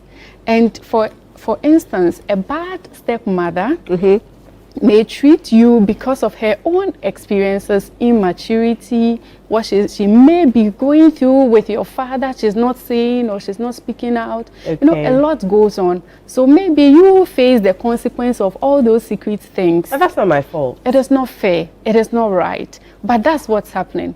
And she would grow out of it eventually. Till when? Oh, you go, growth comes and change happens. You get it. Hey, it's hard though. But it's really hard. It's hard. I mean, but for you me, can't forever hold her against what she did. Because, for example, in my own experience, I see a lot of growth. You know, and my relationship with my own stepmother, I see a lot of growth. Okay. The relationship we had in the past is way different from how we relate now. Yes. And I see that it's because she's more mature, she understands things better. And even personally, I feel like I'm more mature to handle things. The stuff I used to think about, oh, this person, maybe she doesn't like me. Or maybe she likes me so much. But then I grew out of it and I realized that, no, it's not like she really likes me like that. But, you know, situations, maybe she was doing that to win some favors from this person. Or I also grew up to realize that, okay, so she was treating me like that not because she didn't like me, but because maybe she wasn't also receiving what she wanted from the source. So like I happened to face the consequence. You get? No, you can't use me as bait for me, so I'm somebody's child. You can't exactly the point I was Yeah, you can't use me as bait. I know. You can't use it as happens bait. a lot. That's what actually determines how they relate. They see you in a certain way. You know, so if they see you as a bait to win their husband's hearts, they would love you, they would cherish you and all of that. But if they see you as a threat, that's where the danger is. Exactly. So you end up, you know. Okay, so one step parents actually. Okay, I know that we put the topic on as my stepmother treated me. So let's go a bit diverse right now. Let me just coin the question in a way that, what if both parents, whoever treated you whichever way, comes to ask for forgiveness? Would you forgive and forget? Or you forgive and leave the forget hanging? If you ask me, I would say I would forgive, in the sense that that's my father's wife, ideally. Okay. So I'm forgiving her as a mother, but not forgetting the whole story. Yeah. It's going to be quite difficult to forget, because there are wounds, and I don't think it takes a day to, longer time come to on, heal, it's not going to happen. It will be difficult. On my part, it will be very difficult to forget. You can't but forget. I can really forgive. I don't think it's really easy to forget stuff. Yes, I agree. So unless, of course, we go biblical. Yes. Yeah, but you can't forget. I don't think that they're scars, they're scenes.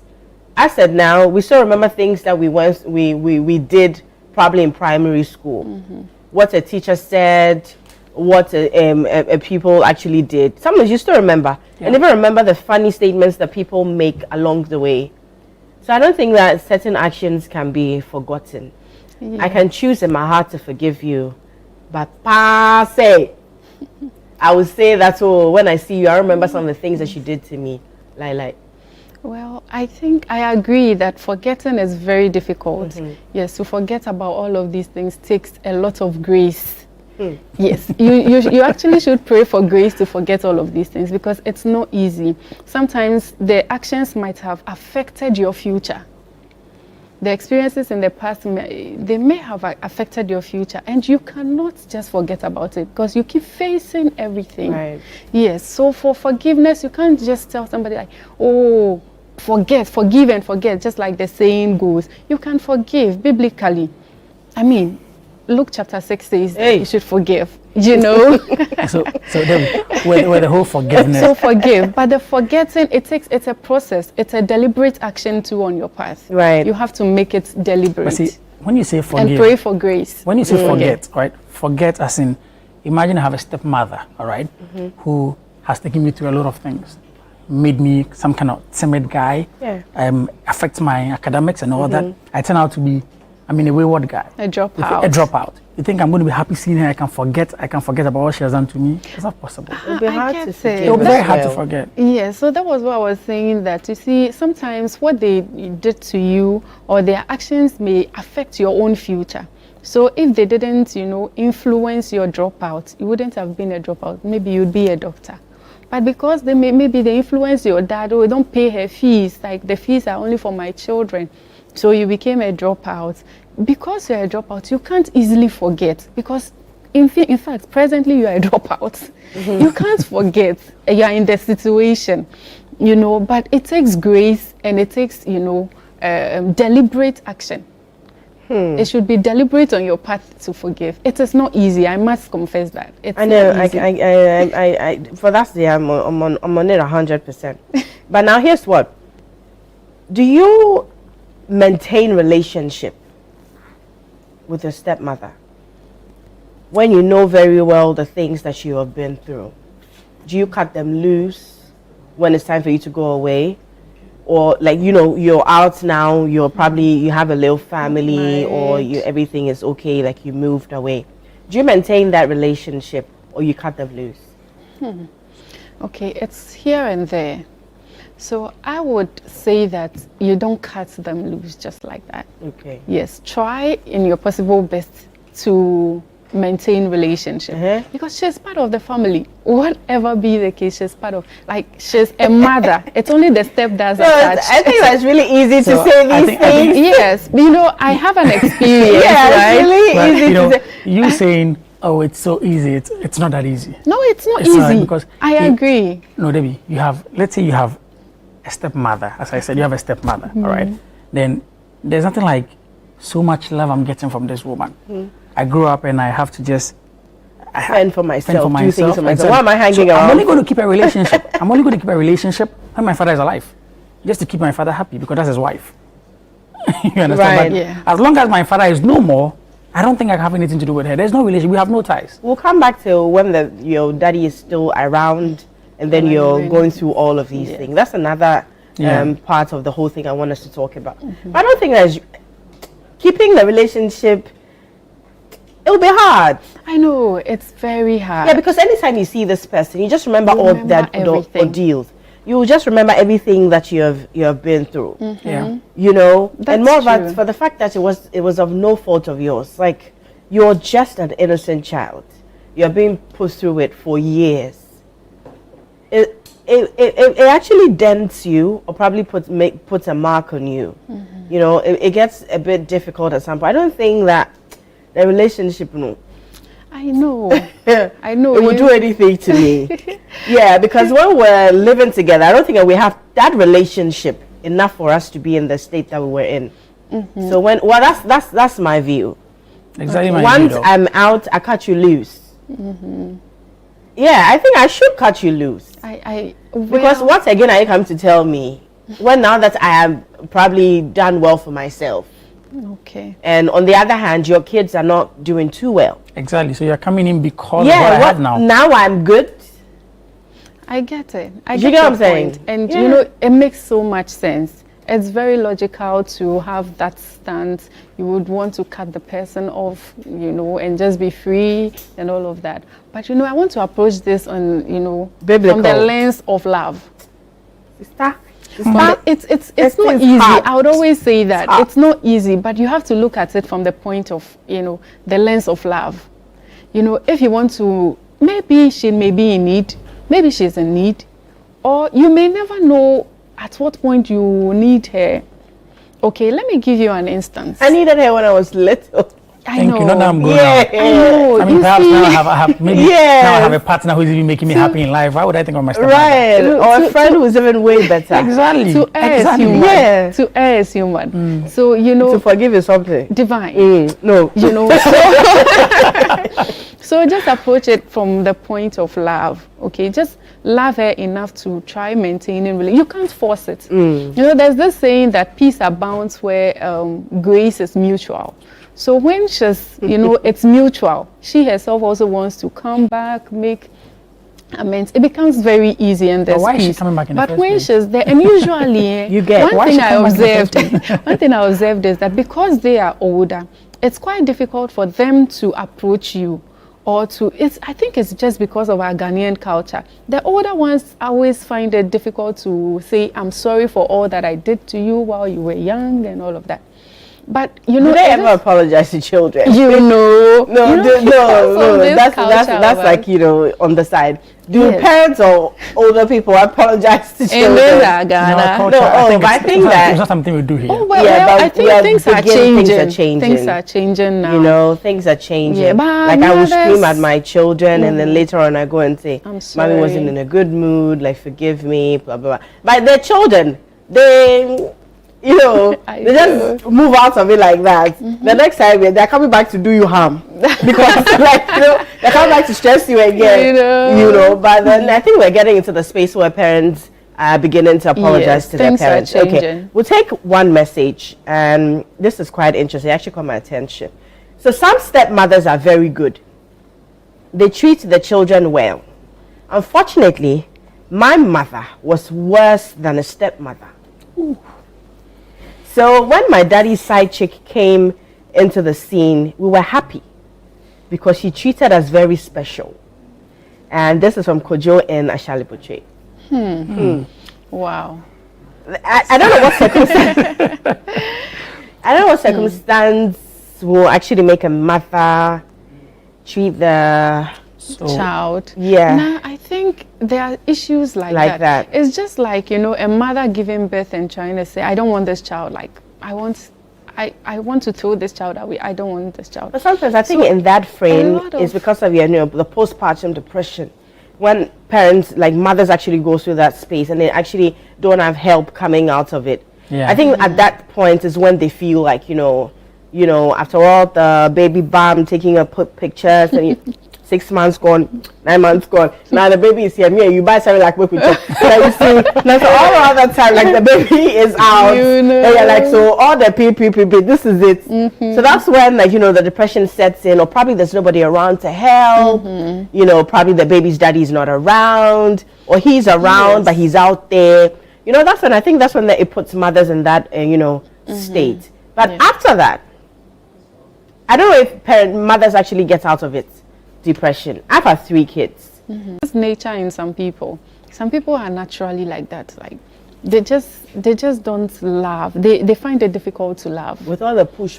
Yeah, so they find it difficult to love. Imagine your very own. Not that the child is still young and probably you are trying or you're struggling to clean his bath. You are trying to, you know, get all of this, but the child is old. In actual fact, the child can help you. You know, few chores and all of that. But for you to extend hatred despite that, and so that they'll want another person to take care of them. That's serious. Yeah, that's serious. So it's like a nature. And you know, if we are going to biblical terms, it's like the old nature. Yeah, the old nature within, but like it just doesn't love. It's not able to love. So such cases are there. And you'd even compare and see that, well, your stepmother is loving you more than your mother. It's a very serious case. But then, Debbie, you know what? It's more likely for a stepmother to love you because when they are winning their way into the family, and it's through you, all right? So you can have a stepmother who you might think might love you better than your mom. Because if I have a mother, or my mother, for the last minute, she's not going to do anything so unique to drag more love more attention for me. That's my mom. But then a stepmother out there would happen to try, I said, I'll help to pay the fees, I'll help to do this. So they keep giving you stuff. You think they love you. They're just finding a way into the heart of your father. I agree. I agree with you. I had an experience. Thank you. Share it. You know, I went to my secondary school. I went to Mary's, right? And my mother, it happened that my mother didn't frequently visit me, my biological mother. She didn't visit me frequently during visitors. You see people's parents around and all of that. But I had this particular stepmother who kept, you know, visited. And even, I think during reopening, she helped me pack my trunk, my stuff into my room. So my stepmother she loves me so much. 3 points over there. You know, and all of that. And I think she won 3 points. Like she won. She won it. Yes. From you or my from dad? Daddy? Yes. Did he buy a house?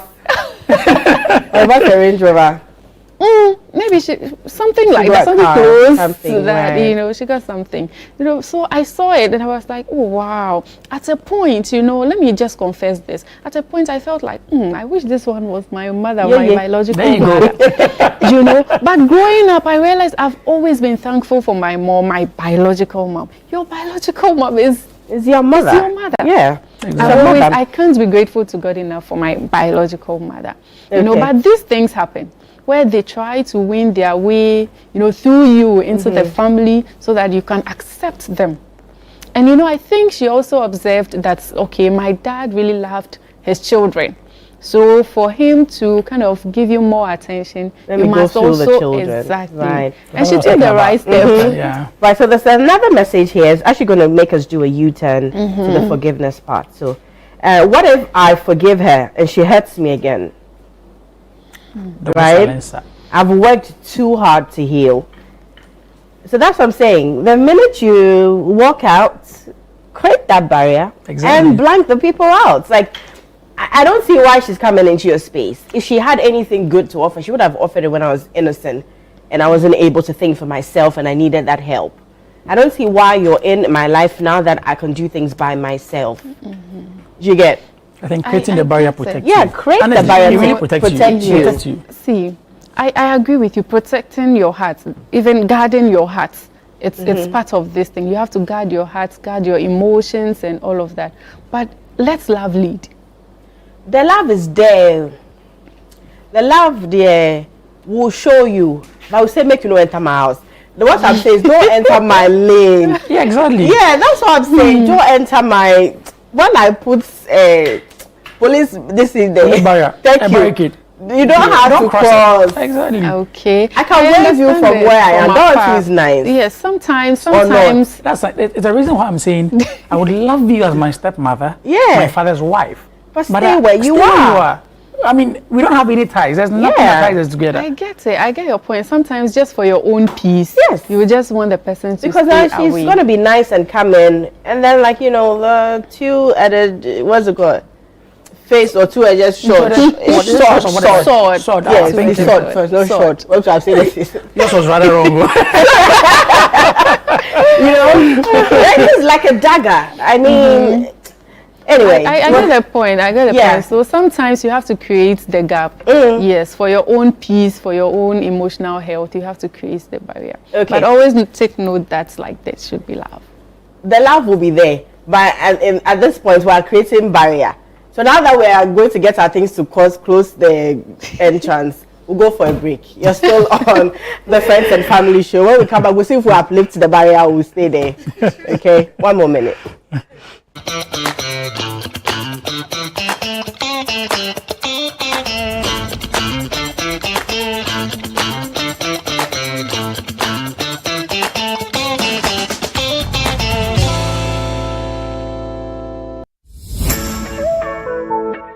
This June, the business wave is back and it's bigger than ever. The City Business Festival 2025 on City FM and Channel One TV, where it's all about business.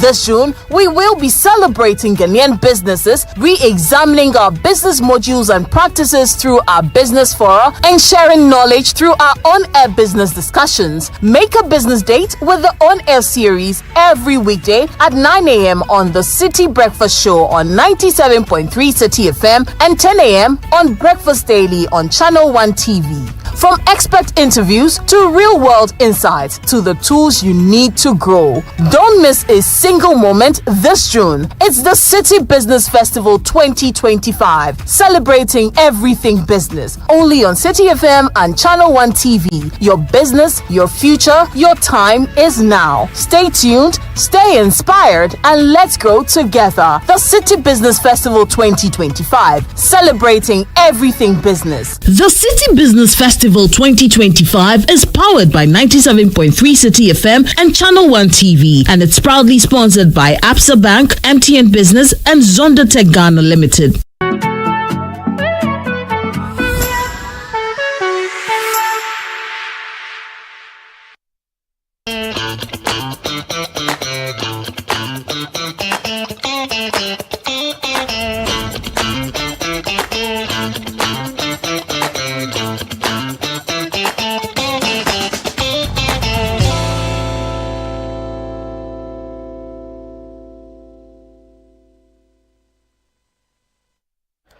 All right, you're welcome back to the Friends and Family Show. We're coming to you live from Channel 1 TV at number 5 Ola Hanson Lane. My name is Noyo Quarter. This evening, we're talking about stepmothers. Well, my stepmother actually treated me really bad.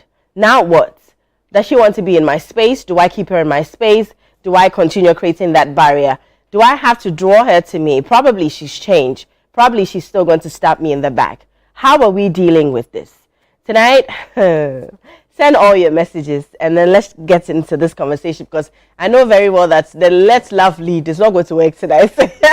But probably at the end of the show, we'll know if our hearts are going to be big enough to still keep them in there, but probably not keep them that close. Okay, so before we went for the break, we're talking about if we bring them back into our space. We're scared that, because that's the message we received. Yes. We're scared that probably they're going to, hurt us again, because we've gone through too much, and then we've taken quite a long time to heal.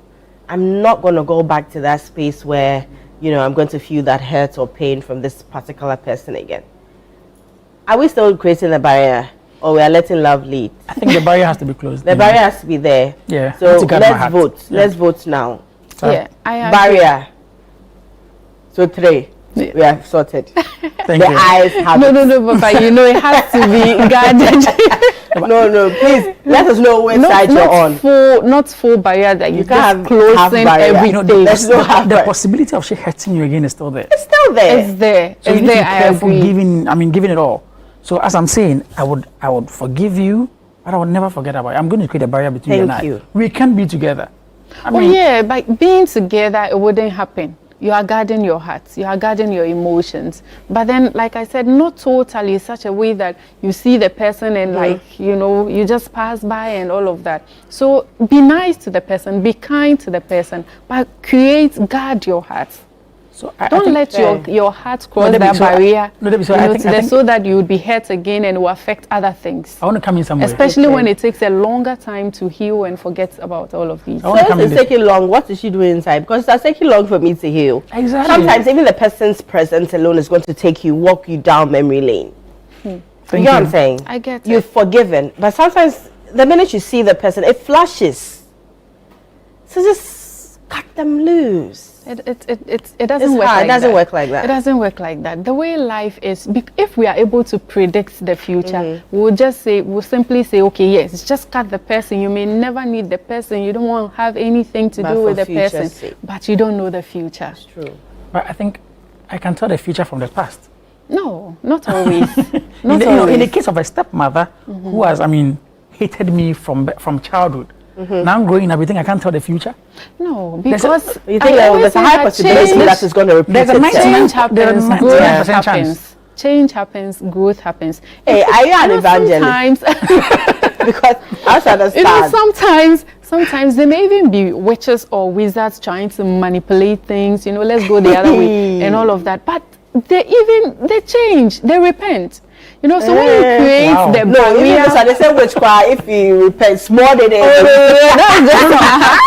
Small than like that, right? If there's no forgiveness like that, if there's no other chance, you don't create the possibility of repentance and transformation. All right. So give them the opportunity to This is what I want us to talk about. Usually we're actually talking about stepmothers. Yeah. And there's not much a high percentage of living with your stepmother without your father being in the picture. Usually they're there until they're not. Yeah. Right, because they would have to bring them in, or you would just grow up into it. They're usually there. Now this is it. How do you deal with the father who is present and saw you go through all the things that you went through with your stepmother? How do you handle your father? The father. Yes. Wow. How do you handle him? Because even without being having a stepmother, even with your own mom, when they do you he's small. You look at your father's face, you know this. You're crying for your dad to rescue you. Or your mother's chasing you with they never miss. Shout outs to all mothers actually. They never miss. Like their slippers and the broom. It's like a boomerang. Whatever you do it to hook you at some point. When you're running around, your mother's chasing you and all of that, you're always screaming for help from your dad. So what happens in this situation where this man is there, but all of these things are happening under the same roof. How do you handle the dad? It's quite tough. So with your father being there and all this happening to you, I am of the opinion that I don't know how equally to doesn't like me. Exactly. Yeah. I don't want to put that way, but then he equally doesn't like me. It's easy to conclude that way. It's very easy because I've had an experience like that where I felt it. I felt like no, like my dad should take my side. Okay, because I'm from your loins. Like I'm your blood. You should take my side. But it didn't really happen like that. So don't you think your father loves the woman than he loves you? You know, there was at a point I started thinking that way, but you know, that's also his wife. He's supposed to love his wife. Oh, wow, but not You love know, his children. So, okay. yes, love me as well. But you know, the Bible didn't say love your children, bring up your child, right? But love your wife. So his love is to his wife, but to bring me up godly, in a godly way. So, well, you see, the point is, at a point I felt like, okay, this man is like he's tuned, he's just going with his wife, and me, I'm somewhere. He doesn't really love me like that. But then now I took myself back and I was like, okay, so what do I do now? I was like, okay, well, what I'm supposed to do as a child is to honor my father. Honoring him doesn't mean I agree with whatever he's doing. Honoring means just respect his decision. He's the head. You can't do anything. The respect they will give you, but then you get you get it behind the scenes. But it's the who that will make it this. No, it's not the who don't know it is us. Yeah. That's why I continue to tie. You know. Some kind of anger. Yeah. Or probably when he's going for walk around the catapult. Washing out there and all that. Sometimes it's pain. It's pain that is acting this way. You know, you don't know how to bring it all out. You know, because you can't go and stand in front of your dad and do to be. No, you can't do that. Don't do it when you have a job. You know, have left his home. Yes, but under the canopy, that cannot happen. You can't do that because you're either going on food, school fees dates, you get. And that good morning that she will give, I don't take what you for saying good morning, it will shock you. You get. We can't do that, but how do we handle them? Do we still hold on to that pain? Because it goes a long way. It does. Like, let's say for an example, I being a daddy's girl, because I was really drawn to my dad more than I was drawn to my mom. So let's say now my mom is actually doing me hi. My dad is looking on. You know? Like, you know, there's some kind of anger that's going to come. But again, if they draw you close and they go like, you know, mommy is just trying to, that actually soothes you a little. But if you're not getting that at all, you're like 2 equals to 1. The two of you, I am my father, you and your wife. Thank you. You know, but again, I don't know how you're going to handle that. Yeah, handling it. I think as a child, you just let it go. Just let it go. Because you are going to be hurt continually. You know, when you keep that grudge, first of all, you are going to get hurt. Yes. If you keep it, you would be the one you wouldn't be able to eat well. You are not able to be sound, like, because you have a grudge against somebody. You know, it affects you first. Your heart is not clean, like you hold something against somebody. So just let it go. It is difficult.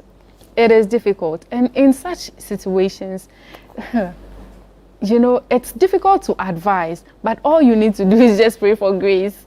It's difficult. But, you know, it really hurts to have a father in the house. Yes. And then there's this stepmother you have who treats you anyhow. Your father comes home and he's not really talking about the whole issue. He just goes to bed. He wakes up the next morning, then he just snaps you and goes. Yeah. But when I come back, we talk, then he never talks to you. It hurts. Yeah. So ideally, I think it's going to be difficult. It's a difficult decision. It's very difficult to talk about. Yes. Okay, so me personally, like, let me just share a personal experience. So I grew up in a home where, like I was saying, I was really drawn to my dad. Not too drawn to my mom because she was the ha all the time. You know, when you're growing up, you don't actually understand when they are in that state until you become a mother, right? So I held on to a lot of pain towards my dad because, like, some of the times he wasn't coming through for me. On days that I'm expecting, that's like, you know, say something, you know, he's not saying. So I held on to that for a very long time till I was grown. I didn't understand it. So when it was time for me to like, now let it go, and then like, I'm now understanding that, look, it was a tough situation also for my dad, because you can't take the side of a child when they're in front of the woman. Yeah. You can only go and talk to her behind closed doors. You can't reprimand actually my mother in front of me. Where's the respect going to come from the next time? That's true. You get what I'm saying? Yeah. But I didn't see that all that was happening behind closed doors. And I was holding on to the fact that my dad wasn't up for me. The time that I realized that, oh, he was doing this behind closed doors, and you get? Yeah, so it gets very difficult. Parents can't really express. Yes. But during the last days, he kept saying, oh, you're my favorite child. I did this and that and that and that. But then there was no time left for me to say, okay, now, I'm out of it. Yeah. Now I want to buy you the shoe that you wanted. You get? Now I want to go see the movies with you like you had wanted, that I was always clocking, because I still had that pain that you didn't come through for my day or day, make a day, my day. You get? So sometimes I think that we need to release it a little bit, because you don't know what the future holds. Exactly. You can forgive them. I'm talking about the dad too, not the one that do me the Thank you. I'm talking about the dads. You can forgive them because they can't do it in front of you. You don't know what's happening when they go to the room to, have a conversation. Yes. Sometimes the lighter part will give to the dads. You get, like, we will embrace you and all of that. Sometimes it's hard. It's hard. But sometimes they do it behind our backs, just like you're saying. Seeing it, we're not seeing it. The time that we realized that, okay, they were actually on our sides, because they can't do it in front of mommy. Like say, hey, I don't remember. The next time when you are not there, the quote you receive.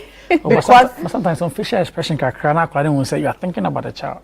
No, but they can't do that when you're away. They can say that, mommy is being mommy. Exactly. They can tell you that, but they can't tell you that in front of mommy. No. You understand? Yes. We'll give it up to the dad. Sometimes they do a good job. Well. Shout out to Mr. Quarter, man. Anyway, we've got some messages. Let's take them real quick. Hello, Noyo. My stepmother always treated her kids better than me. I used to cry myself to sleep. Now she wants a seat at my wedding. Let her come and see her eyes. You didn't turn out bad. My wedding. Yeah, let her come. Well, I don't think you have to come for my wedding. Why? That's too extreme. Michael, that's hard. Yeah, that's hard. In a situation where I have a mama who is alive. Yeah, but there are plenty of seats there. No, you can't. You don't have to be there. You don't have anything to. You don't have to be there. My mama is alive, and you the stepmother who treated me bad is coming for my wedding. No, but you have to come and see what the Lord has done in your life. The Lord has done for me, not for Hallelujah. No. For me, I think, seriously speaking, I don't think you should come for my wedding. It's not right to me. Especially when my mom is alive. No, you don't have to come. Oh, I don't think they're very, very petty. I'm not being petty. This is being real. I live with my stepmother. You didn't treat me fairly, all right? Now I'm grown, make a worry. Then you take a seat. I want to come for your wedding. To do what? Why are you going to even sit in the first place? But you will give her the seat. Yes, even if you don't want her to sit in front, where so Ambassador Royal is the name. Hi, Ambassador. I love the lady's way of expression. I love the lady's way of expressions on the issues. Do not my cousins as best as I could. Yeah. But you see, forgetting the past is like forgetting issues on the issues. Do not my cousins as best as I could. Yeah. But you see, forgetting the past is like forgetting history. Yeah. And when that happens, Yeah. And when that happens, advice becomes a problem in the future. That's true. So both sides. Yeah, okay. That's and then this one says, my name is Ben from Tema. Hi, Ben. Why do you think stepmothers are always bad? There are good stepmothers who treat their stepchildren very good. Not to sway away from that.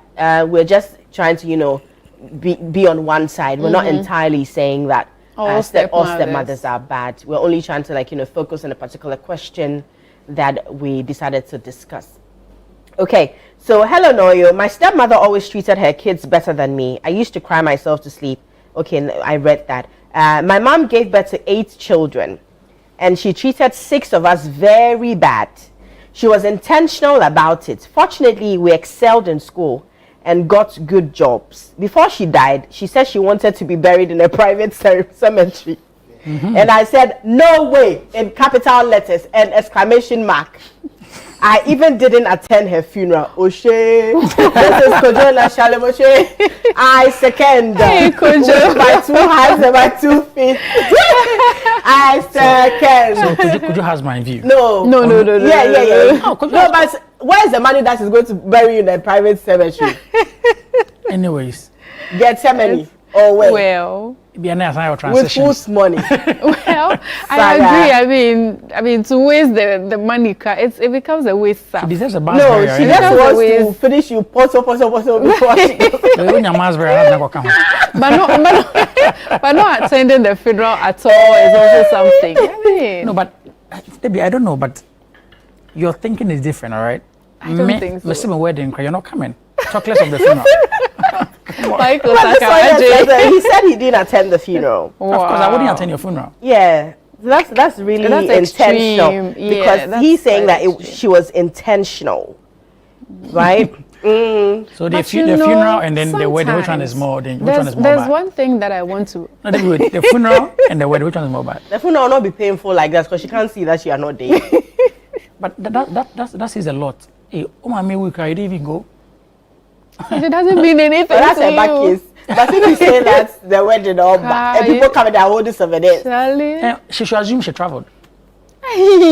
That's it. Come on, you're petty. It's even going to hurt me when she walks in with my father. Okay, Charlie. It's true. I see that scenario. It's nothing. Let me tell something though. Let's just let it go. I attended a wedding like that where the stepmom was sitting right by the father.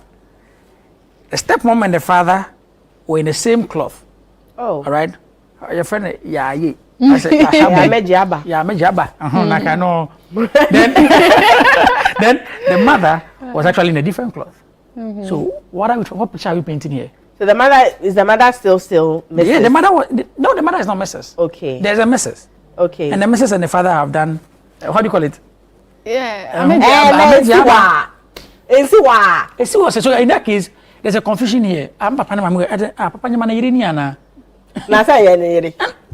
So, but that's the truth. That's the truth. No. You said Mr. and Mrs. Was your friend's mom the side boo? No, she was actually a first wife. Second wife. But first wife. First impression Okay. So she wasn't married. She wasn't married. So this one that was legal. But why do you come to my wedding in the same cloth to my father? That was not your business. So. It's your mother and your father matter. Oh, okay. Then they are both not coming anyway. When they were doing arrangements, what was her mother? Did you say they are both not coming? You said that she would not wear the clothes. No, but you were saying we give her a seat behind, right? In this case, no, my son shirt at the cross. Thank you. But it can happen as well. It can happen. It's dicey. It can happen. There's one thing that I want to actually point out. Sometimes God allows these kind of things to happen. Okay, so just to prove his power. You always have to put the God factor inside. Because you can't do anything without that, you see. Sometimes he just allows this to happen. For example, you have a rich dad, you have a rich stepmom, but they are refusing to take care of you. So then, in fact, growing up, you think that, I can depend, my father can take care of me, buy all this stuff for me and all of that. But he ends up not doing that. And for all you know, it is God's own plan for you, so that you learn to depend on him. And not just your parents or your step-parents. And then God comes through for you, just like this lady who, the 6 of them became, for all it's God's plans for so that we are not saying maltreating your child or your stepchild is good, but sometimes my director is actually saying something. She said, I will shout at I think you're not even entering. Actually, my father has it's painful, it's painful. But at least you get select. You be able to get select. I think your director is good, but for me, you're not getting select. I think it's a conversation we need to have. It's a conversation we need to have even before the wedding. Who are you coming? Are you coming with her? +1. And she's coming as what? Okay. You see, because my mom and you are my parents. Exactly. Yeah. Yeah. You're trying to so in the picture, she's going to stand by my father. To prevent all that, you don't come. And to me, I feel embarrassing crash. Like, no, I think it's an awkward situation. Exactly. I get it. Maybe I don't even want somebody to know the situation my family is in or something. So I don't think it's right. Yeah, for me, I don't think it's right. So we still have more messages. I'm loving this evening. We still have more messages. My stepmother is an amazing woman. If I didn't tell you she was my stepmother, you would never know. That's how natural and loving our bond is. Before she married my dad, she asked him to find and bring home any child he had out there. Wow. Mother Teresa. Very big hearts. Mother Teresa. Very big hearts. Anyway, because of her, I met my biological father for the first time when I was 13 years old. I'm now 39. I love her deeply, and she loves me like her own daughter. She would sacrifice anything to make sure I'm okay. May God continue to bless her. Amen. Now, before we continue, does the stepmother have a child already with a man? If you can hear me, that's That's another question. Yeah. If she doesn't have a child, then bringing you in is very easy for her. But this is someone who's asking that if you have any other wayward, you have drop your seed.